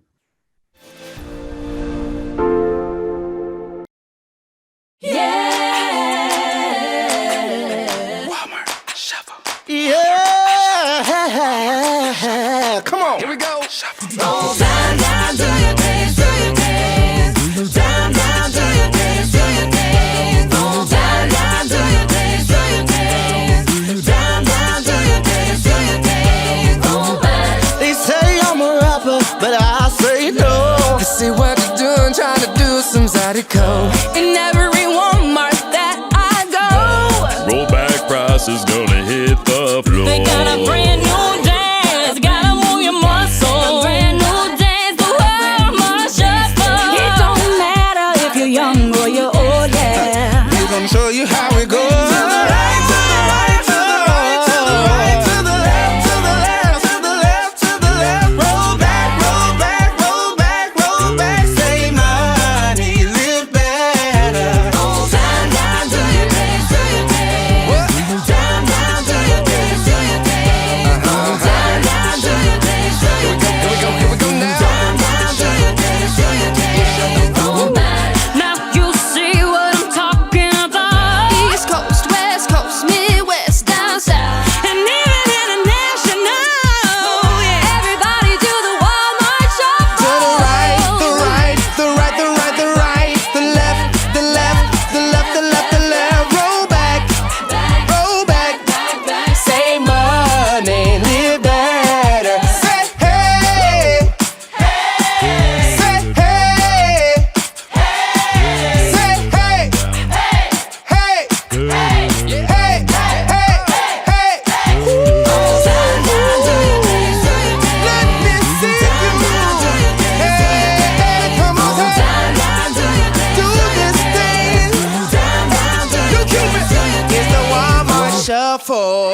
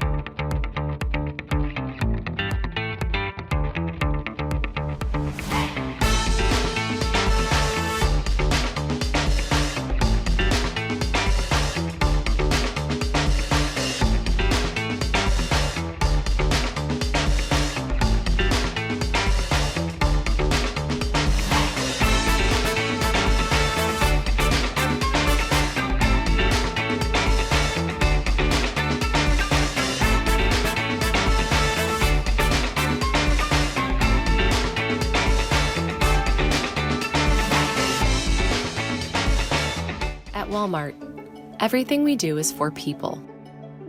We're using our strengths to help people live better and preserve the planet. We believe all people should have access to sustainable products they can afford. That's why we're committed to improving the sustainability of key commodities by 2025.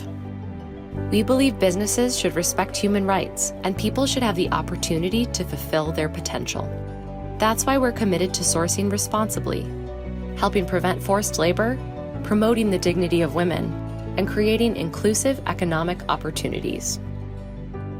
We believe climate change is one of the greatest challenges of our time. That's why we're targeting zero emissions in our own operations by 2040 and engaging our suppliers to avoid a gigaton of emissions from our supply chain by 2030. We believe all people should live in a cleaner world. That's why we're committed to eliminating waste in our own operations and working with our suppliers to recycle more and use less plastic. We believe healthy natural resources support healthy communities. That's why we, along with the Walmart Foundation, are committed to helping protect, manage, or restore at least 50 million acres of land and 1 million square miles of ocean by 2030. By doing all this for our people, for our communities, and for future generations, we are committed to becoming a regenerative company dedicated to placing nature and humanity at the core of our business.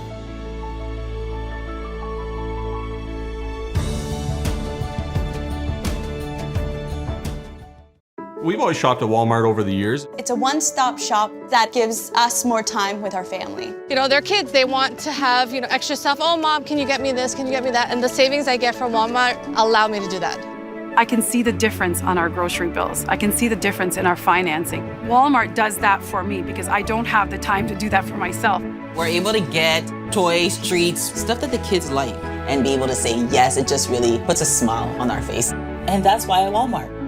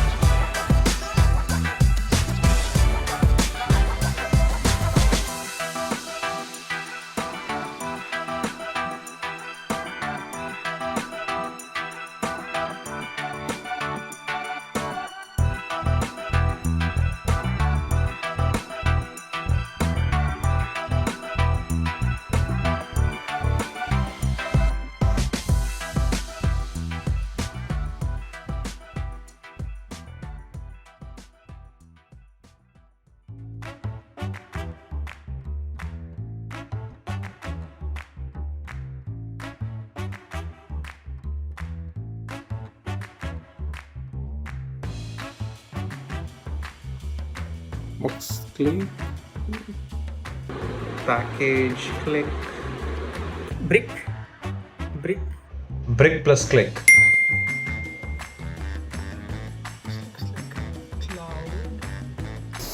First word is cloud. Cloud computing. Cloud computing. ETA, expected time of arrival. Delivery, packaging. Okay. 1 day delivery, same day delivery, something like that.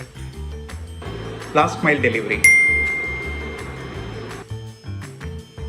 Robotic booking.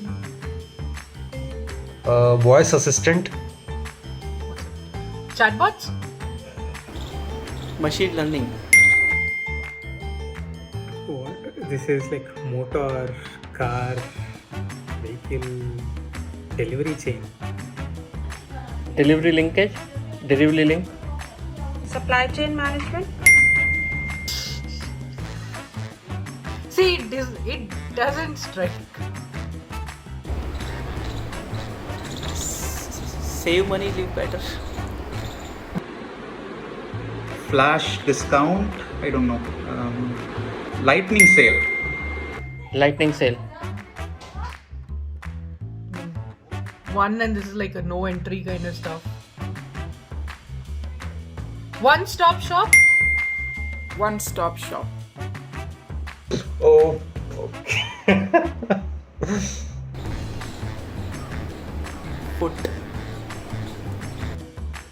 Footfalls, foot traffic. Footfall. Oh, shit. Okay, foot traffic. Okay. Cup, coffee. There is an eye opener. Eyes on tea. I0T. IoT. Yeah, correct. IoT. Oh, okay. IoT.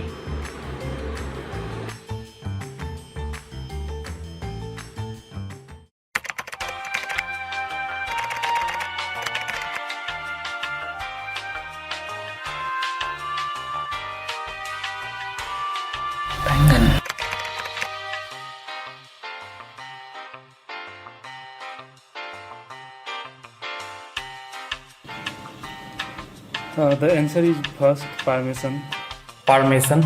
Risotto. Risotto. Risotto. That is rice.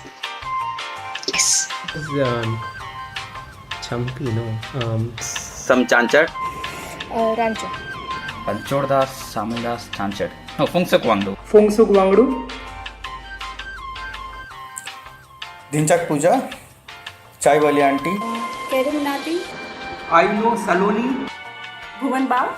Abhishek Verma.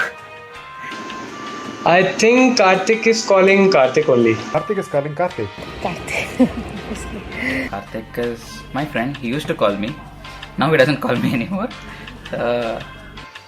Who is Talaiva? Rajnikant. Rajnikant? Rajni. Who's Rajnikant? Superstar Rajnikant. Rajnikant the Great. Picasso. Advango. Maybe Da Vinci. Da Vinci. Da Vinci. My sister painted this last week. I can cook बैगन का भरता, बैगन की सब्जी, Bangan fry. Aloo bangan. Katrika microvarity, which is basically you just make it extremely oily. I would say hill. Water tank. Water tank. Water tank. Oh my god, this is so old. Shaktiman. Shaktiman. Shaktiman. Shaktiman. Shaktiman. Gangadhar Urf Shaktiman. Almost every engineer knows him. It's Steve Jobs. Of course, Steve Jobs. Steve Jobs. Steve Jobs. It is Steve Jobs. Tesla. SpaceX man, There's Elon Musk. Elon Musk. Elon Musk. How much does 1 kilo of onion cost? 20 rupees? But I can negotiate it to 15. 60 rupees? Maybe $100. 32 if I'm not wrong. Madras, Delhi, Hyderabad masala. Mix dosa, homemade masala. BMW. Belandur. Marathalli. Water tank. Microsoft Excel. Outlook. A part of me has turned into Microsoft spreadsheet, so definitely I would be a spreadsheet. Robot? Makki. I remember this one. Ega. Icha Makhi supply flea. And finally, the most important question of all. Okay.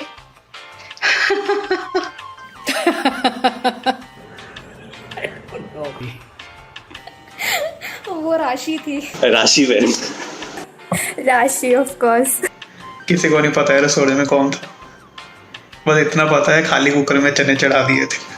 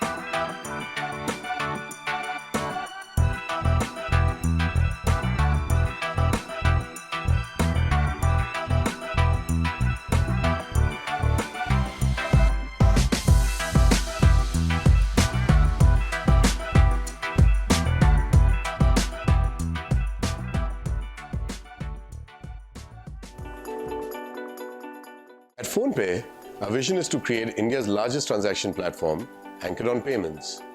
To achieve our mission, we are working with millions of merchants across the country, working with thousands of financial service partners to create financial inclusion for 1 billion Indians. What that means is that if every Indian has, say, 10 typical spends a day, PhonePe would be a part of each and every one of them. It could be just about ordering food, it could be about taking a cab, it could be about settling money with your roommate, or maybe even sending money to family. At PhonePe, we believe in an environment of positive disruption. This means that we use technology to increase the size of the pie for all stakeholders. We work with all our partners, with all our vendors and clients, And instead of disrupting anybody's profit pools through technology, we increase the overall market size so that everyone's got smiles on their face when they work with PhonePe. Our most recently introduced product, Switch, is a great example of how we have actually differentiated and positively disrupted both the consumers as well as merchants. From a market perspective, it's truly differentiated. There actually exists no other product like Switch. So what we're effectively creating within PhonePe is another startup, or in other words, a startup within a startup. We have different businesses that are actually building their apps on the PhonePe platform. Building that is a massive, massive piece of work. And it's not just a single company or a product. It is basically a platform that is enabling multiple businesses to thrive and grow.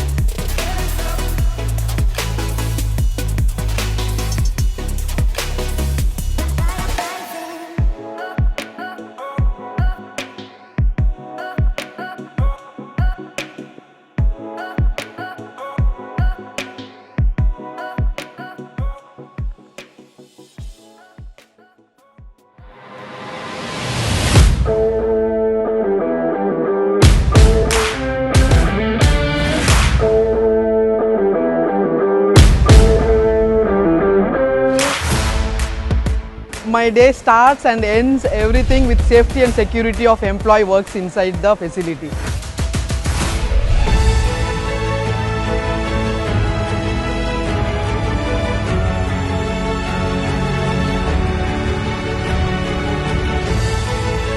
நான் வந்து operation எக்ஸிக்யூட்டிவாக இருக்கேன். இங்கே வந்து shipment sorting and packing process பண்ணுறோம். ஃப்ளிப்கார்ட்டில் work பண்ணுறது வந்து நான் ரொம்ப ப்ரௌடாக ஃபீல் பண்ணுறேன். கேர்ள்ஸ் வந்து ஐடி எல்லாத்துலேயும் கேர்ள்ஸ் இருக்காங்க இப்போது. ஆனால் இந்த மாதிரி வேர் ஹவுஸில் இல்லை. அதனால நான் இது ஒரு சேலஞ்சாகவே எடுத்து நான் இங்கே ஒர்க் பண்ணலான்னு டிசைட் பண்ணேன்.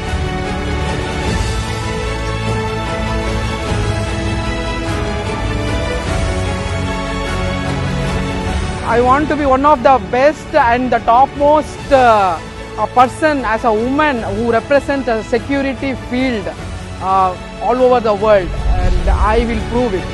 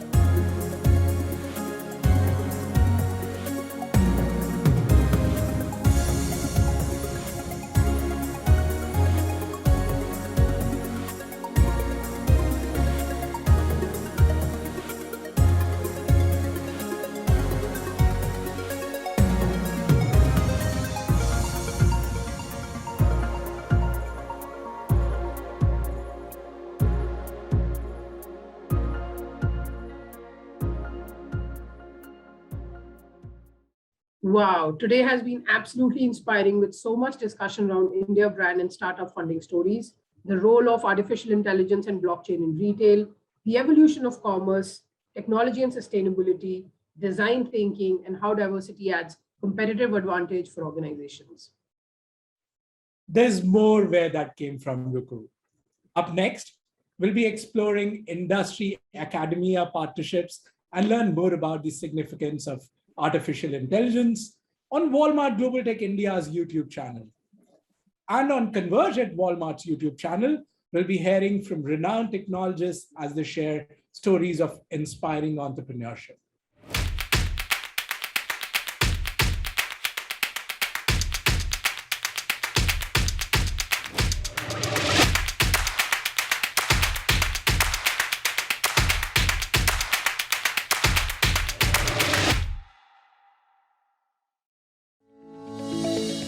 Hello, everyone.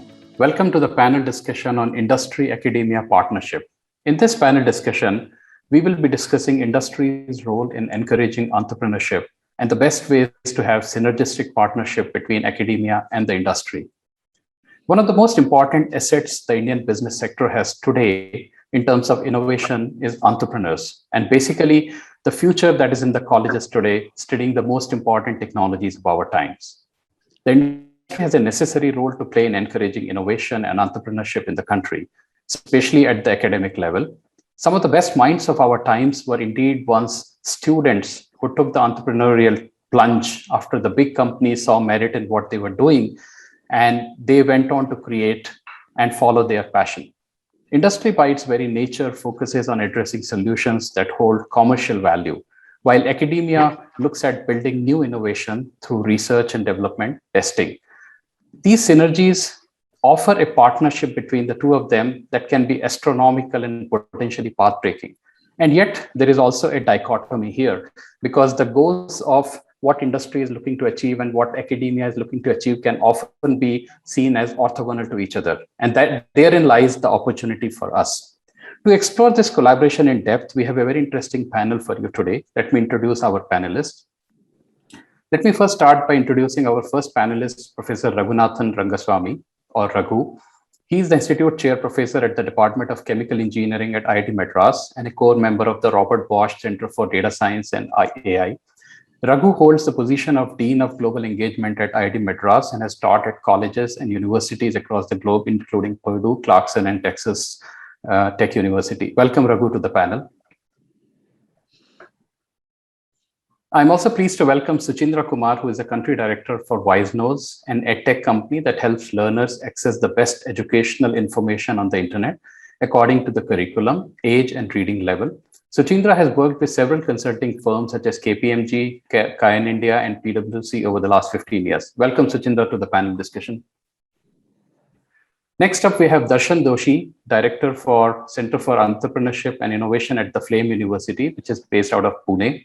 Darshan has worked with over 100 plus founders in various roles at Reliance Jio Gen Next, Wadhwani Foundation, and Flame University, is most passionate about early stage startups and investors. At Flame University, he's building a budding entrepreneurial ecosystem that nurtures and supports entrepreneurs of all kinds. He recently launched a one-year postgraduate program in entrepreneurship and innovation right in the middle of the COVID-19 pandemic, which itself is a commendable feat. Welcome, Darshan, to the panel discussion.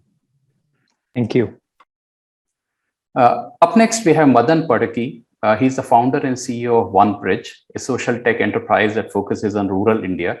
Founded in 2016, OneBridge ensures last mile service delivery by connecting rural consumers to urban and rural retailers through an assisted commerce platform. Madan is an entrepreneur and a change maker who believes that every youth has to be empowered to unleash their unlimited potential. Every such empowered youth is a mass entrepreneur. I found the term very fascinating, and I would like to really deep dive on that term with him. A job creator, and that every mass entrepreneur is actually a social change maker, making a positive difference to the communities around them. Prior to this, he was the co-founder of Game, which envisions a thriving environment for mass entrepreneurship in India, resulting in a large-scale job creation. Currently president of TiE Bangalore and a strategic advisor to UNICEF India, He built MeritTrack, which was India's largest skills assessment company and pretty much pioneered the genre of online education and skill assessment back in 2000. Welcome, Madan, to the panel discussion. Thank you, Tariq. And last but not the least, we have Dr. Amitabh Bandyopadhyay, or Amitabh. He leads the innovation at IIT Kanpur and has recently also been nominated to the National Startup Advisory Council. Amitabh conducted his doctoral research in the laboratory of Professor Umadas Maitra at Albert Einstein College of Medicine in New York. Upon receiving his PhD in 2002, he joined the laboratory of Professor Clifford Tabin at Harvard Medical School for his postdoc research. Dr. Bandyopadhyay joined the faculty of BSPE in December 2006. He is also the co-author of the Ventilator Project, a 90-day roller coaster to build a world-class ventilator during the height of COVID last year. I would certainly love to know more about the Ventilator Project there. Welcome, Amitabh, to the panel discussion. Thank you for having me. So with that, it's my pleasure to host all you gentlemen to this panel discussion. And before we get started, I want to make a note to the audience. There is a special incentive. There are some exciting lucky prizes for a few lucky tweets. So we would request that you please use this opportunity to tweet your key takeaways from the session and use the hashtag #Converge@Walmart. That will help us make sure that we are able to curate them. Thank you. Now, with that brief context, let's get started there. I would like to ask the first question to all my fellow panelists, which is really, when we talk about industry role and when we talk about academia in encouraging entrepreneurship, what is really that role and why is it so important for us? Sometimes we think that it should be part of the curriculum. Sometimes we think it should be part of an applied discipline. Sometimes we think it should be part of the experiential learning, or sometimes we think that it should simply be something that cannot even be learned there. It is something that we are born with, for example. Now, I really want to set the stage. I want to really pick on the brains of our experts and really understand what should really be the role of industry and academia in encouraging entrepreneurship at all the levels there. And why is it so important for us in the context of India? So I would like to set the ball rolling in the same order at this point in time. Raghu, if you could go please first. Sure. Thank you, TV. So I really think universities have a big part to play in students getting an entrepreneurial bent of mind, but I'm not very sure that it is a real curriculum format that is relevant. So running a couple of courses, I don't think is going to really be very useful. I think somehow it has to be threaded through the academic experience. So let me give you an idea of what we do at IIT. So there are multiple stages in which students can get this entrepreneurial experience. So we have a lab where students can come up with an idea and go out with a product. This is over and above the courses that they are doing. So they do it in the evening, they do it as groups and so on. So this is somewhere you have an outlet inside the campus where you can just go take an idea, come out with a product. Product is not a finished product, of course. It's at an academic level. You've shown proof of concept and so on. Then we have, let's say, a center. We call it GDC, where you can actually go with a cohort of people, and then your idea is really vetted for commercial possibility and so on. So we open this out to undergrad groups. We also have a faculty join as a mentor. We have postgraduates being part of that group and so on. Then that's the next level, right? Once you figure out, okay, there might be a product, there might be a market, then we also have pre-incubation help that our IIT Madras Research Park gives. So the point here is that if a university wants to take this seriously, it has to become an organic part of the lived experience, not as a couple of courses that you do. I think this is very, very important for universities to think about if they want to get the next generation of entrepreneurs. I think that's a very good starting point, and I'm surely when I come to Darshan at a later point in time, I definitely want to pick his brains because he's doing exact opposite of that in terms of offering a course in entrepreneurship. So it will be really great to learn about what are his point of views. But one follow-up question, Raghu, on this one, which is you talked about what you are doing in terms of your institute and offering the opportunities to the student. What is your point of view in terms of collaboration or involvement of the industry in these initiatives on the campus? Do you see that these are they play an enabling role in the same thing, or do you think? Absolutely. In every one of these things we have industry folks helping us, guiding us, mentoring the students, mentoring how these things should be run. So the idea I told you, C5, which is you come into a lab with an idea and go out with a product. A lot of the funding for that C5 center itself comes from industry folks, our alumni, and so on. So they are very actively involved in a mentorship role in either in the C5 and GDC, for example, this Gopal Krishna Deshpande Center, that again has industry folks vetting the ideas and so on. So again, the industry involvement is not something, it's not a one touch point. Again, that has to be threaded through the whole experience. And that's how I think we should view how to incorporate industry experience and expertise in this. Sure, Raghu. We'll come back to you. I would like to go next to Suchindra and ask the same question to him. And especially also would love to understand his context, because he has been very active in the space of education, especially in the private universities as well, and K-12 as well. So what is your unique perspective, Suchindra, on the same question in terms of the role of industry and academia in promoting entrepreneurship? I think I would just want to, build a little bit on top of what Raghu mentioned. So without getting into whether we need a course, whether it could be taught or not, what the academia could definitely teach or instill into a learner is the entire concept of inquiry, the entire concept of changing the status quo. I think that is the most important thing for any sort of innovation. Or that innovation could be for working as an employee in the industry, or that could be as an innovator and entrepreneur, right? So instead of just telling students in terms of what the theory is, I guess the students need to be enabled to understand what could be done differently in everything that we do today. So whether it is about serving meals in the cafeteria, or just running your classes, or any of these things, how can we do things differently? How can we do them better? Or maybe do a complete overhaul. Essentially challenge and critique the status quo. If you are able to deliver that, the academia is really doing its job well, both from an entrepreneurial innovation perspective as well as making good employees. Because when you talk about industry academia setup, it's not just about innovation. It's also about ensuring that the existing industry is getting the right set of manpower for what they do. Innovation doesn't have to be only in terms of coming from a completely new setup. An existing setup could also gain a lot. And I think that's the key.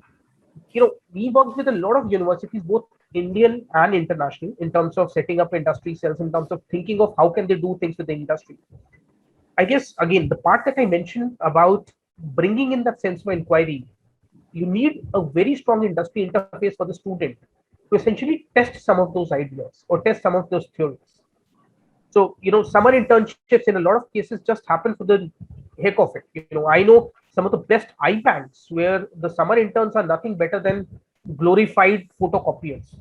With no offense to anybody, there are other places where summer interns come in, they keep sitting in a room, do nothing. Now, the important thing is, if people don't try out new things at where they get an exposure, it will be very difficult bringing any sort of change attitude in those guys, and they'll just be takers for life.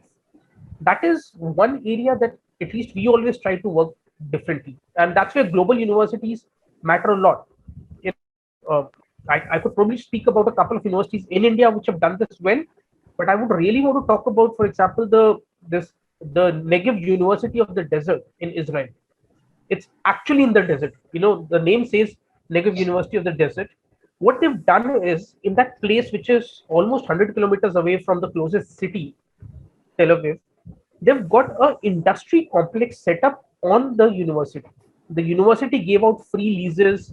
So they got a lot of startups to come in, a lot of tech startups to come in, set up their shop on the university by offering them multitude of things. All they asked for in return was that their students should get access to the work which is happening there. Today, the Israeli University of the Negev, in the last 20 years, this happened around 20 years back. So today, pretty much the entire city of Negev, half of it, is now taken over by the university, because this industry park has just grown physically. You've got so many industries coming in there because you've got a complete ecosystem of innovation between academia and industry. One simple step of getting this done. In India, Triple IT Hyderabad, for example, has done excellent job when it comes to it. Again, they have a on-campus center which they lease out. IT Chennai did very well with the RTBI. So it's not rocket science. I think what it takes is to ensure that we are not doing it just for creating a tick on the paper, but doing it with full earnest. So I'm actually tempted to ask one question to you, Sachinda, given the fact that you have been involved in the K-12 education as well. A lot of times, one of the common criticisms we hear is that because of the way we bring up our children, because of the nature of compliance and hierarchy, sometimes in the whole curiosity or the inquiry gene, so to say, is actually nipped in the bud right in the childhood stages itself. And by the time we come to the higher education, the quest for really learning something new is diminished there. Do you think that's a well-founded point of view, or do you think that's an exaggerated, overblown, and outdated mental model? No, I won't say it's an outdated model, but it's not completely true again. We are a huge country. You have different sets of people. In fact, we'll be surprised. We all come from a very urban setting. Our definition of entrepreneurship is very different. You will be very surprised if you go to a local vegetable market. A lot of these kids are actually going to school in the morning and coming back and helping their parents in the evening. Right? That's essentially the most basic form of entrepreneurship. They actually instilling entrepreneurship among those kids. How do you negotiate? We are talking about putting in negotiation skills as, we teach them in business schools. These 10-year-old kids do it on a vegetable shop, right? So it's a very different world. And you're right. There are people, in a very organized system where the entire concept of inquiry goes for a toss. On the other hand, this is enabled by the parents themselves in many cases and the ecosystem itself.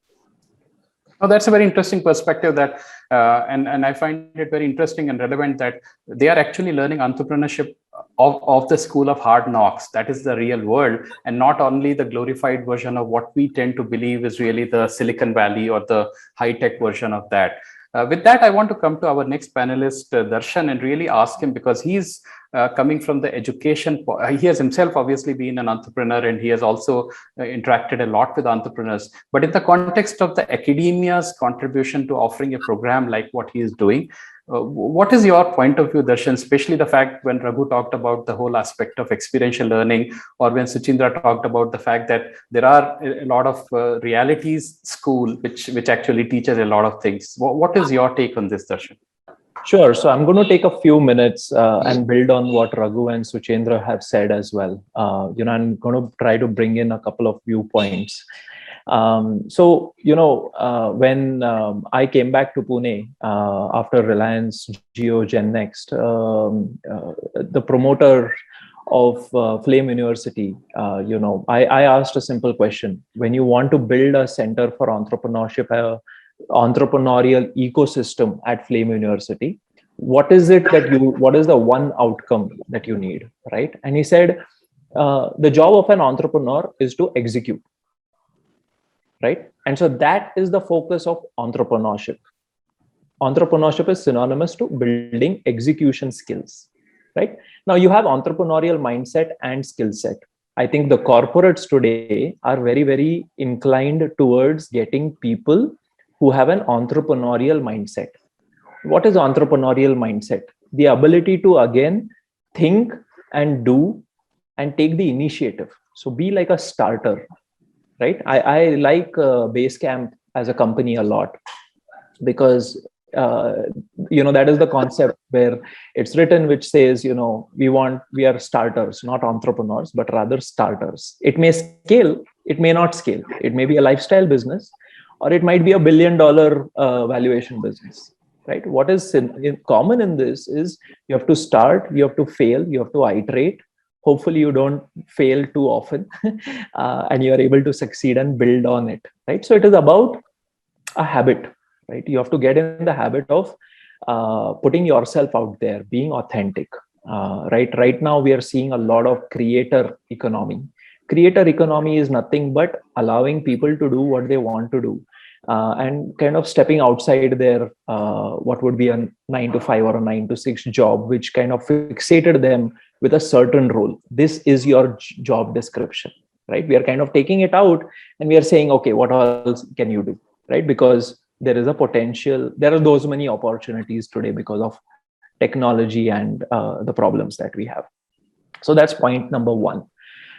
Taking a step back, right? What is it that we are trying to do at Flame University? I said, look, I had to leave Pune 10 years ago when I gave up my family business, which was in fertilizers and engineering. I ran that for about 3-4 years, had a lot of fun, did a lot of things, right? I'm a chemical engineer by background, but I didn't want to do that business anymore.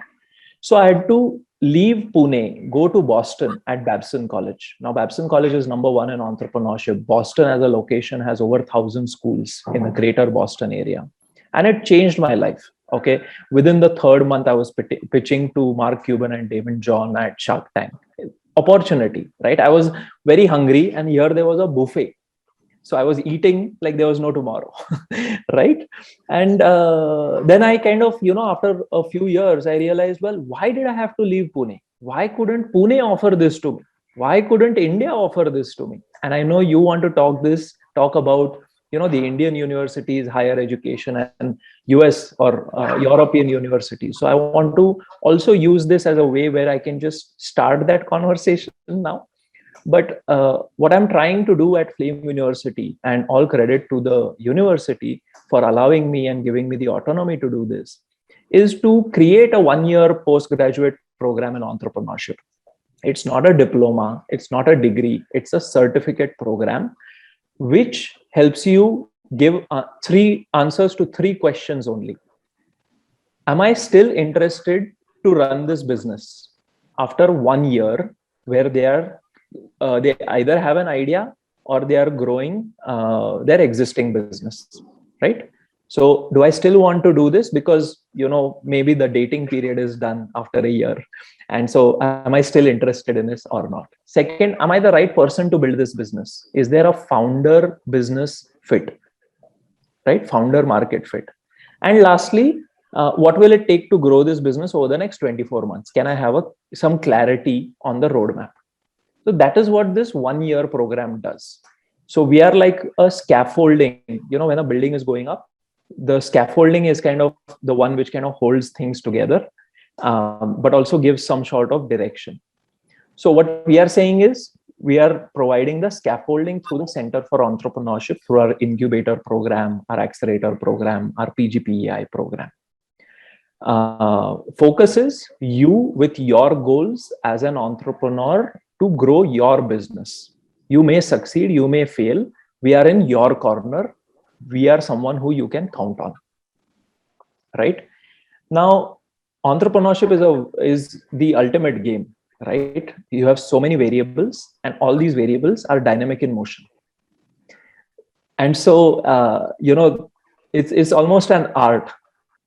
And what Y Combinator did about 15 years ago was to convert this art into science to create probably the world's first startup accelerator program. Incubators have been around in education institutes for a lot longer, but this was the first way by which it kind of came mainstream, right? Today, India has over 440 incubators and accelerators. Out of those 440, about 110 are corporate accelerators.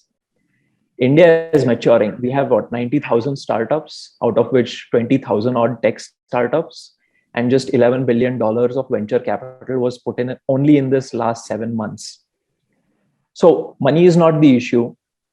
Mentorship, guidance is almost not an issue. But what is missing then, right? What is missing really is giving the scaffolding and some sort of structure to fail or succeed, right? I think it would be wrong of us to say that every entrepreneur who kind of goes through has to succeed. I know so many people who went through my Wadhwani Foundation or the GeoGenX Accelerator program.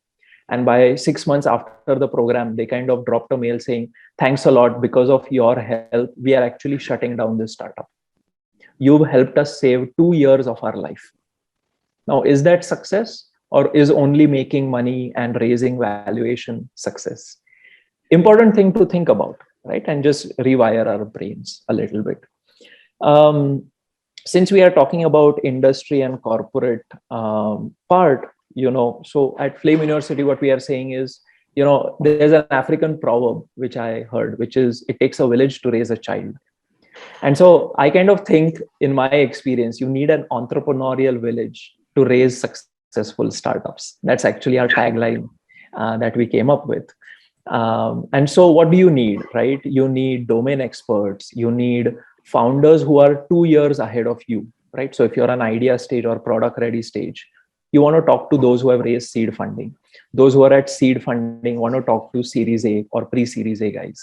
Now, the valuation and these rounds might be different, but what I'm trying to say is, you want to talk to people and get guidance from people, ideally in the same domain, who are exactly 2 years ahead of you.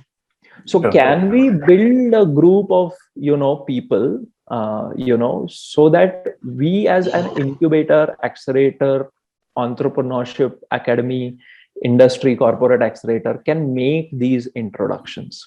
No, sure, Darshan. I think it makes a lot of sense. And when we come to a little later down in the panel discussion, I also want to have a discussion on what would be some of those enablers and what would be the way for us to really bring all the stakeholders and players together to do that. So, I would keep going ahead in the panel, and I want to go to Madan and really pick his brains on. So we saw 2 or 3 perspectives. Raghu's perspective was really that these are technologists and they are coming and we are helping them really take their idea from the germ of an idea and see how they can grow. And Darshan, you brought the perspective. It's a very skill-based way. So you said execution is a muscle and then it can be trained. I want to really pick Madan's brains and really understand how does the role of skill, and especially his recent work with the mass entrepreneurship, really fit into the overall sort of a jigsaw puzzle here. Madan. Sure, Tathagat. Let me take a macro view and then zoom in. Yeah. And I want to share a story, a very interesting experiment that I did a year or so ago. We all know the demographic dividend that India has, right? And we have easily about 120, 150 million youth who will enter the workforce in the next 8-10 years. We have it going till 2031 or 32 or whatever. Now, it's also a known fact that out of the 500 million odd people who are in the labor force in the country today, less than 10% of them are employed with the formal sector. So even if you assume that, hey, we're going to grow faster, formalization of the economy will take maybe 15, 20% of this 120, 150 million youth will get absorbed into formal jobs. And that's the aspiration, right? So what happens to the remaining? So if you take even 120 million, that's another 25 million people who might get into the formal economy. What happens to the remaining 95 to 100 million youth? And that's the huge demographic dividend to gain benefit from, right? So our framing at GAME, at the Global Alliance for Mass Entrepreneurship, in my head is that unless and until you can instill entrepreneurial mindsets and create opportunities for 10 to 15 million of those youth who can build local businesses and create 5-10 jobs each, you are not going to solve this problem. This is probably one of the bullets that we need to take. Right. So that's where I believe the concept of mass entrepreneurship, that it's just not innovation. It's just not the entrepreneurship that we have so gotten used to, the romantic versions of entrepreneurs in the urban cities and the metros. I completely agree to what Suchindra was saying, right? That there is an upsurge of entrepreneurs that is required at the grassroots. How can somebody run a successful grocery business, employ 5-10 people? How can somebody run a dhaba? And can that generate incomes for 20 others, right? So I think that is the switch that we need to do at all echelons of the society, to say we need an entrepreneurial mindset. And I would argue that entrepreneurial mindset is probably the most critical 21st century skill that is required. All right. Does everybody need to have an entrepreneurial mindset? Yes. Does everybody need to be an entrepreneur? Probably no. Right. And I'm differentiating from that. So just to share a quick interesting experiment that I did, and it was, there was a university in Tumkur, outskirts of Bangalore, that called me to organize a 3-hour or a 5-hour workshop on entrepreneurship. And I said, nothing can be taught in a class for an hour a day for the next 2 weeks. And they agreed. So the first hour was very interesting. So we just said, who do you think are the entrepreneurs? And the usual names came out, right? From the Narayan Murthis of the world to Elon Musk and the usual suspects. And in 20 minutes flat, they had listed down all the other traits that they saw in these entrepreneurs: hardworking, dedication, innovation, ideation, execution, etc., etc. So they knew it, right? The third thing that I did in another 20-minute segment was, if you're sitting next to an entrepreneur and you were to interview that person, how can you sense whether this person has an entrepreneurial mindset or not? We did a few role plays and they got it, saying that we can ask these kind of questions. The second phase of the experiment was, I asked them to go around their colleges, maybe 5-10 kilometer radius, probably into the hinterlands, and interview 5 entrepreneurs or businesses that are not more than 20 people, and come back with a recommendation of who their favorite person is. So about 100 teams went out and they interviewed grocery store fellows, construction equipment guys, contractors, etc. And they came out with their recommendations. And the third angle was to ask them to go back to those entrepreneurs and put a plan, given that you're all engineering and MBA students. Can you, if you have interviewed a Dhaba fellow, how can you grow his revenue 3x? And we had a few civil guys who did a very interesting study where they went, sat on the highway for this Dhaba fellow, looked at the traffic patterns, where were trucks stopping, where were they taking a turn. They said, your board is 2 kilometers away, we need to put it here. So they actually did a very scientific analysis of the business and footfall into the Dhaba. And they came back with a plan with a minimal investment of 60 or 70,000 rupees where this guy can triple his business in a year. Interesting part was we actually called the entire college for the presentations. We called these business owners and said, these guys will present how your business will grow. The fascinating thing was there were 2 girls who went to a grocery store.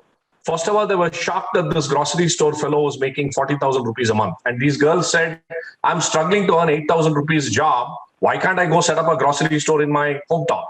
The second understanding of technology was that these girls said, listen, by just putting a simple CRM software, by enabling SMSs to go to customers, deals of the day, we can actually grow the business to 1 lakh.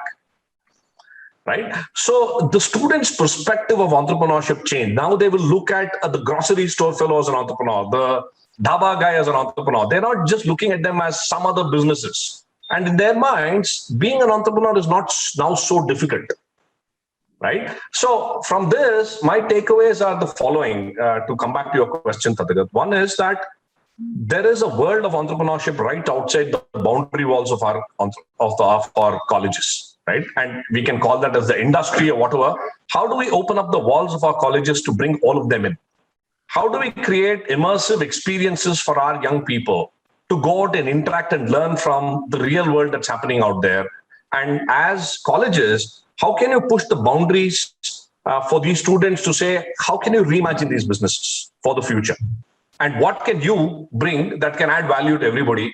And from the experiment in Tumkur, it doesn't look that hard. It just requires the mindset and the whole aspect of building an inclusive ecosystem that can lift everybody. I think that's a very, very profound example, Madan, that you gave. And actually, I'm tempted to ask you because the point that you raise is kind of with the kind of staggering numbers that you talked about, that if less than 10% are in the formal sector, and out of those 150 million demographic dividend, we are talking of 90%, that's almost 130 million. There is no way academia or university, even if together, can really address this, because this is a human scale opportunity for us.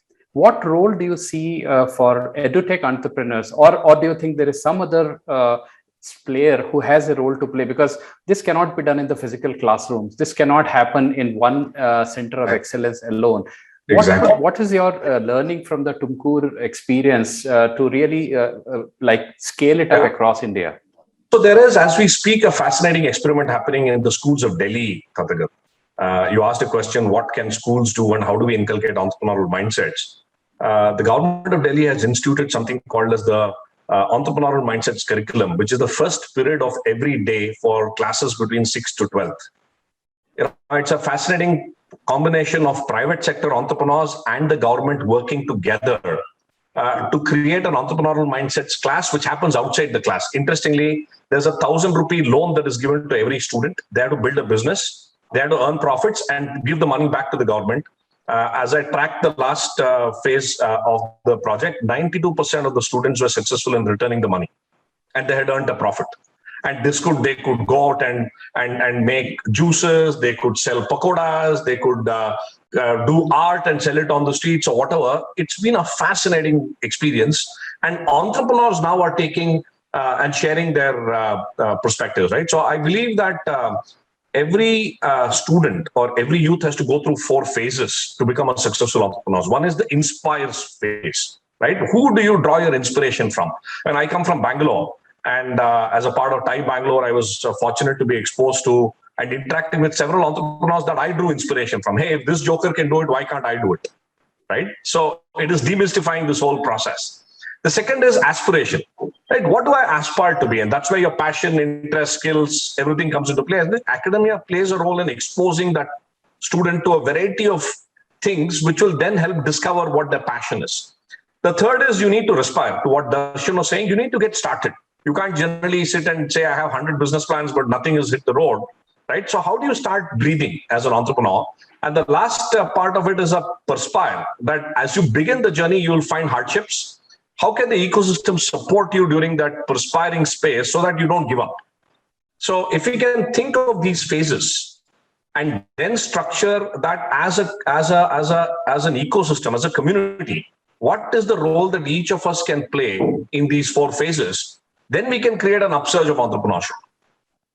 Great. No, thanks, Madan. And I think it's so interesting to see the experiment that you're talking about in the schools in Delhi, that I think it seems like a great experiment in the making. And if only we are able to build a playbook out of it and we can scale it across the nation, I think it will set the foundation at the formative years, so that when we get to the higher education, we already have the best minds which are in the inquisitiveness mode, rather than in the assimilation and a rote learning mode. And then we know what happens to the rote learning challenges. Yeah. So with that, I want to come to Amitabh and pick his brains on really understanding, because he leads the innovation and incubation at IIT Kanpur. So I wanted to understand, Amitabh, what is your experience has been in terms of leading the incubation charter, and what do you think are some of the directions that, for example, the National Startup Advisory and other bodies that you are part of are looking at? First, let me share with you my experience of working with the startups. So, like at an IIT, we are fortunate to interact with a lot of very smart kids. There is no two way about it. Now, the problem with these kids is that they think that because they can do something well, which is maybe coding or maybe making a robot or whatever, they think that just because they can do that, there must be a business for it. So they are completely oblivious to the fact that for any business, there has to be a customer. And that customer discovery is generally, it happens through life experience. Now, what is the life experience of our students today? From class 8 onward, they are perhaps studying 16 hours a day, and then they come to the IITs, where we have beautiful walled campus, completely insulated from Madan's the world outside of the campus.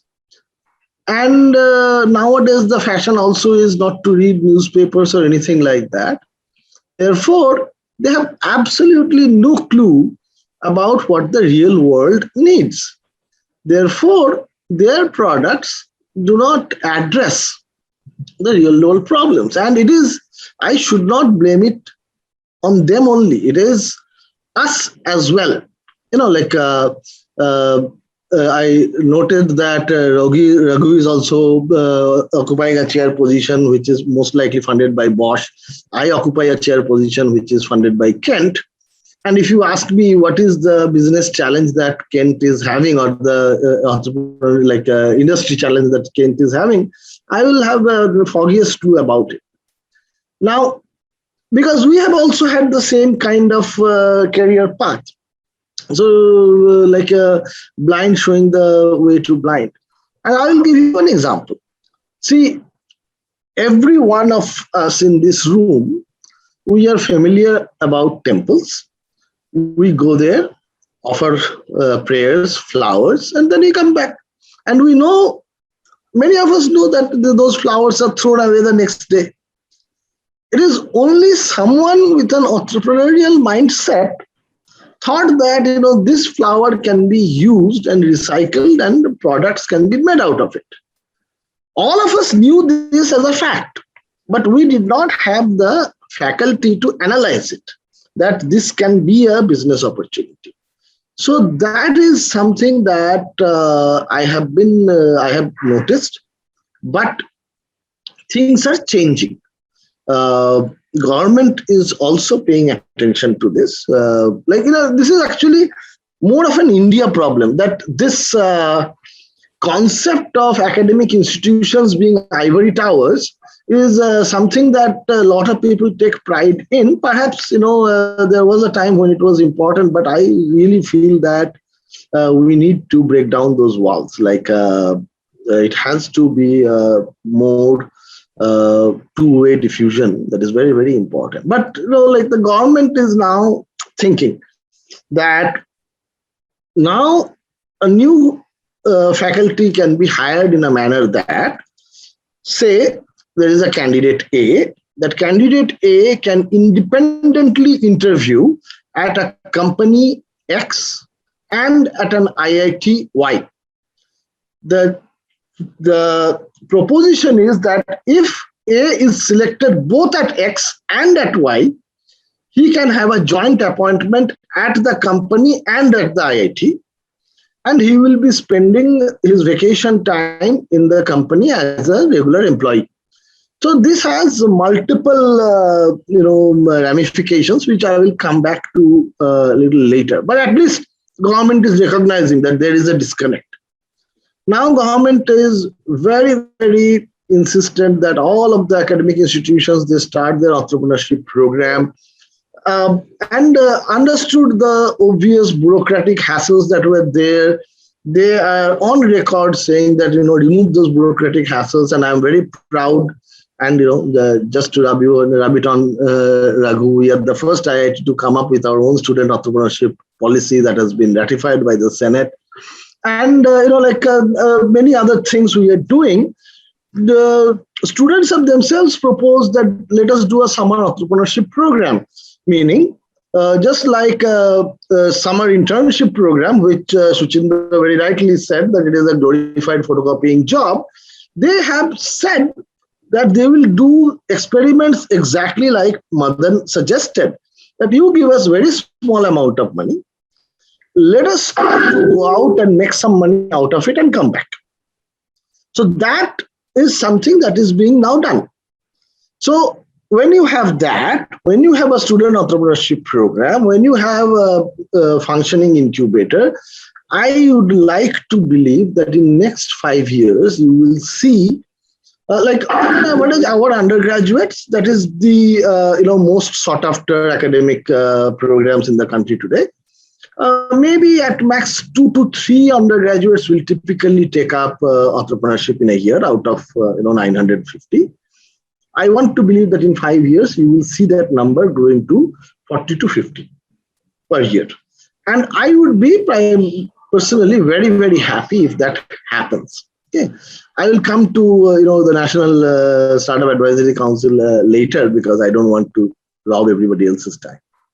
No, I think that's very interesting perspective, Amitabh. And the one question that comes to my mind, which I would like to get your point of view, that when we see the examples of successful models while it's great and very heartening to see that the institutions of reputation and high performance in India are really leading the pack, I sometimes feel that the people who really need the innovation the most, the entrepreneurship the most, the point that Madan raised, are people who are living in the tier B and tier C and the towns and the villages. And that is like 90% of the hinterland of the country. And the colleges also probably have the same challenges because they are not in the industrial clusters, like the Israel example Suchindra was saying. For example, they don't have access to the ideas and the experts. Funding may not really that be big an issue as Madan showed, because there are enough ROI available to go from X to 3X at a very marginal cost there.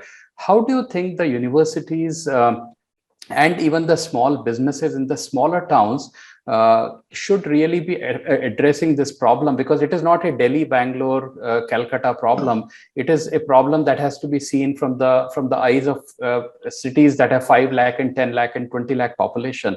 What would be your thought process on that?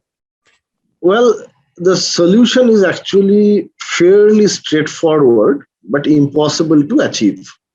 That is, you need to simply ask that why the IITs are able to do it and others are not. Without naming names, as someone associated with the incubation ecosystem for last 8 years, I have approached almost every national laboratories, that comes under the scientific ministries, that, you have such fantastic technologies, why don't you commercialize it? And people are mortally afraid that what if we do, we might get into legal trouble. Now, why the IITs can do it then? Because we are governed by a board of governors. And a process that is ratified by the board of governors, if I follow that, I will not be touched by the law. So therefore, I can have the courage to do things as long as my board has given me the authority that you can do this. This, again, I will not name, a very, very famous medical college. There I learned that none of the doctors want to file patent in the name of the university, which is the right thing to do. University has the right to own those patents. It is not that the doctors want to cheat the university. Why do not they want to do it? Because the process of commercialization of the patent is not rule-driven. It is who is the registrar and the deputy registrar and assistant registrar and vice chancellor on the given day will dictate. That will take 3 years. In the meantime, some officials will change. It will take another 1.5 years. So that's where the problem is. So until and unless the universities are given that confidence that you can act based on rules framed by your governing authority and just go ahead and do it, I don't think it is going to happen. But that is, in my opinion, I would love to hear from Raghu as well.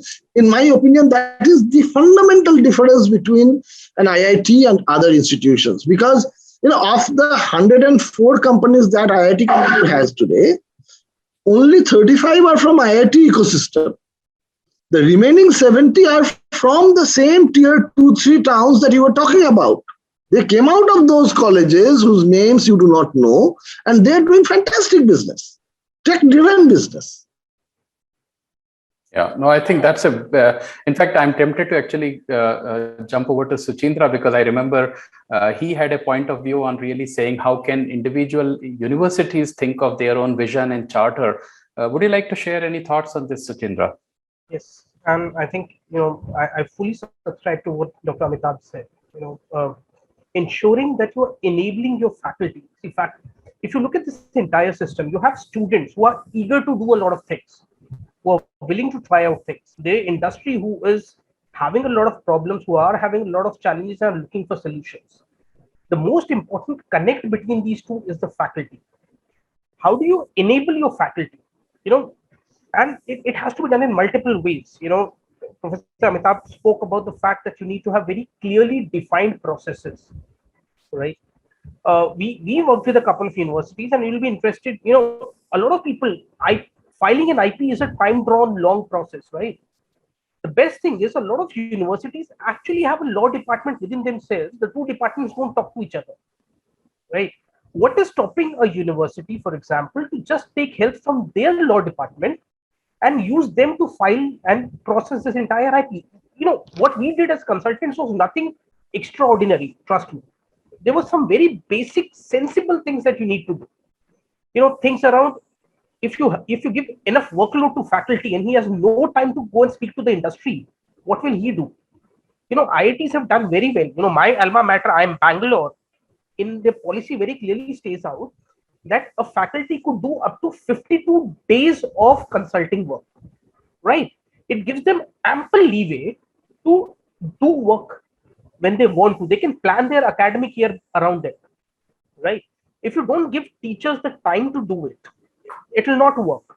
International universities, we keep talking about international universities, IITs have done well. In fact, a lot of private universities nowadays have done well, where they've created a very clear monetary split as well. 66% after all the expenses go to the university, 33% or whatever that amount is. It could be 60, 30, 20, 80, whatever, that's immaterial. But the fact is that's a very clear definition of what will happen, how it will happen. And so there's no difficulty there. In fact, we've done, a lot of universities have done even better things. Dr. Amitabh spoke about internships, right? In a lot of cases where, how do you really get your faculty up to the mark to do this, right? And this is again nothing new, we just ran a process of faculty internships. So those 2 months, even the faculty is not doing a lot of things, right? Unless you don't understand what's happening in the real world, how do you tell your students around it? How do you prepare them around it? So we started running faculty internships in some of the universities where we said the faculty will go out, the placement cell actually will get the faculty internship, because in a lot of cases, faculty were very unclear how to go around it, right? By the second year or the third year of this rollout, the faculty were having more internship offers than the students would ever have, right? But the fact is, the faculty goes to the industry, works on their floor for 2 months. They understand really, okay, I can teach you about mechanics and fluid mechanics and everything. What is really happening on the floor? Now they come back, their classes are much more interesting for the students, and the students get to know what's really happening. So faculty can really enable this entire process of industry academic interface. They are the real guys. So both sides are ready. Sure. And there's a very distinct need. But I think this is the missing link which we need to enable in a big way. No, I think these are very impactful perspectives, and I'm actually tempted to now shift to the second gear and really try to get into, because the way I see that is that there are obviously opportunities for us to get better in each of the tracks. My question to all of us, the second question I want to really pose is that is what we are doing in silos really enough? For example, the academia is solving the problems in a specific silo, and probably industry is trying to solve it in a silo, and probably they are not really coordinated or they are not really orchestrated among them. I want to call out one very interesting paper that I was reading, which came in the Sloan Management Review in 2010, which actually talked about the best practices for industry university collaboration. Even though the article is little dated, but I think there was a very interesting concept that the authors talk about. They call it as the outcome impact gap. And what they did was they actually saw over a period of multiple years, more than 100 such collaborations between industry and universities. And they found that roughly 50% of the examined projects were resulting in what they were seen as major outcomes. That is, some new ideas or solutions to the problems came about, or developed a new method of solving, and so on. Now, given the risk and research funding, that's a very impressive batting average. That was the point of view of the authors, because 50% hit rate looks bad, but when you think of the whole innovation game, that's a very good batting average.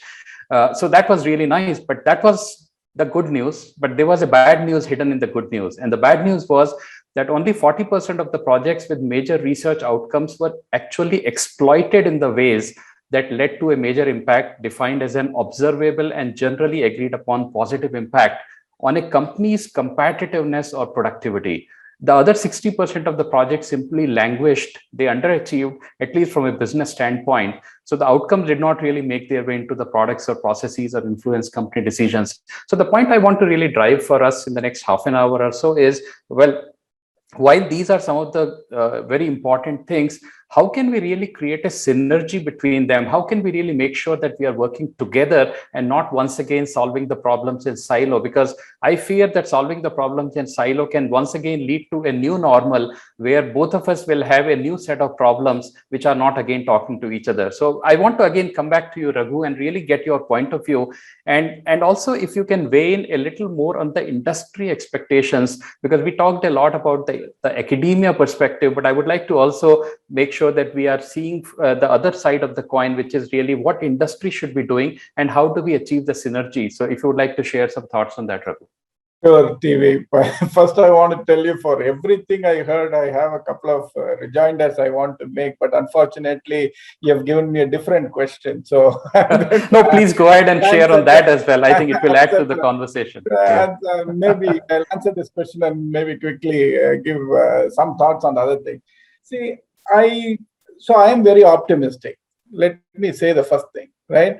I think very often, and this is an Indian malaise, I think we look at results very quickly. Now you look at a country like US and then say, industry and university has been working together. They've been working together so well for so many years, right? Look at the number of university-based research parks that are there. In India, you have one or two, you can count in your fingers, real university-based research parks, right? And this is something, as Amitabh also said, this is something that we have been doing 8-10 years. And we were resource crunched before. Now resources are in. So I really see that this is just the beginning. And I think this notion of silos, also, and let me be honest, the silos are because I think, though there were a few universities where industry was doing work, but if you wanted real technology, you would look outside India to get the technology. To have the confidence that the universities in India and the faculty in India can be delivering technology that's world beating is something that's not happened before. It's happening now. It slowly will happen. And that takes a lot of work from both sides to do. So there is a risk reward in everything. So you have to go internally, you have to cultivate the faculty, you have to repose faith on these people and then say, well, let's work together. And I think this notion of research parks and so on are the first step in that. And I actually believe that if that faith is placed on people and then you start working together, I think you can do wonders. And I start to see that happening, and I think it will be accelerated. I would expect for a country of the size of India, so the research park that we have at IIT Madras, I would really like to see about 500 colleges having research parks like that all over India. What we have is just too little to see real impact. In fact, when Madan talks about the mass entrepreneur idea, I think our universities are not yet geared to be at that level because we are just starting now. And I think as we go forward, that will happen. So if you ask me what the industry should do, I say the industry should say, let's really partner and then repose faith that we can do this internally. And then also have the ability to wait for a while when this grows. So a little bit of patience is also very, very important. So that's the main thing I would think from what industry should do, I would say. Since I told you that I just want to make sure to Darshan, when I said this is a lived experience, I'm not saying it should not run courses. In fact, at IIT Madras, we are doing an MS in entrepreneurship. So what I'm trying to say is it's not a traditional program, and that's what he is also saying. Again, you have that lived experience in the program that allows you to learn. Okay, that's one. The other interesting thing I would actually ask, sorry, I don't want to become a moderator, but when I listen to Madan, one of the questions that is going to come up is many of the businesses that we talk about, mass entrepreneurship, right? So there's going to be a large impact on technology, for example, right? Small businesses are being driven out by Amazon and so on. See, technology is a double-edged sword. One is it's going to consolidate and run the mom and pop stores, which we talked about as mass entrepreneurship. There are multiple such things out of business. at the same time, the technology is an enabler. It democratizes, and then it allows the small people to do big things, right? So there is a two-way street. So it's going to be a very interesting thing that's going to happen with this.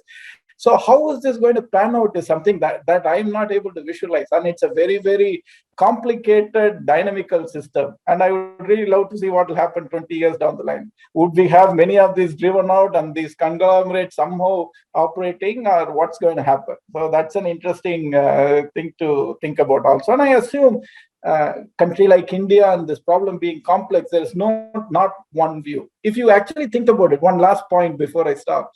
You think about a country like US and then say, how are they at the top of the pyramid, right?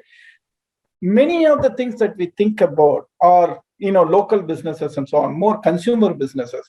That has to be driven by economy, right? So you have to have these really top-notch technologies where you are absolutely dominating if you want the overall country to be prosperous, right? So I really think it's important to understand that unless you have these technologies, you're not going to have the wealth to have a trickle-down effect. So somehow this balance has to be maintained. It's another thing that I just like to mention. So with this, I have a lot more TV, but I'll stop and... Thanks, Raghu. I think great. So I would like to actually go to Madan since you tagged him on your response. Madan, would you like to share your thoughts on that? Oh yeah, I think that's the moot question itself. But I just want to. I am super optimistic to start with. If you just look at it, Tathagata and Raghu, especially on the technology side, right? There isn't a village I have visited where I have not found a mobile repair guy. Nobody has taught them. There's no certification. They've figured it out themselves, right? And one dingy board saying mobile repair and a set of services around with it, right? I think we're still coming to terms of the possibilities of job creation and entrepreneurial opportunities by just one smartphone and the data that comes along with it. Now, we are at the cusp of a massive technology revolution, IoT, drones, AI, ML playing a role in agri-tech, healthcare, education, right? If you take VR, AR and the possibilities that go along with it, I think if we can start to unpack these technologies from the lens of how can it improve the economy, how can it improve jobs and earning potential, and how can it really spur an entrepreneurship movement, I think the sky is the limit. But we have to make conscious choices. Many times I feel that, a lot of us caught on to the smartphone revolution after it had got started, right? I think if we can then start saying, how will 3D printing revolutionize after-sales service? Of course, on one hand, there'll be job losses that can happen centrally, but I think if we plan it and approach it well enough, the distributed economy that will start coming up will far outweigh the centralized part. So the other theme that I would want to present, therefore, at a larger choice of technology and economic growth is how do you create more distributed models? I love what the founder of Seva, one of the most thoughtful leaders that we have in the country, Elaben Bhatt, she's written a lovely book called Anubandh, where she talks about 100-mile communities. How can you create sustained economic activity around education, health, financial inclusion, banking, construction, education, all within a 100-mile radius? And can you then not even decentralize, but can you create a distributed model? And I think several of these technologies have a phenomenal way of distributing the economic activities itself. So if we can bring that together in a very conscious way, I think we can really unleash that economic growth at every TESOL block level. No, I think the whole idea of really building the clusters, and I would call it as a fractal pattern of innovation probably, because that can really scale up. Nothing scales better probably than a fractal or a culture. The challenge that I also see is that, as Raghu also talked about, and I think we have been resource deprived in the past, the challenge that we still have is that a lot of movement of atoms and molecules does require a lot of dollars. And we don't always have it. Whereas digital, as you said, like every village has a mobile repair guy. How can the digital technology really enable us to kind of leapfrog and totally skip the atoms and molecules and really go to the bits and bytes? Is that really a possibility that we are seeing some kind of a digital backbone that can actually bring digital villages, the digital 100-mile radius kind of a concept, if you will? Exactly. So technology is no longer a vertical, right? When we were all growing up in colleges, it was one of the choices that you had to make to say, I am in the technology industry, right? I started out my career in the early days of Wipro and Infosys. Today, technology is horizontal. It penetrates every aspect of our existence today, right?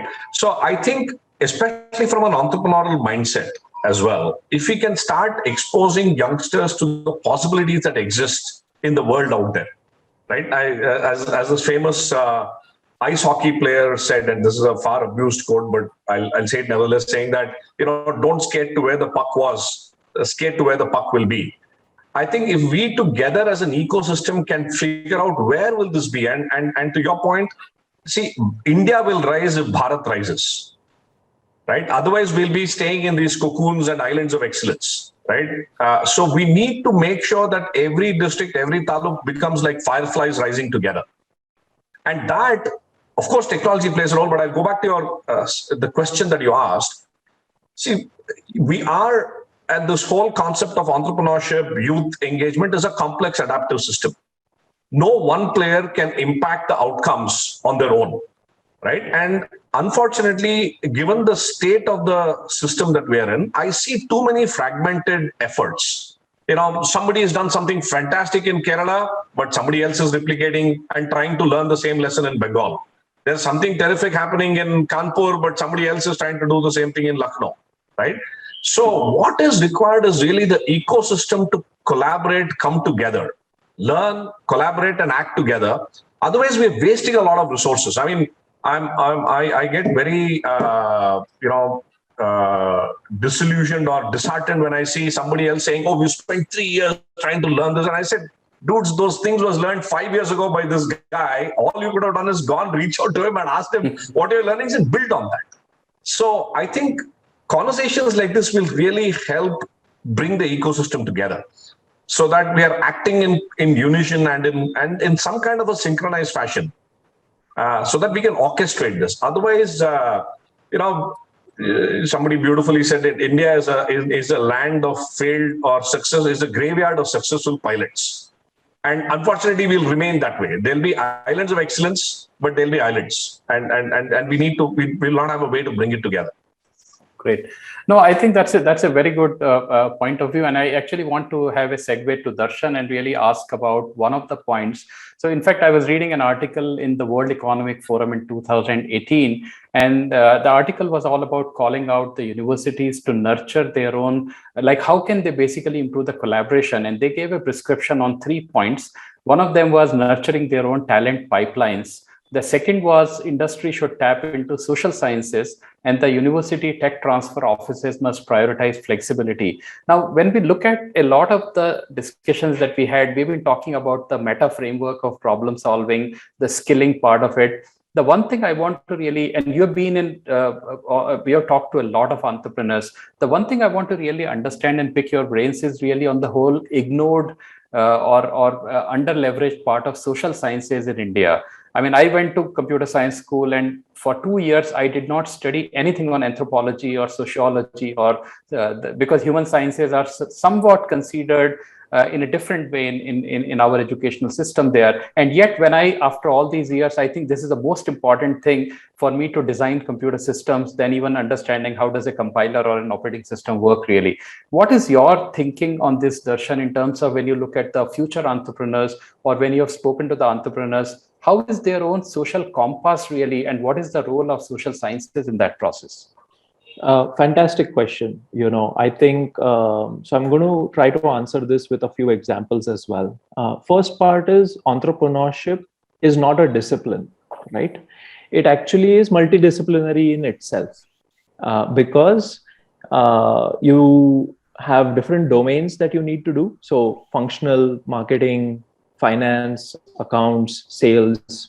On the other hand, you also have technology, and so that is not just IT, information technology, but even say mechanical engineering, chemical engineering, and in this discussion, we've talked a lot about product side of entrepreneurship. The other side of entrepreneurship is sales, right? You have product and you have sales, and then you have the admin or finance bit that goes around it. So if you think about the problems that we have in India, right? What are the large problems, social problems that we have? We have problems around different culture, different economy, like different economic income levels, different languages, different behaviors. We are multiple countries within one country. So, I mean, if you go 200 kilometers from your current location, there's a new language, there's a new food item. And so that also means, I keep saying, India is the land of opportunity. US is the land of plenty. India is the land of opportunity because you have such big, large problems to be solved. So where does these different disciplines kind of come into picture? When you are starting a business, I really like what Dr. Saras Saraswati says. Now, Dr. Saras Saraswati has coined the term and this logic, which is called effectuation. And what effectuation essentially means is, what do you have? Who do you know? What do you know? And what's important to you? Why do you want to solve this problem? Right? And that is where all of these disciplines or our own points of view, cultures come into being. I grew up in Pune. I ran a fertilizer business in Solapur, and I understood, how agriculture farmers right from Simla to Kerala, how did they operate? What were their challenges? And suddenly you found, well, yield is not there. Well, why is the yield not there? Because our, Israel, Amsterdam, Netherlands, all of them have already done it, right? We could have learned from them 20 years ago, but we are still not there. Well, why are we not there? Because we have some very local human problems, social problems. And so you need to approach at it that way. If you try to take what has worked in US, in Israel, in Europe, and try to put it in India, it's likely not going to work. It has to come from the ground up, right? You have to come from the point of view saying, well, I know how these people are. I know how we function. I know how to do business in India.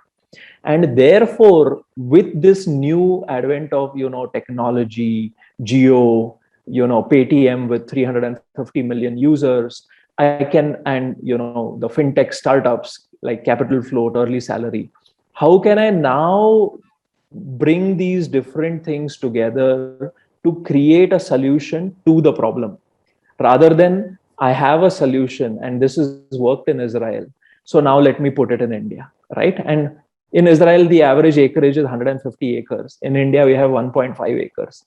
How is that going to make, And just also on this point, what Madan said is, well, India is, we are at $2,100 GDP per capita, and we are growing. We are entering the phase where between $2,000 to $3,000 in GDP per capita is where the domestic consumption goes up. People have enough money to spend money. And that is what is changing, right? And so if that is happening, then as a businessman, as an entrepreneur, I have something. There is money in the pocket, or there is water in the well. If there is no water in the well, what are you trying to take out? Right? US is in a different stratosphere. Israel is in a different stratosphere. So I don't know if I answered this exactly, but what I wanted to really emphasize on is we are a country with very diverse, with our own problems. And you cannot come in with solutions that have worked in different geographies with different technologies to try and mix it over here. It has to be ground up. And so if it is ground up, which means you are either by experience or by research or by education, you're going to do this. So as an education institute, what is it that we could do? We could do things like, can we take undergrad students who come from, say, metro background, right? To take them to small villages, take them to Desh Deshpande Foundation at Hubli, and really understand the real problems that are there and come up with a solution to the problem and not the other way around.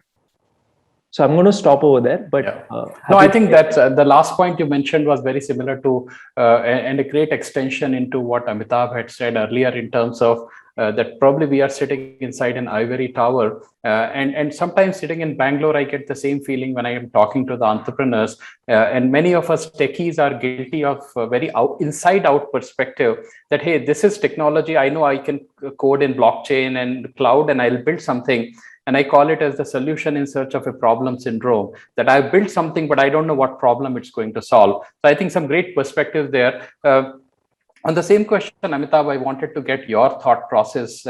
You coming from a biology/medical field, what is your point of view on really looking at the social sciences? Because many times we consider the hard sciences as a different thing from social sciences. How critical do you think is this synergy between the understanding of these basic sciences? Well, I look at it from a very different perspective, and that is not as an like a professor in charge of innovation and incubation. That is because I have done PhD and I have been doing research for such a long time, and not in molecular biology or electronics engineering or something like that. Because what scientific training does to you is you gain the ability to think logically. It does not matter what discipline has been taught to you. There you earn depth of understanding of a particular discipline, knowledge. But the analytical mind can be shaped no matter what you are doing. And that perspective, if you can bring in industry academia relationship, that actually can work. I will give you two arguments, and we have been discussing about it yesterday. Have you ever heard anywhere in the world that two people started a business in collaboration where they do not even know each other? That does not work. So when we are talking about industry academia collaboration and joint ventures or whatever, the fact remains that 95% of us, we have no clue what the industry wants. And the industry does not know what we are capable of delivering. We have preconceived notion that industry research is very ordinary. They do the same old, same old. Industry thinks that, academic people, they are only after our money and nothing else. So I thought that it will be a good idea to break the barriers. And we started two programs. One, we call it Tech Talk. In a Tech Talk, we call an industry leader and we tell him specifically, point blank, that you, for 30 minutes, you will talk about the issues that are being faced by your company that you are seeking solution for in technical terms. And these talks are now very popular at IIT Kanpur, and many collaborations have started since. Many collaborations have started. And we have also done the reverse. IIT Madras has been doing it for a very long time, is that we send our undergraduate students who normally they all go for summer training in their third year. We select a group of 10 and send them to hospitals. Okay? So medical devices is something that I am more familiar with. And the King George's Medical College Hospital in Lucknow has accommodated them. They let them stay in their own guest house for 2 weeks. And they are given access to every functional organ of the hospital. That includes operation theater, outpatient, registry, nursing station, everything. And if you think of a hospital, other than the doctors and the patients, everything else that is in there is an engineering implement. So the doctors know which implement they want, but they cannot make it. Some of my colleagues, not me, they can certainly make things, but they have no clue what to make. So we are trying to bridge this gap. And I will give you two examples. The first one, COVID time, all of you know that oxygen was needed, right?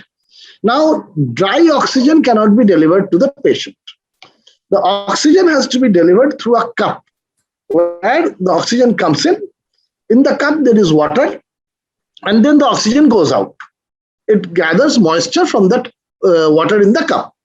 Now, that moisture is not efficiently taken up if the water is not heated up a little bit. So you have a very low power heating plate at the bottom.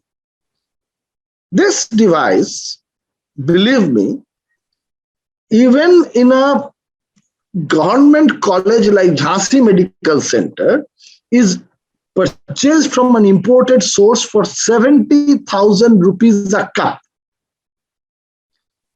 which when I took it to my mechanical engineering colleague, he could immediately make it for 3,000 rupees without compromising quality. What is in there? Just a heating plate and a plastic cup. So, but my colleague never knew that this is a problem that existed. Another example, like many of us, at least I am for sure, I used to think that when doctors do surgery, like they must be coming out with some big, knife and they do this. In reality, that turns out not to be the case. What they do is they take a very thin electrical wire that is heated by electricity and they cut the tissues with that. It's called a cautery. Now, when you cut it, because it is burning through human flesh, carbon is deposited on it and it stops working. So you need a real-time cleaning mechanism, and a third-year undergraduate student created that solution for them in only 3 months after he visited the hospital. But before that, none of us knew that the problem exists. So what is needed very much is that we get to know each other. And for that, avenues have to be created. Every institution should do their own experiment based on their own logical thinking.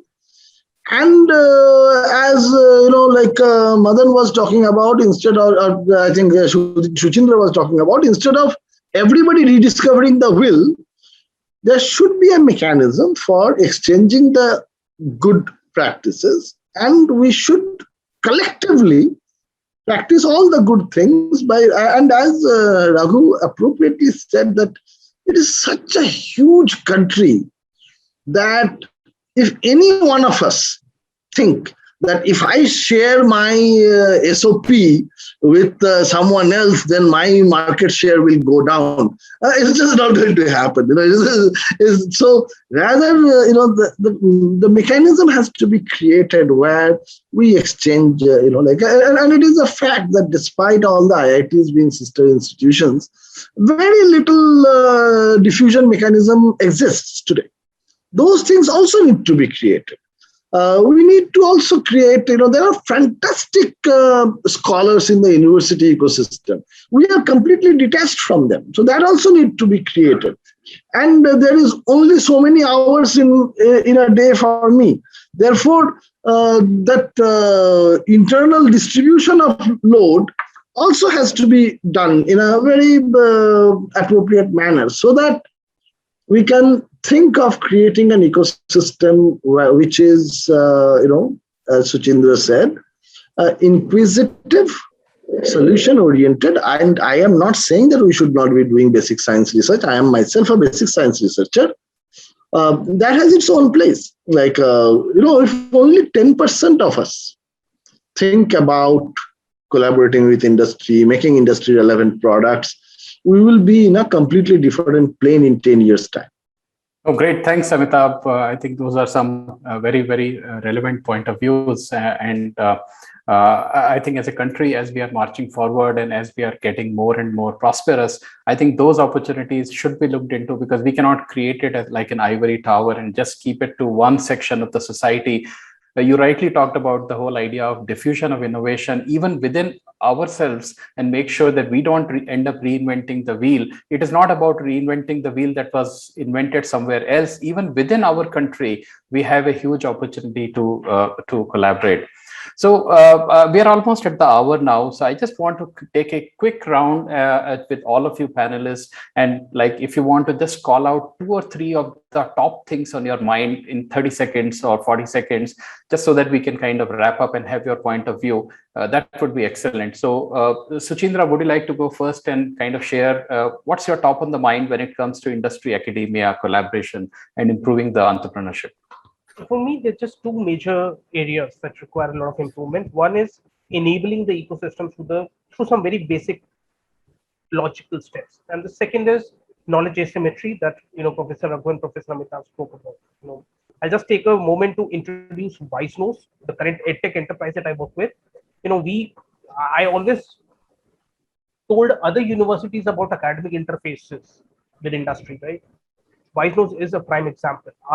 Out of the 2 founders, one of our founders is actually a faculty member at the University of Twente. He developed an excellent technology. Microsoft, the other founder is the ex-director of Microsoft in Netherlands. She met the professor at one of the industry events at the university. They worked well together, and today we have an enterprise which is actually touching 3 million student lives today, right? And I can't give you a better example. I'm living that right now, and I see that technology being in use excellently for a country like India, for that any country. So it's about getting these 2 together, breaking that barrier, and removing that information asymmetry. Thank you. Great, thanks, Suchindra. Darshan, would you like to go next? Sure. So I think the way I see this is it rests like a triangle. First part is the industry, the corporates should give very defined, short 10-week to 20-week problem statements, right? On the other hand, you have students who get this opportunity and interest-based are able to opt in, right? To keep them accountable and to maintain the discipline, you need faculty members who keep them accountable. Now, this might seem very simple, but from an execution standpoint, even a 10-week period becomes extremely long. Some of the Western universities have been able to do this really, really well. So I think we don't need to reinvent the wheel. What we need to do is keep it paid basis. You want students to work on it. Don't do internships which are free. Pay a stipend, right? Give some incentive to keep the faculty, engaged. The university may not need to earn because they might be earning through the fees from the student. So, like they say in the investment world, you align the incentives, everything else falls in place. So keep the money flowing properly and keep this in short bursts. So I guess I'll stop at that. Sure. Thanks, Darshan. Amitabh, would you like to summarize your thoughts on this? Yeah, without getting into detail, I would say that we're too late to get started. And I am confident that there is willingness on part of the academia. And it is an open invitation to the industry that just first make friends with us, then the rest will automatically follow.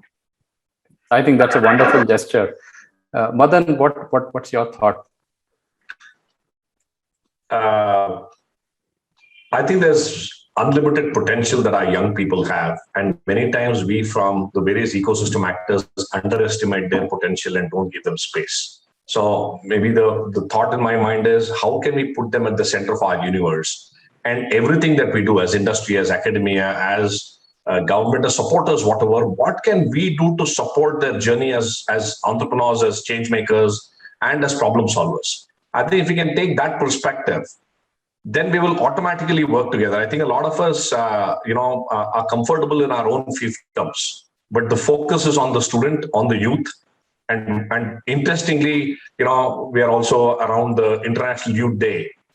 And it's only appropriate that we recognize that we are here to serve the youth who are 100% of our future. And it's all of our roles to make sure that we don't put any barriers in unleashing their full potential. No, I think that's a great thought. It reminds me that, hey, these youth are your future. Better take care of them because you'll be old soon, that kind of a thing. So I think we need to do that. Raghu, can I invite you to share your thoughts and summarize from your point of view? Sure. So, as I said before, I think we are still, though we are getting prosperous, we are still resource constrained. So I think we should not lose any amount of resources. I think the idea of diffusion and so on all speaks to very rapidly sharing and going forward. So that's one thought.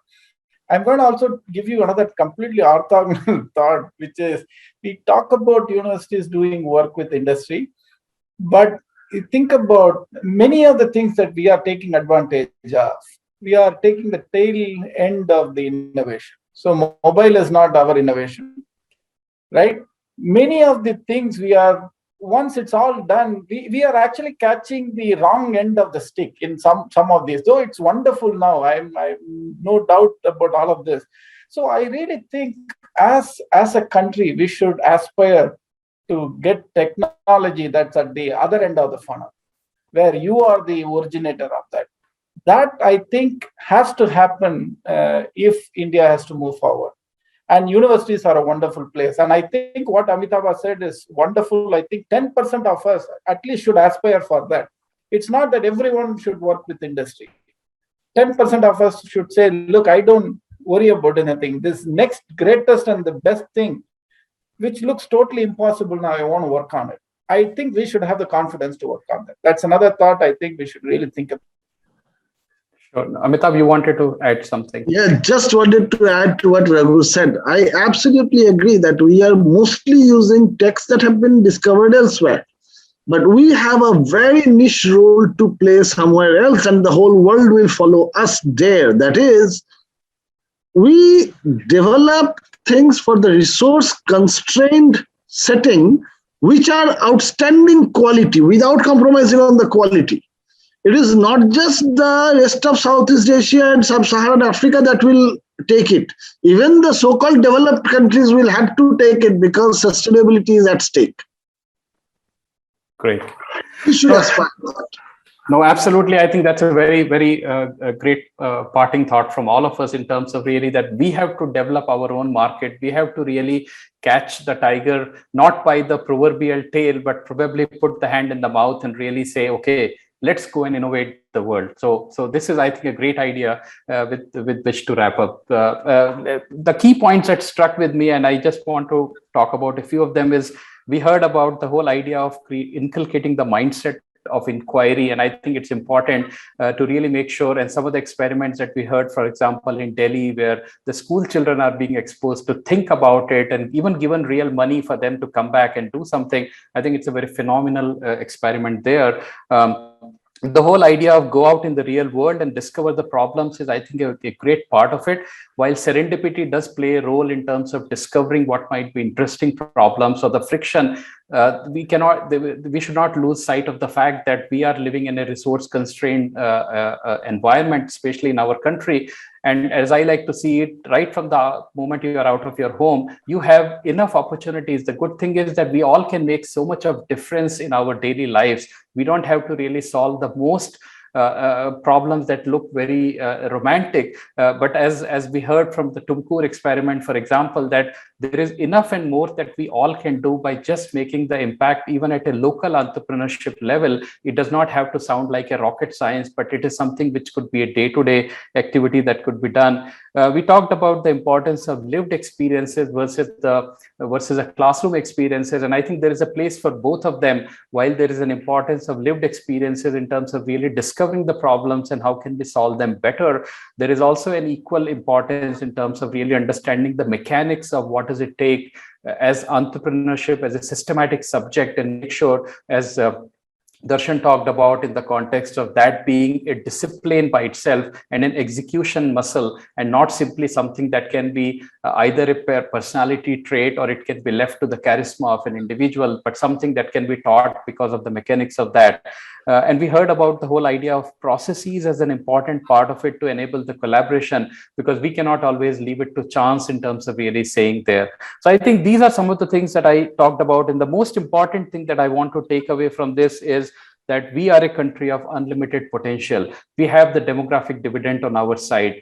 The good news is that there is an eagerness from every partner, every stakeholder, as Amitabh very rightly said, you don't do the business with strangers, you really have to do the business among friends. So I think the first important thing that I would say is really the clarion call from this panel, which is like, let's go out and really make friends across the table and really make sure that we have the most conducive environment for us to enable the conversation, bring out the dialogue, and then everything else will probably follow there, because when the hearts are clean and the intentions are aligned, the magic can happen. With that, I would like to thank all of you esteemed panelists for a great conversation. I totally enjoyed the conversation, and I really want to thank you from the bottom of my heart on behalf of Walmart and the Converge at Walmart event for so graciously giving away your time and sharing the insights with all of us. Thank you once again, and it's been a pleasure talking to you today. Thank you, Tatik. Thank you. Yeah. Lovely. Yeah. Bye-bye. Thank you.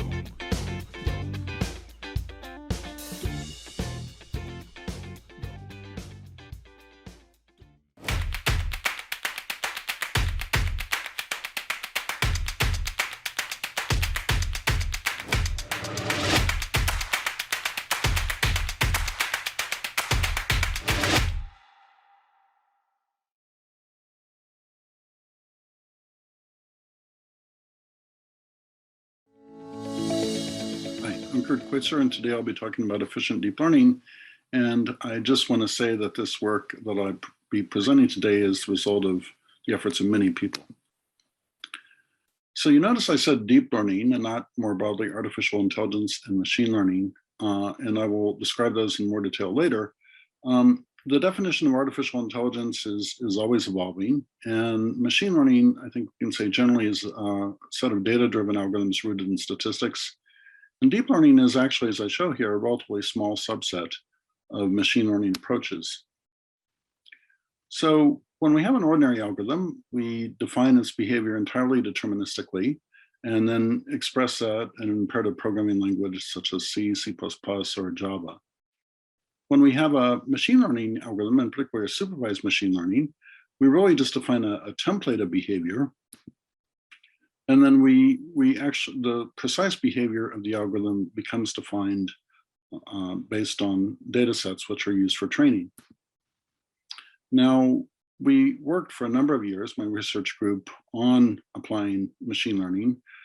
In particular, we were focused on accelerated machine learning algorithms, and we did that across a variety of problems in computer vision, as well as core machine learning, audio analysis, and multimedia.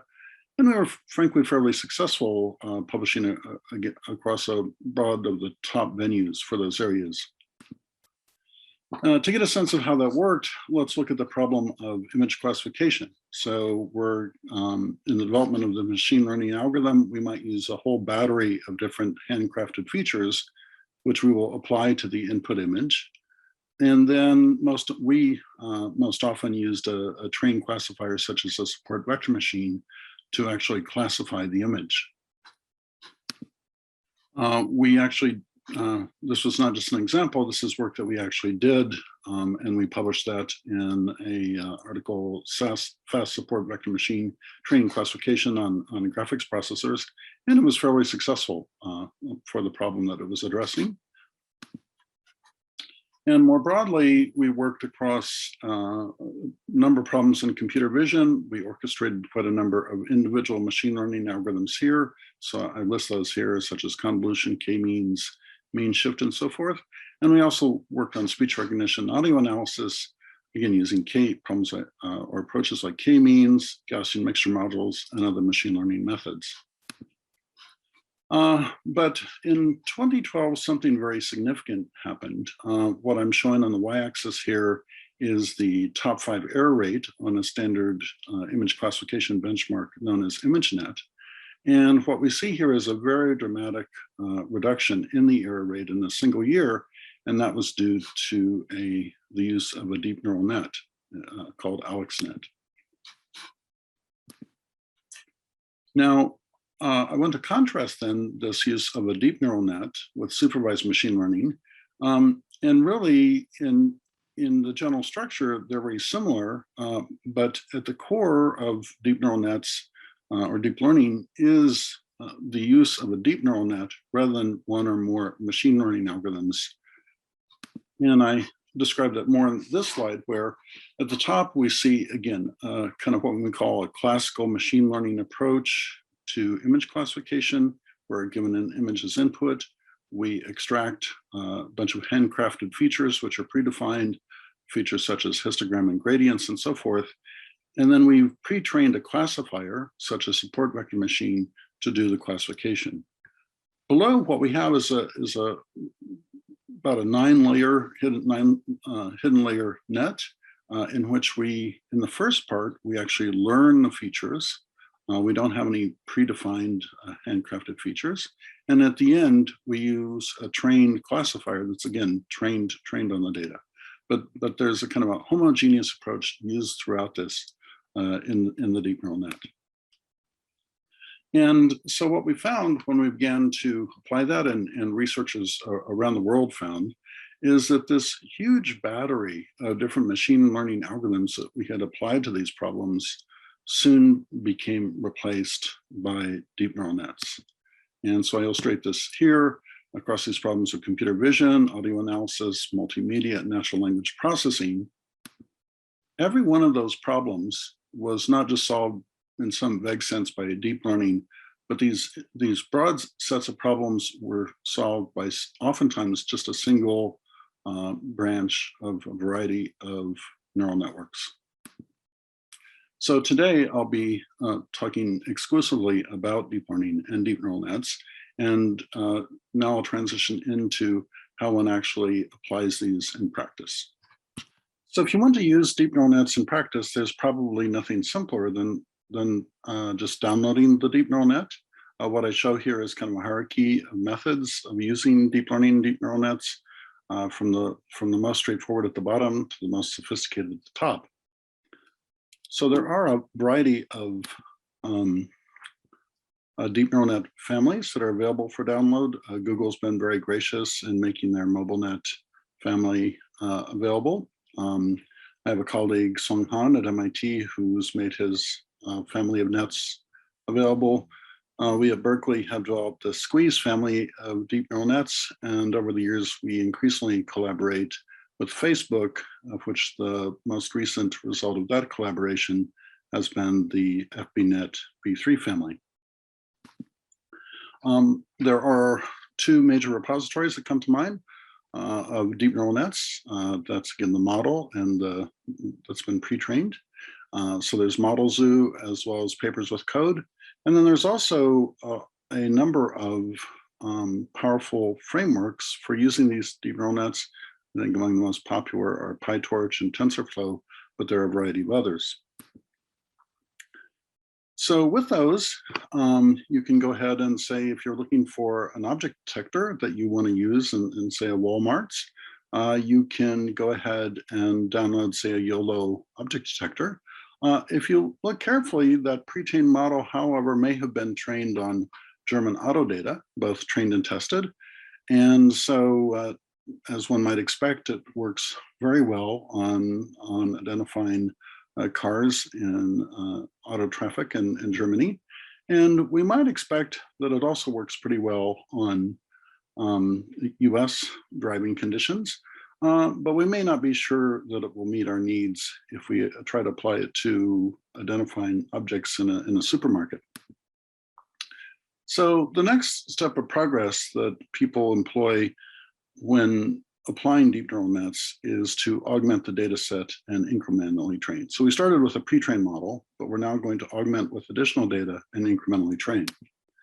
And I like this sequence that Andre Karpathy now at Tesla put together, that back when he was a graduate student at Stanford, there in the blue, he felt that the bulk of deep neural nets and deep learning was all about developing models and algorithms. And there was a very small amount devoted to data sets, small importance to data sets. But since he's at Tesla, if you look on the right there, he sees a much larger percentage of data sets and much less in models and algorithms. And in fact, I think he's, as he's expressed on other occasions, he's been kind of overstating the power of models here and would put even more emphasis on data sets. So what I show here is a overall structure of kind of the technical, getting more in the technical details of how one applies deep neural nets. And the first here in the upper right is aggregating the training data. And as I go into the technical details here, I have to warn you, this is going to be something of a whirlwind tour where I just briefly touch on particular technical topics, but give you pointers for further reading.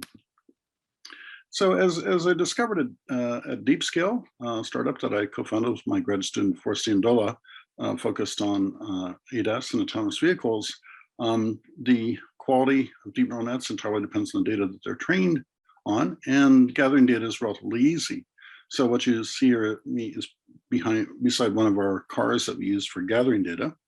So once you gather that data, then you have to annotate it for it to be useful. And so what I'm showing here is the tool that we developed here at Berkeley for accelerating LiDAR annotation, which is particularly problematic to use. So we use these images to assist annotating LiDAR. We have a one-click annotation approach, and then we use tracking of the objects themselves using previous annotations to predict future one. And using these, we were able to get a 6x speed up in annotation.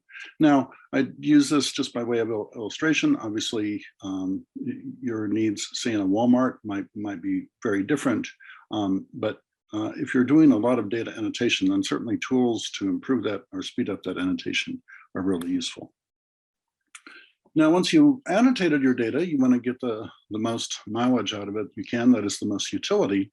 And so one of the most common, or I would say more than common, universal approaches here is what's called data augmentation.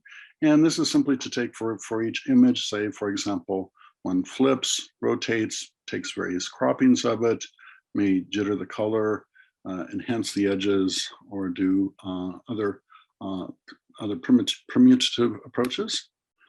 And an approach that we have exploited in our own research is what we would call a step beyond that, which is domain randomization, in which one essentially takes various levels of the feature pyramid of an image and permutes it with various auxiliary domains. So what you see here in A through G are resulting images where we take an original source image, and we do something more than just randomly change the color.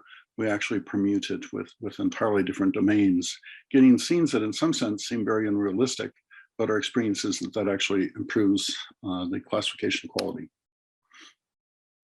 Even after these, however, if we go back to the original problem that we're trying to solve, if we apply these approaches to augmentation, randomization, and so forth, can we then hope that our object detector that was developed for autonomous driving will work in a supermarket? Probably not. Probably we need even more sophisticated approaches. So one of this family of approaches is called domain adaptation. And what I'm showing here is the way in which a variety of different domains can be kind of mashed up together to allow you to more easily adapt to new domains, which you haven't seen yet. And what I'm showing, this is a very, very active area of research in which we frankly, in my group, play a role, but a minor role, given the magnitude of efforts. So what I'm showing you are recent, in particular, recent publications, the latest CVPR conference, but some of our prior efforts of using domain adaptation, as I mentioned, different augmentation policies for self-supervised learning, and then also efforts in unsupervised learning. These are all techniques that can be applied to get more generalization power.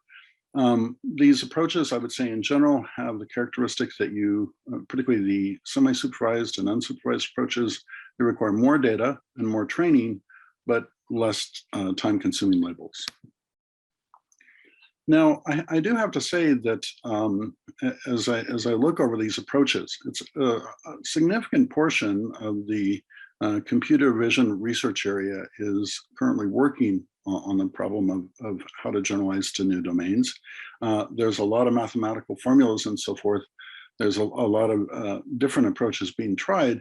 But at the end of the day, it's very hard to determine if one applies these techniques, how much you will be able to adapt to a new domain, such as from a roadway to a supermarket. And I think we cannot understate the power of pragmatics here. So another tweet from Andrei Karpathy says he actually sees more significant improvements from training data distribution search, that is looking at the data splits as you train and oversampling ratios, the neural architecture search. The latter is so overrated. So what he's emphasizing here is the tremendous power of different techniques, really pragmatic approaches that one uses during training the deep neural net, and the importance of curating the data as you do that.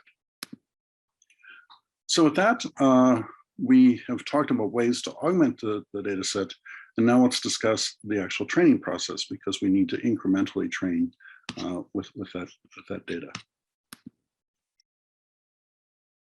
In the upper left-hand corner of the slide, I put training in context, and we're now going to talk about rapid training and techniques to accelerate training. Although we're simply doing incremental training, those techniques might not be necessary, but this is a convenient time to talk about training as a whole, because we'll be needing to get into that later. So when we talk about training, we are talking about a data set, and we've already talked in general about aggregating data set. When we talk about progress in training, a very standard benchmark for discussing progress in training of deep neural nets for computer vision has been the ImageNet dataset, because it contains 1.2 million labeled training data. And just over the last 6 years, there's been a lot of progress, and it was just back in 2015 that even Google's Jeff Dean complained about the slowness of training deep neural nets. Now, over these last 6 years, essentially it's been one approach which has dramatically improved our ability and reduced the time required to train a deep neural net, and that is distributed training. The algorithm used is synchronous stochastic gradient descent, and in this, at each step of the algorithm, one takes simply a batch or a piece of the overall data, say 1,000 images out of the 1.2 million training set, and computes the gradient updates for all the weights in the deep neural net relative to that batch. Now we see in play here kind of two competing forces. True to the algorithm, to remain true to the algorithm and what we know about the algorithm, we need to take a relatively smaller batch size in order to retain the accuracy. If we took the entire data set at a time, for example, use the full 1.2 million images in a single iteration, then we know that accuracy would go down. On the other hand, if we're going to use distributed training, we have to keep all those processors busy. So that wants us to take a bigger batch so that we can have plenty of work for all the processors to do. So what we show in this particular example is kind of a compromise, where out of those 1.2 million images, we take a batch of size 1,000 and break that into mini batches of size 64 and distribute those across 16 processors. Now, I don't have time to go into the details of the progress here, but I am proud to say that I think this is one area where our research group has had some particular impact. So I show training time in the y-axis and the number of processing element nodes which are used in the training along the x-axis. And I believe we were the first to really show significant progress towards distributing the training of deep neural nets on the ImageNet. and we reduced that time to 10.5 hours back in 2016. And then with that, then a number of commercial groups that had been working internally on training, probably in fact had superior results, did come forward with improved results in rapid succession. And we regained the lead, so to speak, briefly when we bulked up the number of nodes we were able to employ on ImageNet to 2,000 using a technique called LARS, developed by a student I collaborated with, Yang Yu. And then after that, ever since then, it's been commercial groups which have typically had the best results on training ImageNet, training, say, ResNet 50 on ImageNet. But we did have another impact with the LAM algorithm, which was used in collaboration with Google to reduce the training time of the natural language understanding neural net BERT to only 76 minutes. So that's just very lightly on the progress in that area. I do want to leave you with a kind of caveat regarding progress in deep neural net training. And that is that the stochastic gradient descent algorithm is very sensitive to hyperparameters like initialization, the warm-up period, precise learning rate used, the momentum, the batch size, and the original network architecture. And if you don't get those hyperparameters correct, then you can still see a degradation in accuracy, poor generalizability, even a vulnerability to adversarial attack, and of course, longer training time if you don't get them correct. So far, what we've talked about in downloading deep neural net and augmenting the data set and incremental training is a focus on accuracy. And next, I'd like to talk about improving the efficiency, which really gets down to the business of designing and training the deep neural net itself. And as you can see, finding the right deep neural network is very much at the center of our efforts. So what we learned from our experience with SqueezeNet is that there are really two important aspects of deep neural net design. And with SqueezeNet, relative to that breakthrough net AlexNet, we were able to reduce the model size, as you see on the far right, by a factor of 50x, simply through model design, simply through the way in which we structured the various layers of the deep neural network. And then we were further able to reduce the size of that deep neural net model by another factor 10 through what's variously called model compression or optimization. So I'll be talking about both of these aspects. And our general philosophy there was not the prevailing notion that bigger is better. Bigger was naturally achieving greater and greater accuracy on the computer vision image classification benchmarks. But we were interested in going to a counter trend, kind of inspired by E.F. Schumacher, that small is beautiful, which is finding just the right sized efforts for the particular applications that we were pursuing. So smaller neural nets have a significant advantage. Oftentimes they train faster, although there are some details to be worked out there. They can result, or most often result, in faster inference. They use less energy, and in that they use less memory footprint. They also enable over-the-air updates. So we applied that approach over the ensuing years and up to the present to a variety of problems. First, image classification, and then with SqueezeNet object detection, and then with SqueezeSeg versions 1 and 2, and now 3, various problems in semantic segmentation. And more recently, we worked at other problems outside of computer vision and speech recognition, natural language understanding, and text-to-speech. And I won't go into those further now because I'll be talking more about those later. In that process, we got kind of a feeling for the palette of the artistic palette of a deep neural net architect with different convolution types, spatial convolutions, pointwise convolutions, stepwise convolutions, approaches of channel shuffling, and we even invented our own layer type of shift. And I got then invited in subsequent venues to give talks on efficient deep neural net design.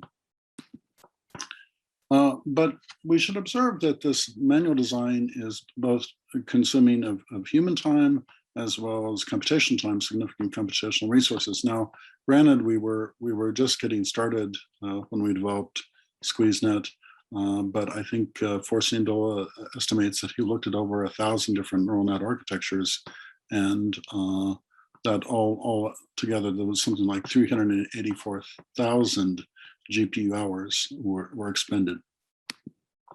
So the natural question here is, can we automate this process? And indeed we can. And I see that as something of a step higher in the hierarchy of sophistication in using deep neural nets and deep learning, which is to apply neural architecture search. So this in a single slide overviews collaborative work that we did with Facebook in neural architecture search. And I'll go through the different elements of this quickly. So first, in any kind of search, there's the definition of the search space over which you will search. And in this case, it's encapsulated in what was called a stochastic supernet. And what we see on the left hand are broad characteristics of a particular supernet. This is done for mobile image classification. So you predefine 22 layers with 7 groups. You have base channel sizes of each group are predetermined, and the downsampling schedule is defined at 1st, 3rd, 4th, 5th, and 6th. And each layer can choose a variation of the template module, which is shown on the right here. And so essentially you have particular choices there with respect to the elements of the different convolutional elements, and also the kernel size and the expansion ratio. To determine the latency of a particular point in design space. So again, in design space exploration, the evaluation of the quality of a particular point in the space is very important. And we want to move from max and model parameters to actual latency values on the actual target. And so we were essentially characterized each individual layer on the target to get those values for the latency. And then we just plugged in the results into the loss function and optimized as before. Now, this differential neural architecture search, or casting neural architecture search into a differential format, which made it amenable to optimization, was relative to prior approaches extremely fast. And so using only 8 GPUs in 24 hours, we were able to get a result. We were also able to optimize for the actual latency as opposed to just optimizing max or memory size or number of model parameters. And it could also be generalized and applied to different problems. And again, I want to reemphasize that this was done in collaboration, close collaboration with Facebook. This work is not continued with my students, but with a student of another advisor, Joey Gonzalez at Berkeley. Alvin Wan has continued to develop 2 more generations of the FBNet family with version 2, in which the channel dimensions were thrown into the optimization, and version 3, in which pre-training was used to improve the search efficiency. And I'm not going to throw a lot of results tables at you, but this one is interesting because I do think it reflects the state of the art, achieving this very high level of accuracy on the Y dimension with fewer flops than other approaches for mobile nets. But I do want to leave you with the sense that the challenge in the adoption of neural architecture search is that it requires just as much expertise as the original deep neural net design here. So let me just move this down to show you on the right hand, where again, this is one more case where there are many parameters to be explored here, and they can be as daunting as doing the original deep neural net design itself.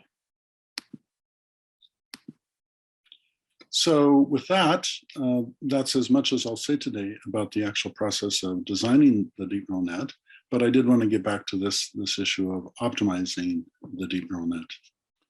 And going back to this diagram, we see it here at the bottom, generally under the heading of efficiently implementing the DNN. So I'd like to start by talking about quantization. So uniform quantization is just a mapping from floating point values to quantized integer values. So at the top here on the left, we see floating point values, which can take 16 or 32 or bits or even more, down to 8 bits.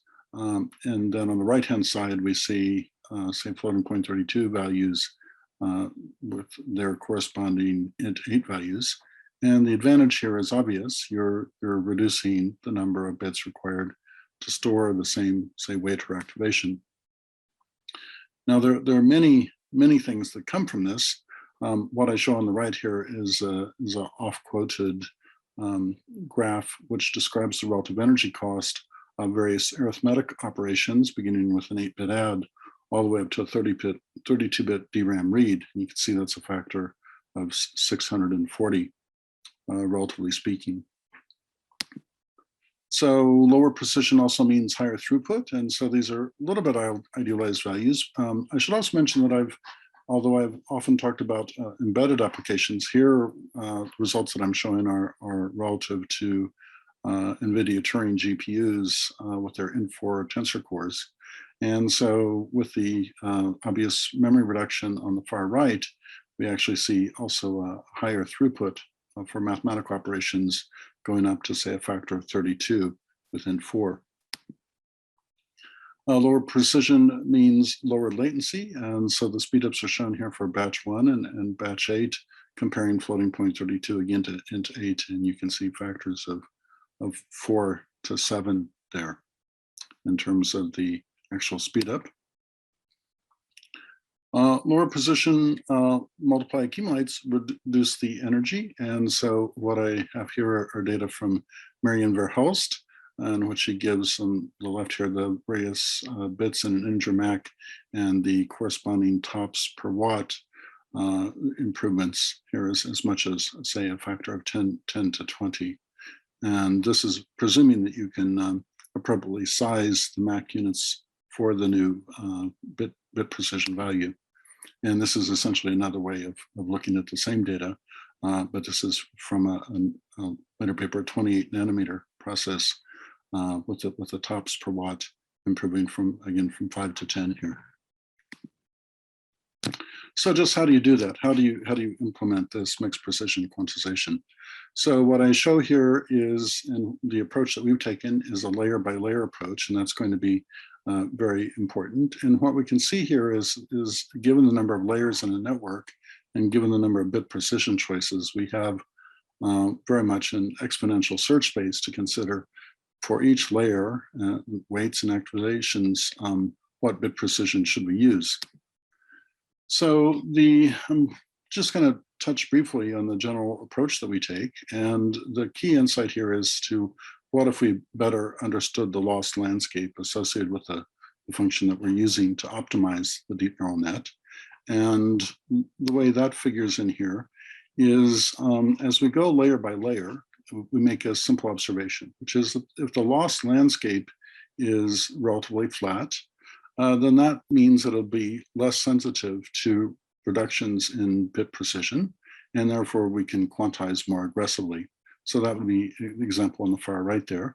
But if we look above, the more folded loss landscape on the far left, we will need more bits of precision in order to avoid losing accuracy. So I guess I should emphasize here, of course, it's relatively straightforward to quantize and just change the bit precision of a deep neural net implementation. The challenge is to retain the accuracy of the original deep neural net. So we have developed the algorithms as well as the corresponding software over a series of generations of this work, and presented that in 3 generations of Hawk papers.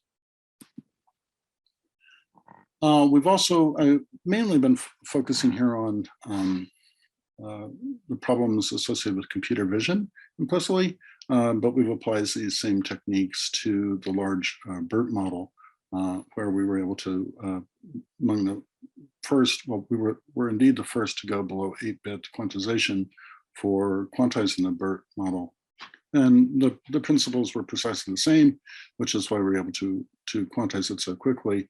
We need more bits for sensitive layers and fewer bits for less sensitive layers. Now, as I said, quantizing is easy, but we want to retain accuracy, and the challenge in maintaining accuracy is that we need to, during the process of quantizing, we need a fine-tuning process or a retraining process, and that's computationally time-consuming because that involves essentially putting training in the inner loop of the optimization. And also the training data, which you need to retrain the model, may in fact not be available, either due to privacy or security concerns. And this is in the case of medical data, or it's simply made that that data is no longer at hand for a variety of reasons.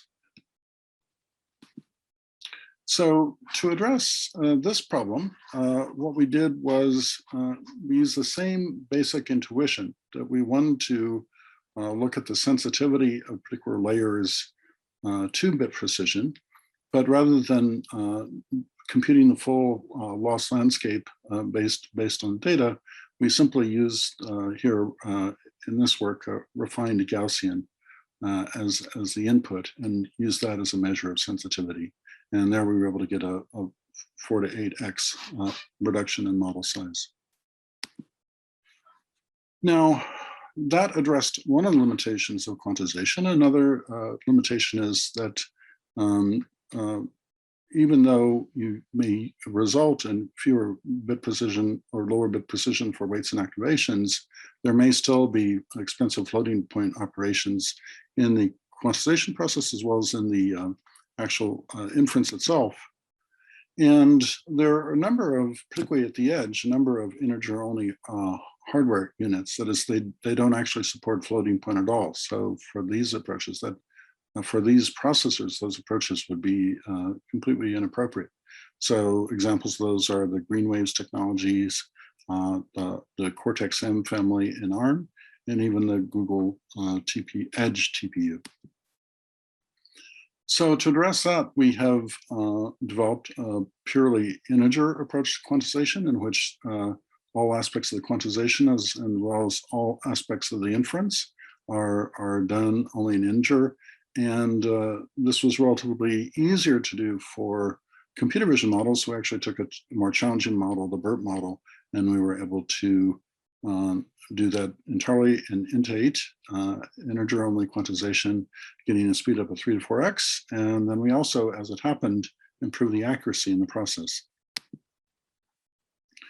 We've also looked at the speech recognition, and we have a similar approach that we've applied there, resulting in a model that's 6x smaller and with a very modest 0.25 degradation in the word error rate.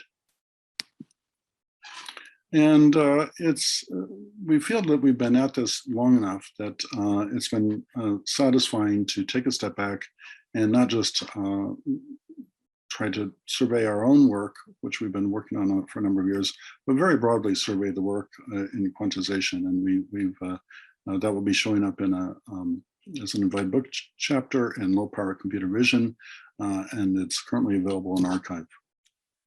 So the last step of the hierarchy here is in which you actually design the deep neural net simultaneously with the neural net accelerator, or co-design it. And although this hasn't been a very much of a focal effort of ours, it has been very educational in helping us to understand how the neural nets match to hardware. So our first effort here was done in collaboration with Samsung, where integrated circuit chip architect from Samsung joined us for a year, and he was developing a convolutional neural net accelerator to be used as an IP block for mobile systems on a chip. And so we co-designed a net squeeze next together with the squeeze accelerator, and we saw basically the interactions among the data movement there and how they could be improved. And the results there actually showed he was able to improve accelerator performance on nets like mobile nets V1 by as much as 6x. We then went on to our own efforts here, in which we developed another neural net, again for computer vision applications, and we were able to get state-of-the-art results there, and superior frame rates, much superior frame rates to those that were available. But to me, the most interesting thing is that by using our work in quantization, we were able to get bit quantization down to a level in which we were able to put 1,024 multiply accumulate units on a low-end Xilinx ZU3 device. Our work following that was more involved in less solving general problems like image classification, and more very particular problems targeted for FPGA implementation. And so we worked on deformable convolutions and deformable parts models, and we were able to achieve 2x the frame rate of commercial implementation, same accuracy, by putting together the neural architecture, quantization, and developing our own hardware engine. And we've gone on then to do a whole design space exploration, particularly targeted for FPGAs, which again, we're able to get 2x frames per second with equivalent accuracy on standard problems. But more importantly, we're able to explore a very broad range of trade-offs of accuracy and efficiency. Those are just our own efforts, and as I say, in some regards, I view them as more our own education than ultimately impactful. But there's a tremendous array of commercial efforts out there exploring the same problems of how do we better tailor hardware to support neural nets, and how do we better tailor neural nets given the target hardware. And so what I show along the y-axis here are the absolute tops, and then along the x-axis the number of basically the thermal design point, or the power regime in which they operate, ranging from smartwatches through smart speakers and cameras, smartphones, up to independent edge accelerators. So I don't think we've seen the full impact of these yet, but I think when we do, it's really going to change our whole notion of what's available in computation at the edge. So last, I'd like to just wrap up, and I've done a lot of kind of discussing individual research contribution by individual research contribution, and how they broadly fit together. But what I'd like here to wrap up at the end is really talk about, well, what's this going to make possible?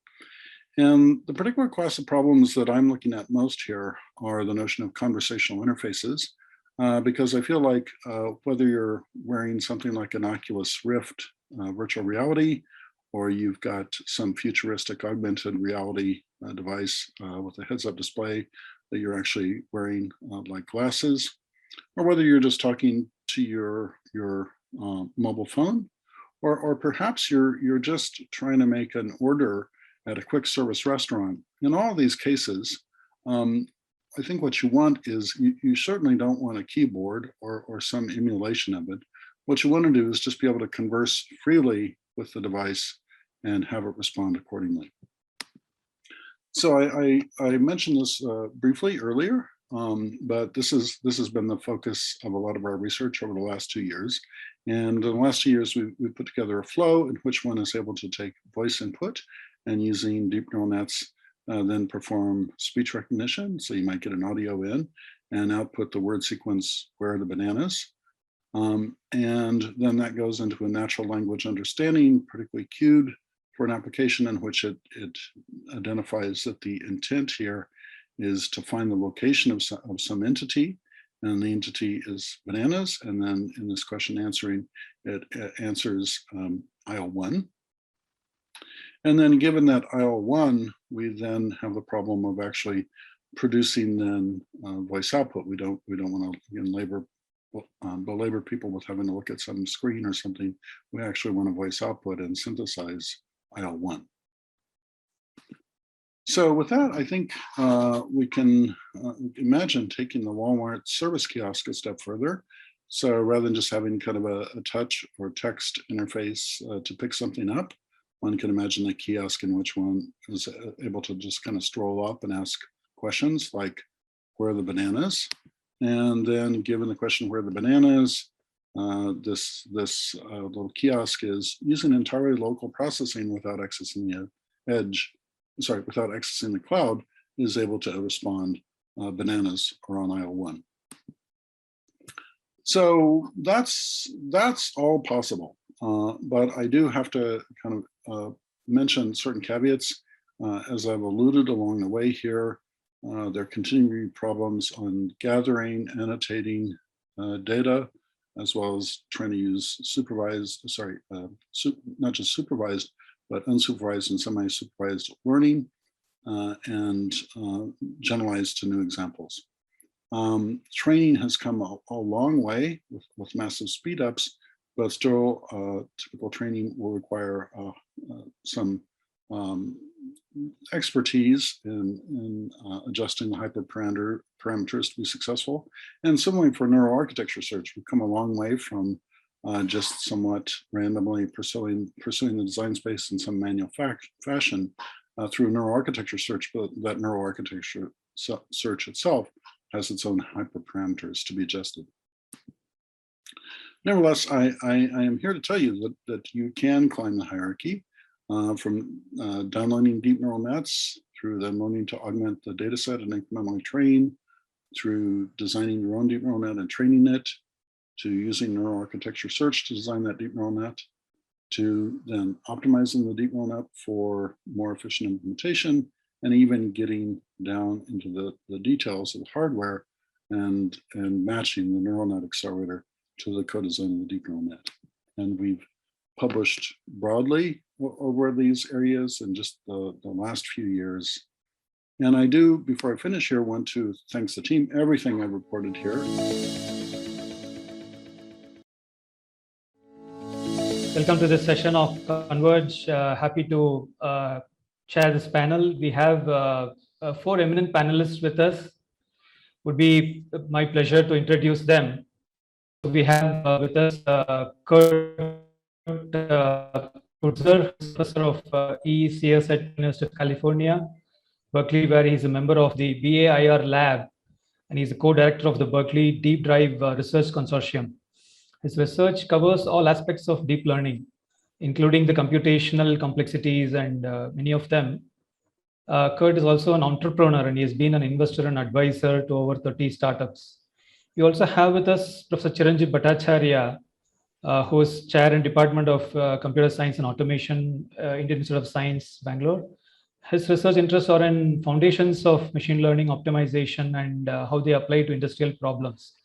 He's authored numerous papers in leading journals and conferences in ML, and has won many base paper awards. And he joined the Department of CSA of ISC in 2002 as an assistant professor. And prior to that, he was a postdoctoral fellow at UC Berkeley. He holds an BE and ME degree in electrical engineering from Jadavpur University and ISC.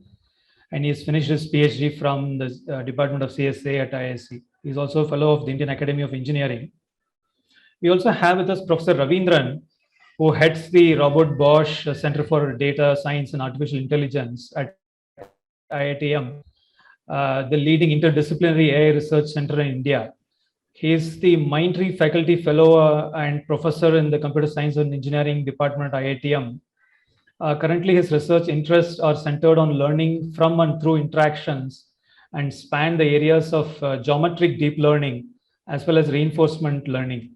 He received his PhD from the UMass Amherst and his master's degree from the ISC Bangalore. We also have an industrial person on the panel, which is Chintan Shah. He's a product leader at NVIDIA, focusing on AI products for intelligent video analytics and conversational AI. He manages AI software and tools for building and deployment of AI models and applications. He's fascinated in seeing how AI has accelerated so many traditional industries and all the innovations that it has driven. In his previous role, he was developing cutting-edge NVIDIA GPUs. He holds a master's degree in electrical engineering from NC State University. So glad to be on this panel, and this is Vijay Agneeshwaran, Director of Data Sciences at Walmart Global Tech. So glad to be on this panel. We are going to talk about some of the challenges in industrialization of machine learning and deep learning. So without ado, right, I'll get on to the questions and start asking the panelists. So the first question I had was on mainly the challenges in industrialization of ML models. So specifically, right, what are the challenges some of you have faced in putting ML models into production? One of the things that at least we have faced in Walmart, right, is as we have seen, right, the actual ML model development, right, is only a small part of the overall engineering that is required, right, to get ML models right into production.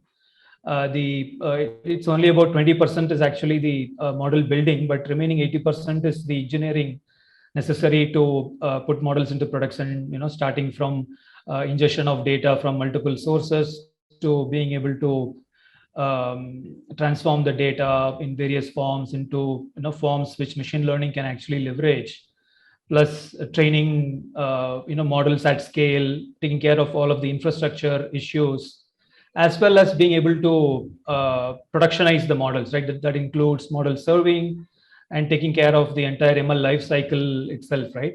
So these are some of the things that we have faced, but the right, which I would really ask is what has been the experience of the panelists themselves, and what are those issues they have faced? Is it the ML engineering, or is it data availability in terms of labeled data?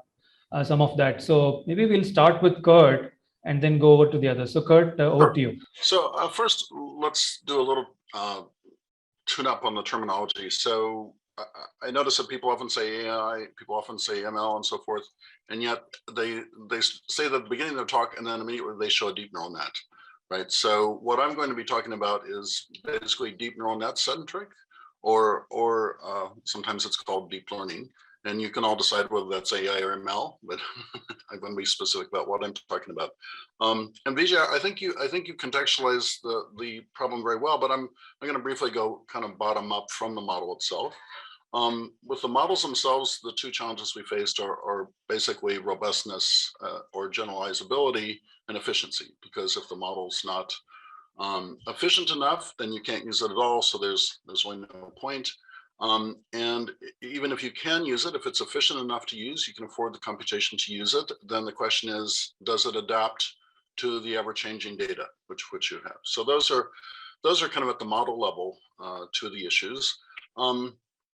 I think you're absolutely right that the model development per se is dwarfed by the issues associated with data, data collection, data annotation, and so forth. And there are various research in self-supervised, unsupervised learning, and so forth, as well as domain adaptation, domain randomization, and so forth, to try to address those. And then even more broadly, as you say, there's the whole issue of what is the life cycle of this? How is this actually deployed, and so forth? So there's layers and layers of issues. So I think in some sense, particularly for us as academics or as industrial researchers, the question is just where do we value add?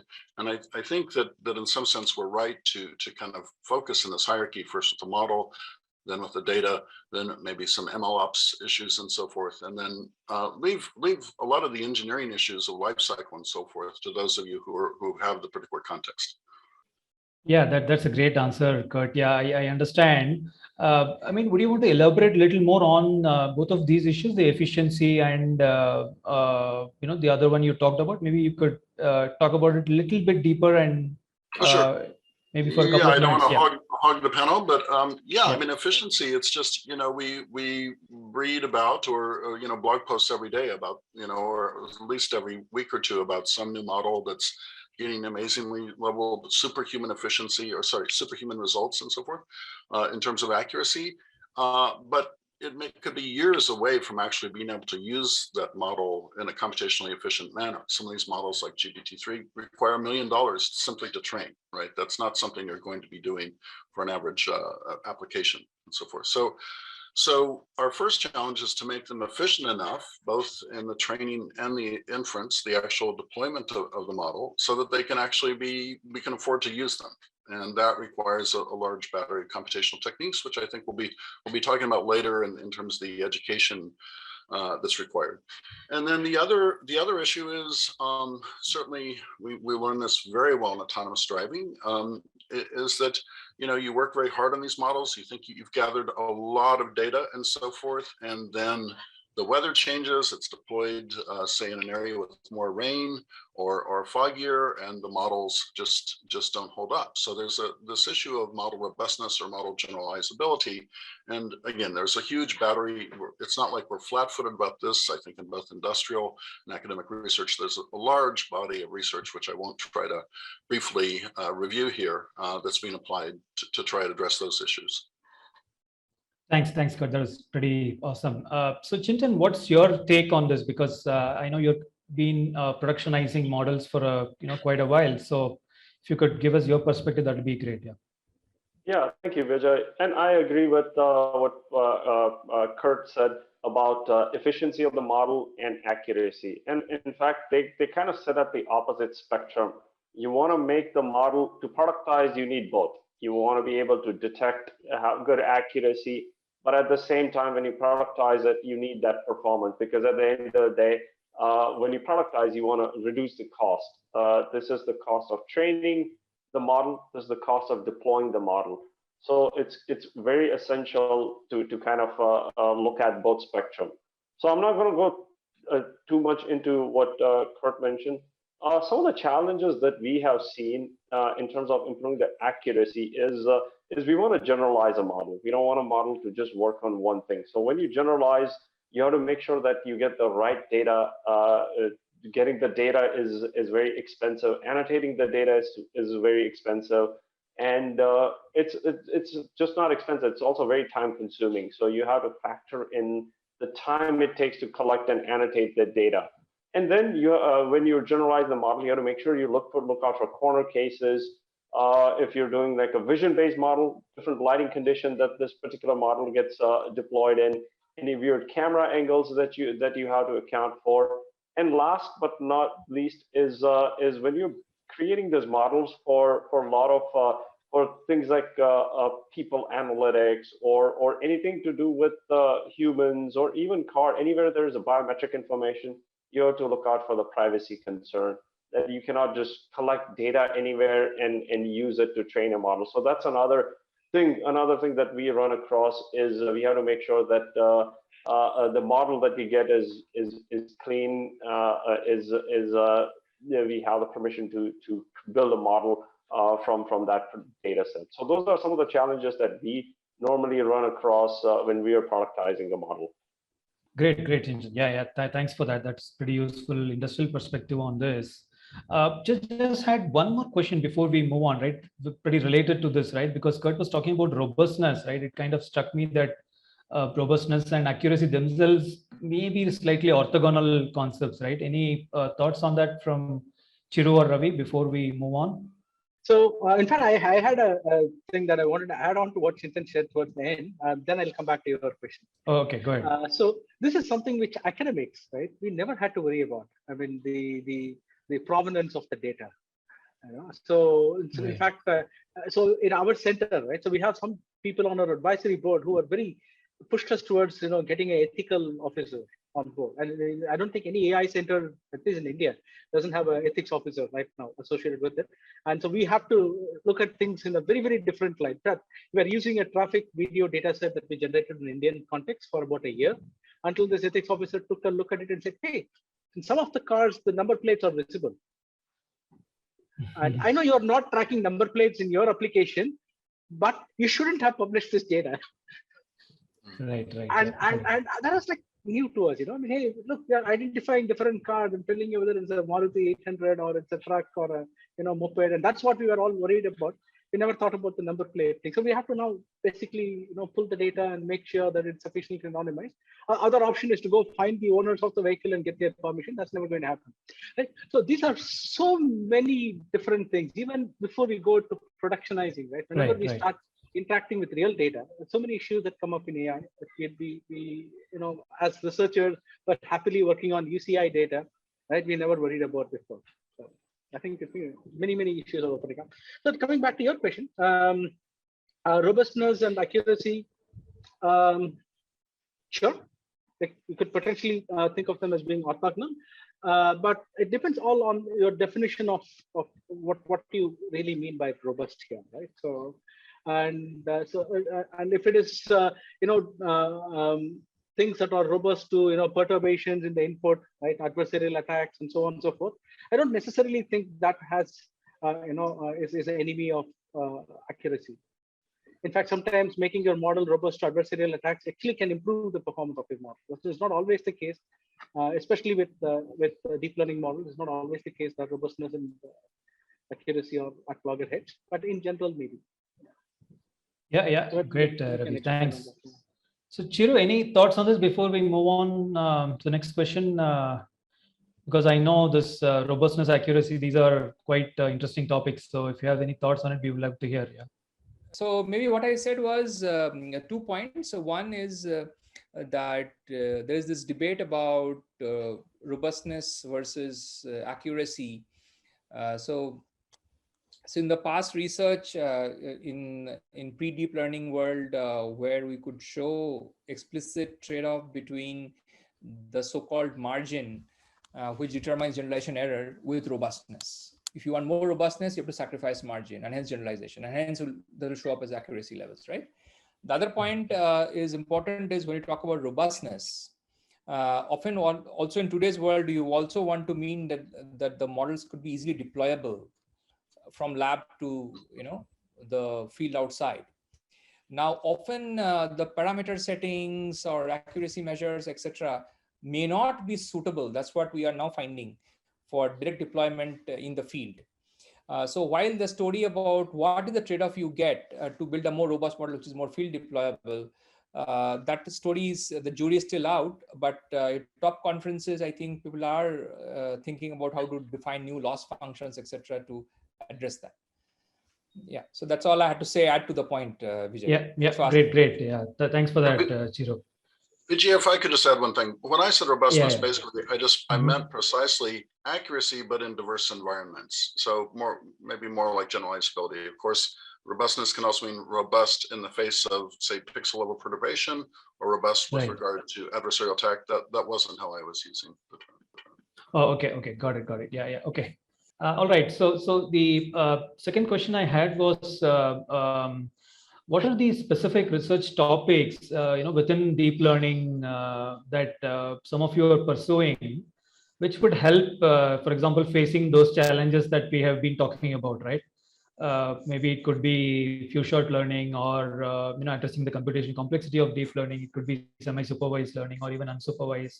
So those are all could be, but then I would love to have your points of view on this. So maybe we'll start with Ravi on this. So one of the things that I have been looking at more recently is trying to move towards using more symbolic representations while you are also trying to use deep learning in some way, right? So the goal here is to make sure that it is easier for a human in the loop to interact with AI systems. So in that some sense, that helps with the deployability. So right now it's more in the research side, right? So we're not really looking at field deployability yet. So there are things like where a human is able to write simple rules in terms of these symbolic representation, and that can then be used to generate label data for a deep learner, which can then provide more fine-grained generalization than what the rules did. So it's like learning with weak supervision with symbolic representation filling in the gap. So that is one direction that we are looking at. And then there's a lot of work on explainability in our center. And one thing that we have been working closely with some radiologists is to build models that analyze radiology images, but are also more explainable or more interpretable for an expert in the domain, right? So can they actually attach semantic signals to some of the features that are being generated? So that's some work done by my colleagues.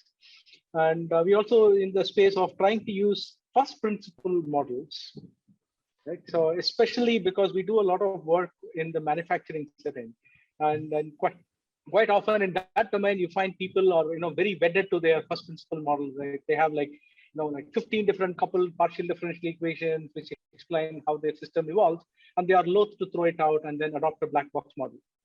So what we are looking on is, hey, how can I actually take that first principle model and then figure out what is the gap that can be bridged by using data-driven methods, whether it is simple classifiers or predictors, or whether it is some kind of a more complex deep learning system. And we've had quite a good success rate. In fact, we worked with the company in improving the digital twin models.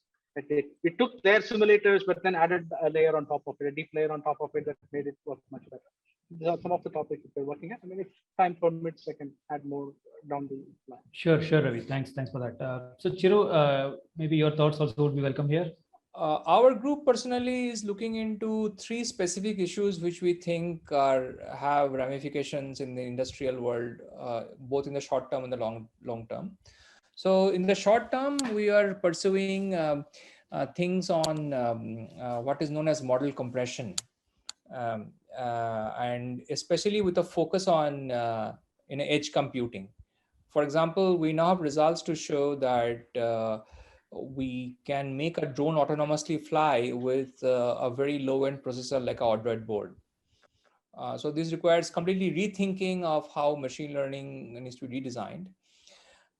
So this is one line of thread which we call model compression.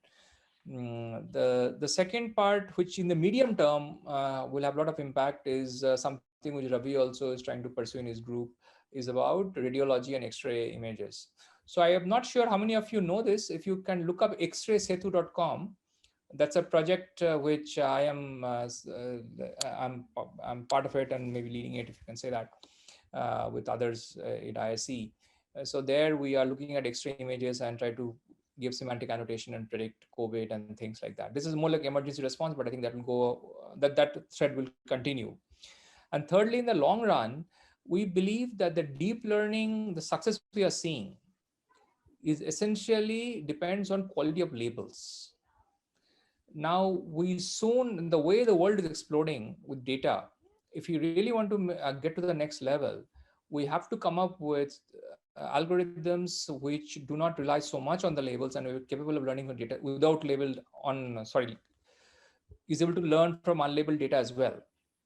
So for that, we have made some progress on new models on unsupervised learning. Unfortunately, it's coming out, these papers have come out in solid computer science theory conferences like SODA and etc. In recent ICML also a couple of papers on follow-up on that. So that can be one very nice direction to build models which are unsupervised in nature. So these are the 3 points, I would like to add. Thanks for that, Chiru. I know Kurt has also done a lot of work in this space. Maybe a couple of lines from him before we move on.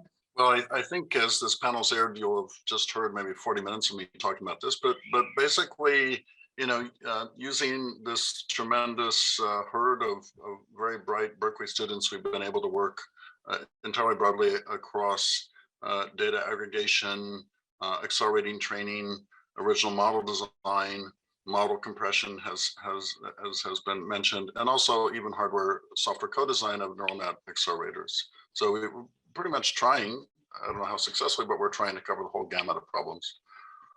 Right. Yeah, got it. All right. Okay. So we have talked about a couple of interesting questions. I had one more, which was slightly different, but yeah, it's more about the people coming into the ML and DL world, right? So essentially, right, what are the key skills required to apply machine learning and deep learning to the industry? Are students learning them in the university or not, right? That's really the question, right? So maybe we'll start with Kurt and go over the panelists. Over to you, Kurt, yeah. Sure. I think that obviously as educators, what we should be teaching our students is such a critical question, particularly as the techniques are changing. I mean, increasingly what used to be a process of algorithmic and development and then implementation in an imperative language like C++ or C or something has been replaced simply by the development of a deep neural net. And I think we're coping with that, but I think if our educational process is kind of organized around the old school of algorithms and imperative programming, then probably we're not doing our students a service if they want to enter this area. But there are, I think it's also important to kind of keep with the fundamentals and kind of organizing this a little bit around this framework of we're trying to improve accuracy or robustness or generalizability. Then our students need a foundation in statistics. I think that's really critical. I wish I'd studied a bit more of that. Basic, computational linear algebra and so forth. I think that's at the core of everything we're doing. Optimization theory is up everywhere, particularly in the training of these deep neural nets, and to really understand what's going on. So many people, if their deep neural net say doesn't train, they just throw up their arms and begin to fiddle with hyperparameters without really having any sense of what's going on. Then the other broad challenge I think that we're addressing is efficiency. And efficiency, I think our high performance computing students, ironically, have done very, very well in deep learning. I'm very proud of my student, Brian Catanzaro, now a vice president at NVIDIA. He came very much from a high performance computing background. My student, Forrest Iandola, with whom I co-founded DeepScale, he also came from high performance computing. Now that helps you with training, but more fundamentally, it helps you really looking at the deep neural net computation as a computation and bringing that same skill set of efficient computation and so forth. There's a software stack involved, compilers and so forth. One needs to understand something about hardware architecture if one wants to make things efficient. And it's really useful to be really able to go down actually to the physical hardware, particularly if you're working with neural net accelerators and trying to decide exactly if we move from 8-bit precision to 4-bit, how much does that save? The third very broad category I would say is really sociological. And with this, having a predominantly Indian audience, I'm going to challenge you a bit. I think that my Chinese students, for example, seem to be plugged into a much bigger network. There's not a paper announced on Archive that's not being chatted about in some WeChat group somewhere, and they're coming in the next day, pointing to something in Chinese and saying that their friend at Tsinghua has just mentioned. I don't have my Indian students coming in pointing to WhatsApp and saying, this was just on some group that I belong to. So really the field is moving so quickly. Really understanding the models is what's new at Hugging Face, what's new on Archive, and so forth. I mean, I've really, if I called it anything other than a kind of social networking, I think I would be over academicing it somehow. I mean, I think it really is, and so I think that's as integral an element of success in these students as anything else. Yeah, thanks for that, Kurt. That's a great answer. But over to Ravi for his thoughts. Ravi. So, I mean, I agree with a lot of what Kurt said, right? So, in terms of what is really important to computer science, for example, a typical computer science curriculum would only probably be covering discrete math and maybe a little bit of probability theory in the past, right? But now we have to go much beyond that, and we have to do a little bit more continuous math, talk about linear algebra and at least the computational linear algebra side of things, and also expose people more to optimization so that they have some sense of what is going on.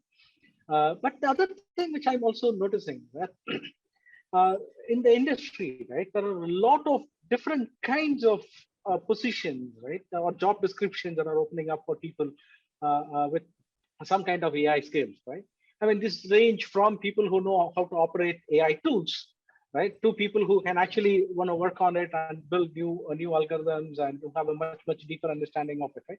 So somewhere like, I jokingly sometimes say going all the way from electrician to electrical engineer. So we have the whole gamut of job descriptions that are opening up, and I don't think the academia is still caught on to what are the different kinds of things. I mean, we can very easily train a Java developer now, but we are not. That doesn't mean that he needs to understand lambda calculus. So I mean, so that sense, right? So we really haven't hit the right kind of abstractions for what computer science curriculum should cover. But then there are a few things like Kurt was saying, right? The fundamentals of math, of course, everybody has to look at it. And then as we go along, right? So we probably need to evolve into what AI curriculum should look like. So that's something which I, yeah. Yeah, that's very interesting, because I think your answer goes into the, for example, in a cooking kind of a scenario, right? Do you hire actually people who have done enough cooking, or do you start looking at electrical engineers who can create the microwaves and and so on, right? Right from this level all the way to the top, who can simply use the applications, the appliances, and start cooking, right? So I think that's similar to the debate that we're having. But yeah, over to Chiru for your thoughts on this. So I think the question we were discussing are we producing the right kind of students who are fit to take on or lead the ML industry? My perspective is narrow in the sense that we only see students from our institutes. And I hear from my colleagues out in industry that given the demand our number of students we're supplying is A, too less, and B, there is some amount of skill gap, but we haven't put a finger on it, that what exactly in the skill gap. So one of the things is, let us say we train a deep network model. The students, when they do those exercises on MNIST data set and thing like that, so that is a very far cry from training an industrial scale model on industrial scale data.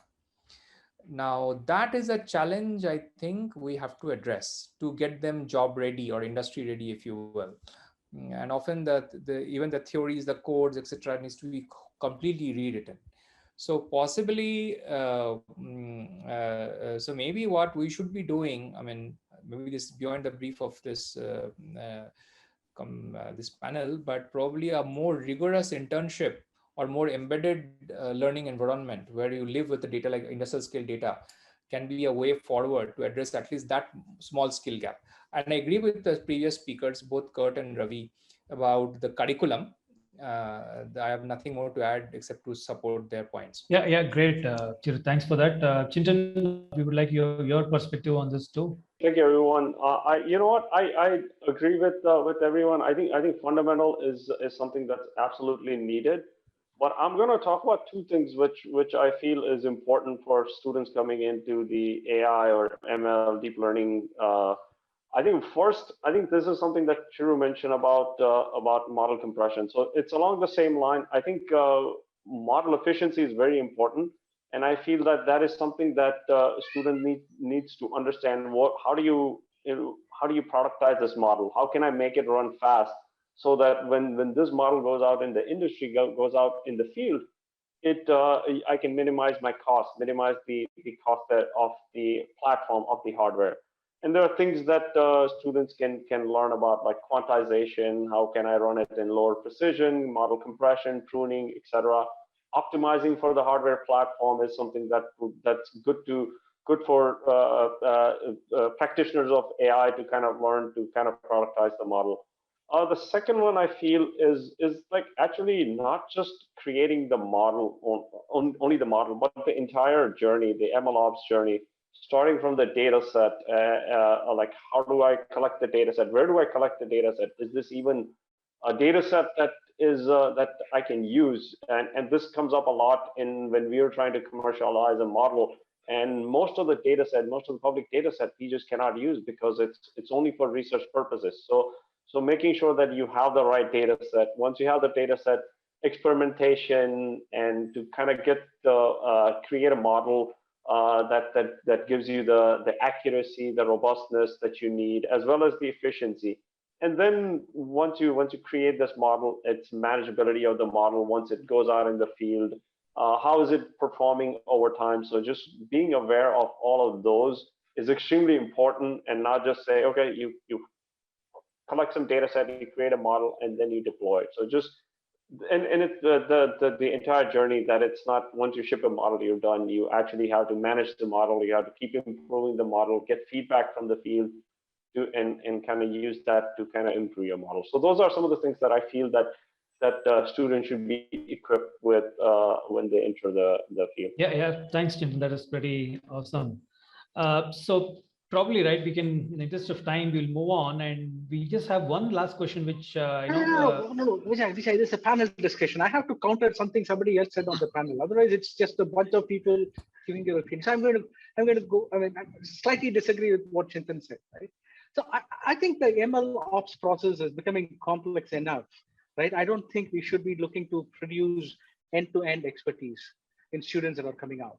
Right. So if you're talking about people, if you want people who are good at making sure the hardware, you match the hardware to the platform, I think you need a set of people with a very diverse background, right? People who need to actually understand, chip design to some extent, and at least go down to the level of the intricate architecture, and then they will be able to do the mapping from the hardware to or rather from the algorithm to the hardware.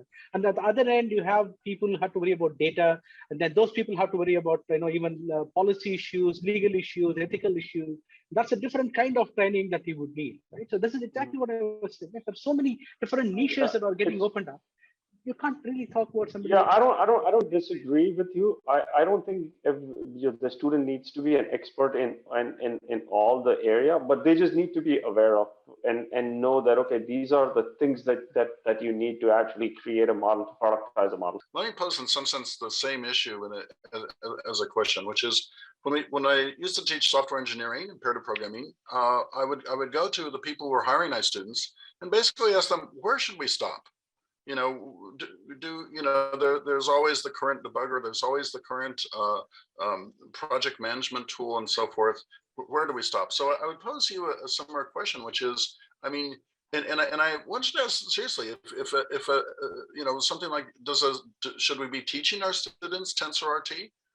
Or if they know TVM or other optimization or targeting frameworks for other processors and so forth, if they worked on Qualcomm, is that enough? And I ask you to answer honestly, because if the student who knows TensorRT has an advantage in NVIDIA, well, then we should think about teaching it. So what do you think? Well, my NVIDIA answer would be that of course you should teach at TensorRT, but no, I don't think you need to be super specific in terms of the hardware that you teach. You obviously have to teach the most common hardware, which is just like NVIDIA GPU. So I think TensorRT would be important, but I don't think you need to, at least from academia, I don't think you need to cater to just one company or one set of specific tools versus other. Yeah, absolutely. I think there's a great debate. The fundamental thing, right, that even we have been thinking about, right, is the point that Chintan and Ravi were debating, right, whether we should teach, for example, just the foundations, or go into very specifics of ML ops and so on, right?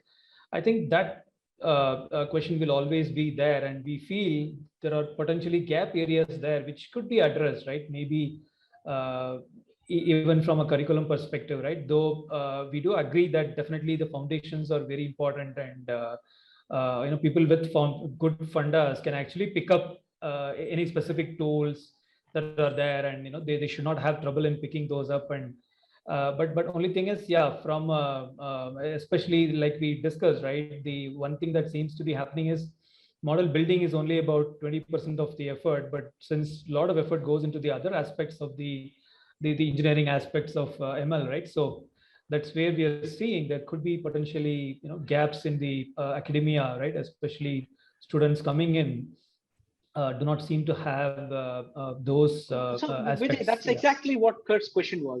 Does the industry have a clear understanding of where we should leave off in academia? And I have been talking to people. In fact, I even tried engaging people in NASCOM, right, which is the IT company association here, and they don't have a clue. At least the Indian industry, they're not able to give a correct answer to it. I'm pretty sure. I mean, there are a few companies like NVIDIA or even Google that would be able to give that, but at large, right? I don't think there is a correct understanding of where should academia stop and what should be the industry-specific training. So right now, almost all training is happening at the industry in terms of using these tools. Literally zero ML ops training happens in academia, at least in India. No, I understand. The point I was making, right, is more fundamental, Ravi, because what I was saying is, while on one hand, the question was more on which tools should you go about teaching and all that, right? But which I was not addressing, right? What I was saying is more foundational engineering aspects is what needs to be taught, right? Around machine learning. So it's not necessarily only the foundations of model building, but also foundation of engineering, right? Need not necessarily go to the tools, but just the foundational engineering aspects would be very helpful. How do you manage the life cycle? Things like that in general, right? Yeah, Kurt, sorry, go ahead. Well, yeah, I mean, again, I think what helps us is to look back on software engineering, right? But I so there were a lot of people who said, what we really need to teach are principles of programming. And we're going to teach scheme and all this, Java is going to blow over, C++ is probably going to blow over. We teach fundamental principles. And then those people go for a programming interview and they don't do well, right? So I think we have to acknowledge that our students need to learn TensorFlow and PyTorch. They need to know how to train a model. They should probably know TensorRT or some other target framework. They should be able to dig in and probably do a little CUDA coding if they have to. And it sounds great. We'll just teach them fundamental, but they're not going to do well in a job interview if we stop there.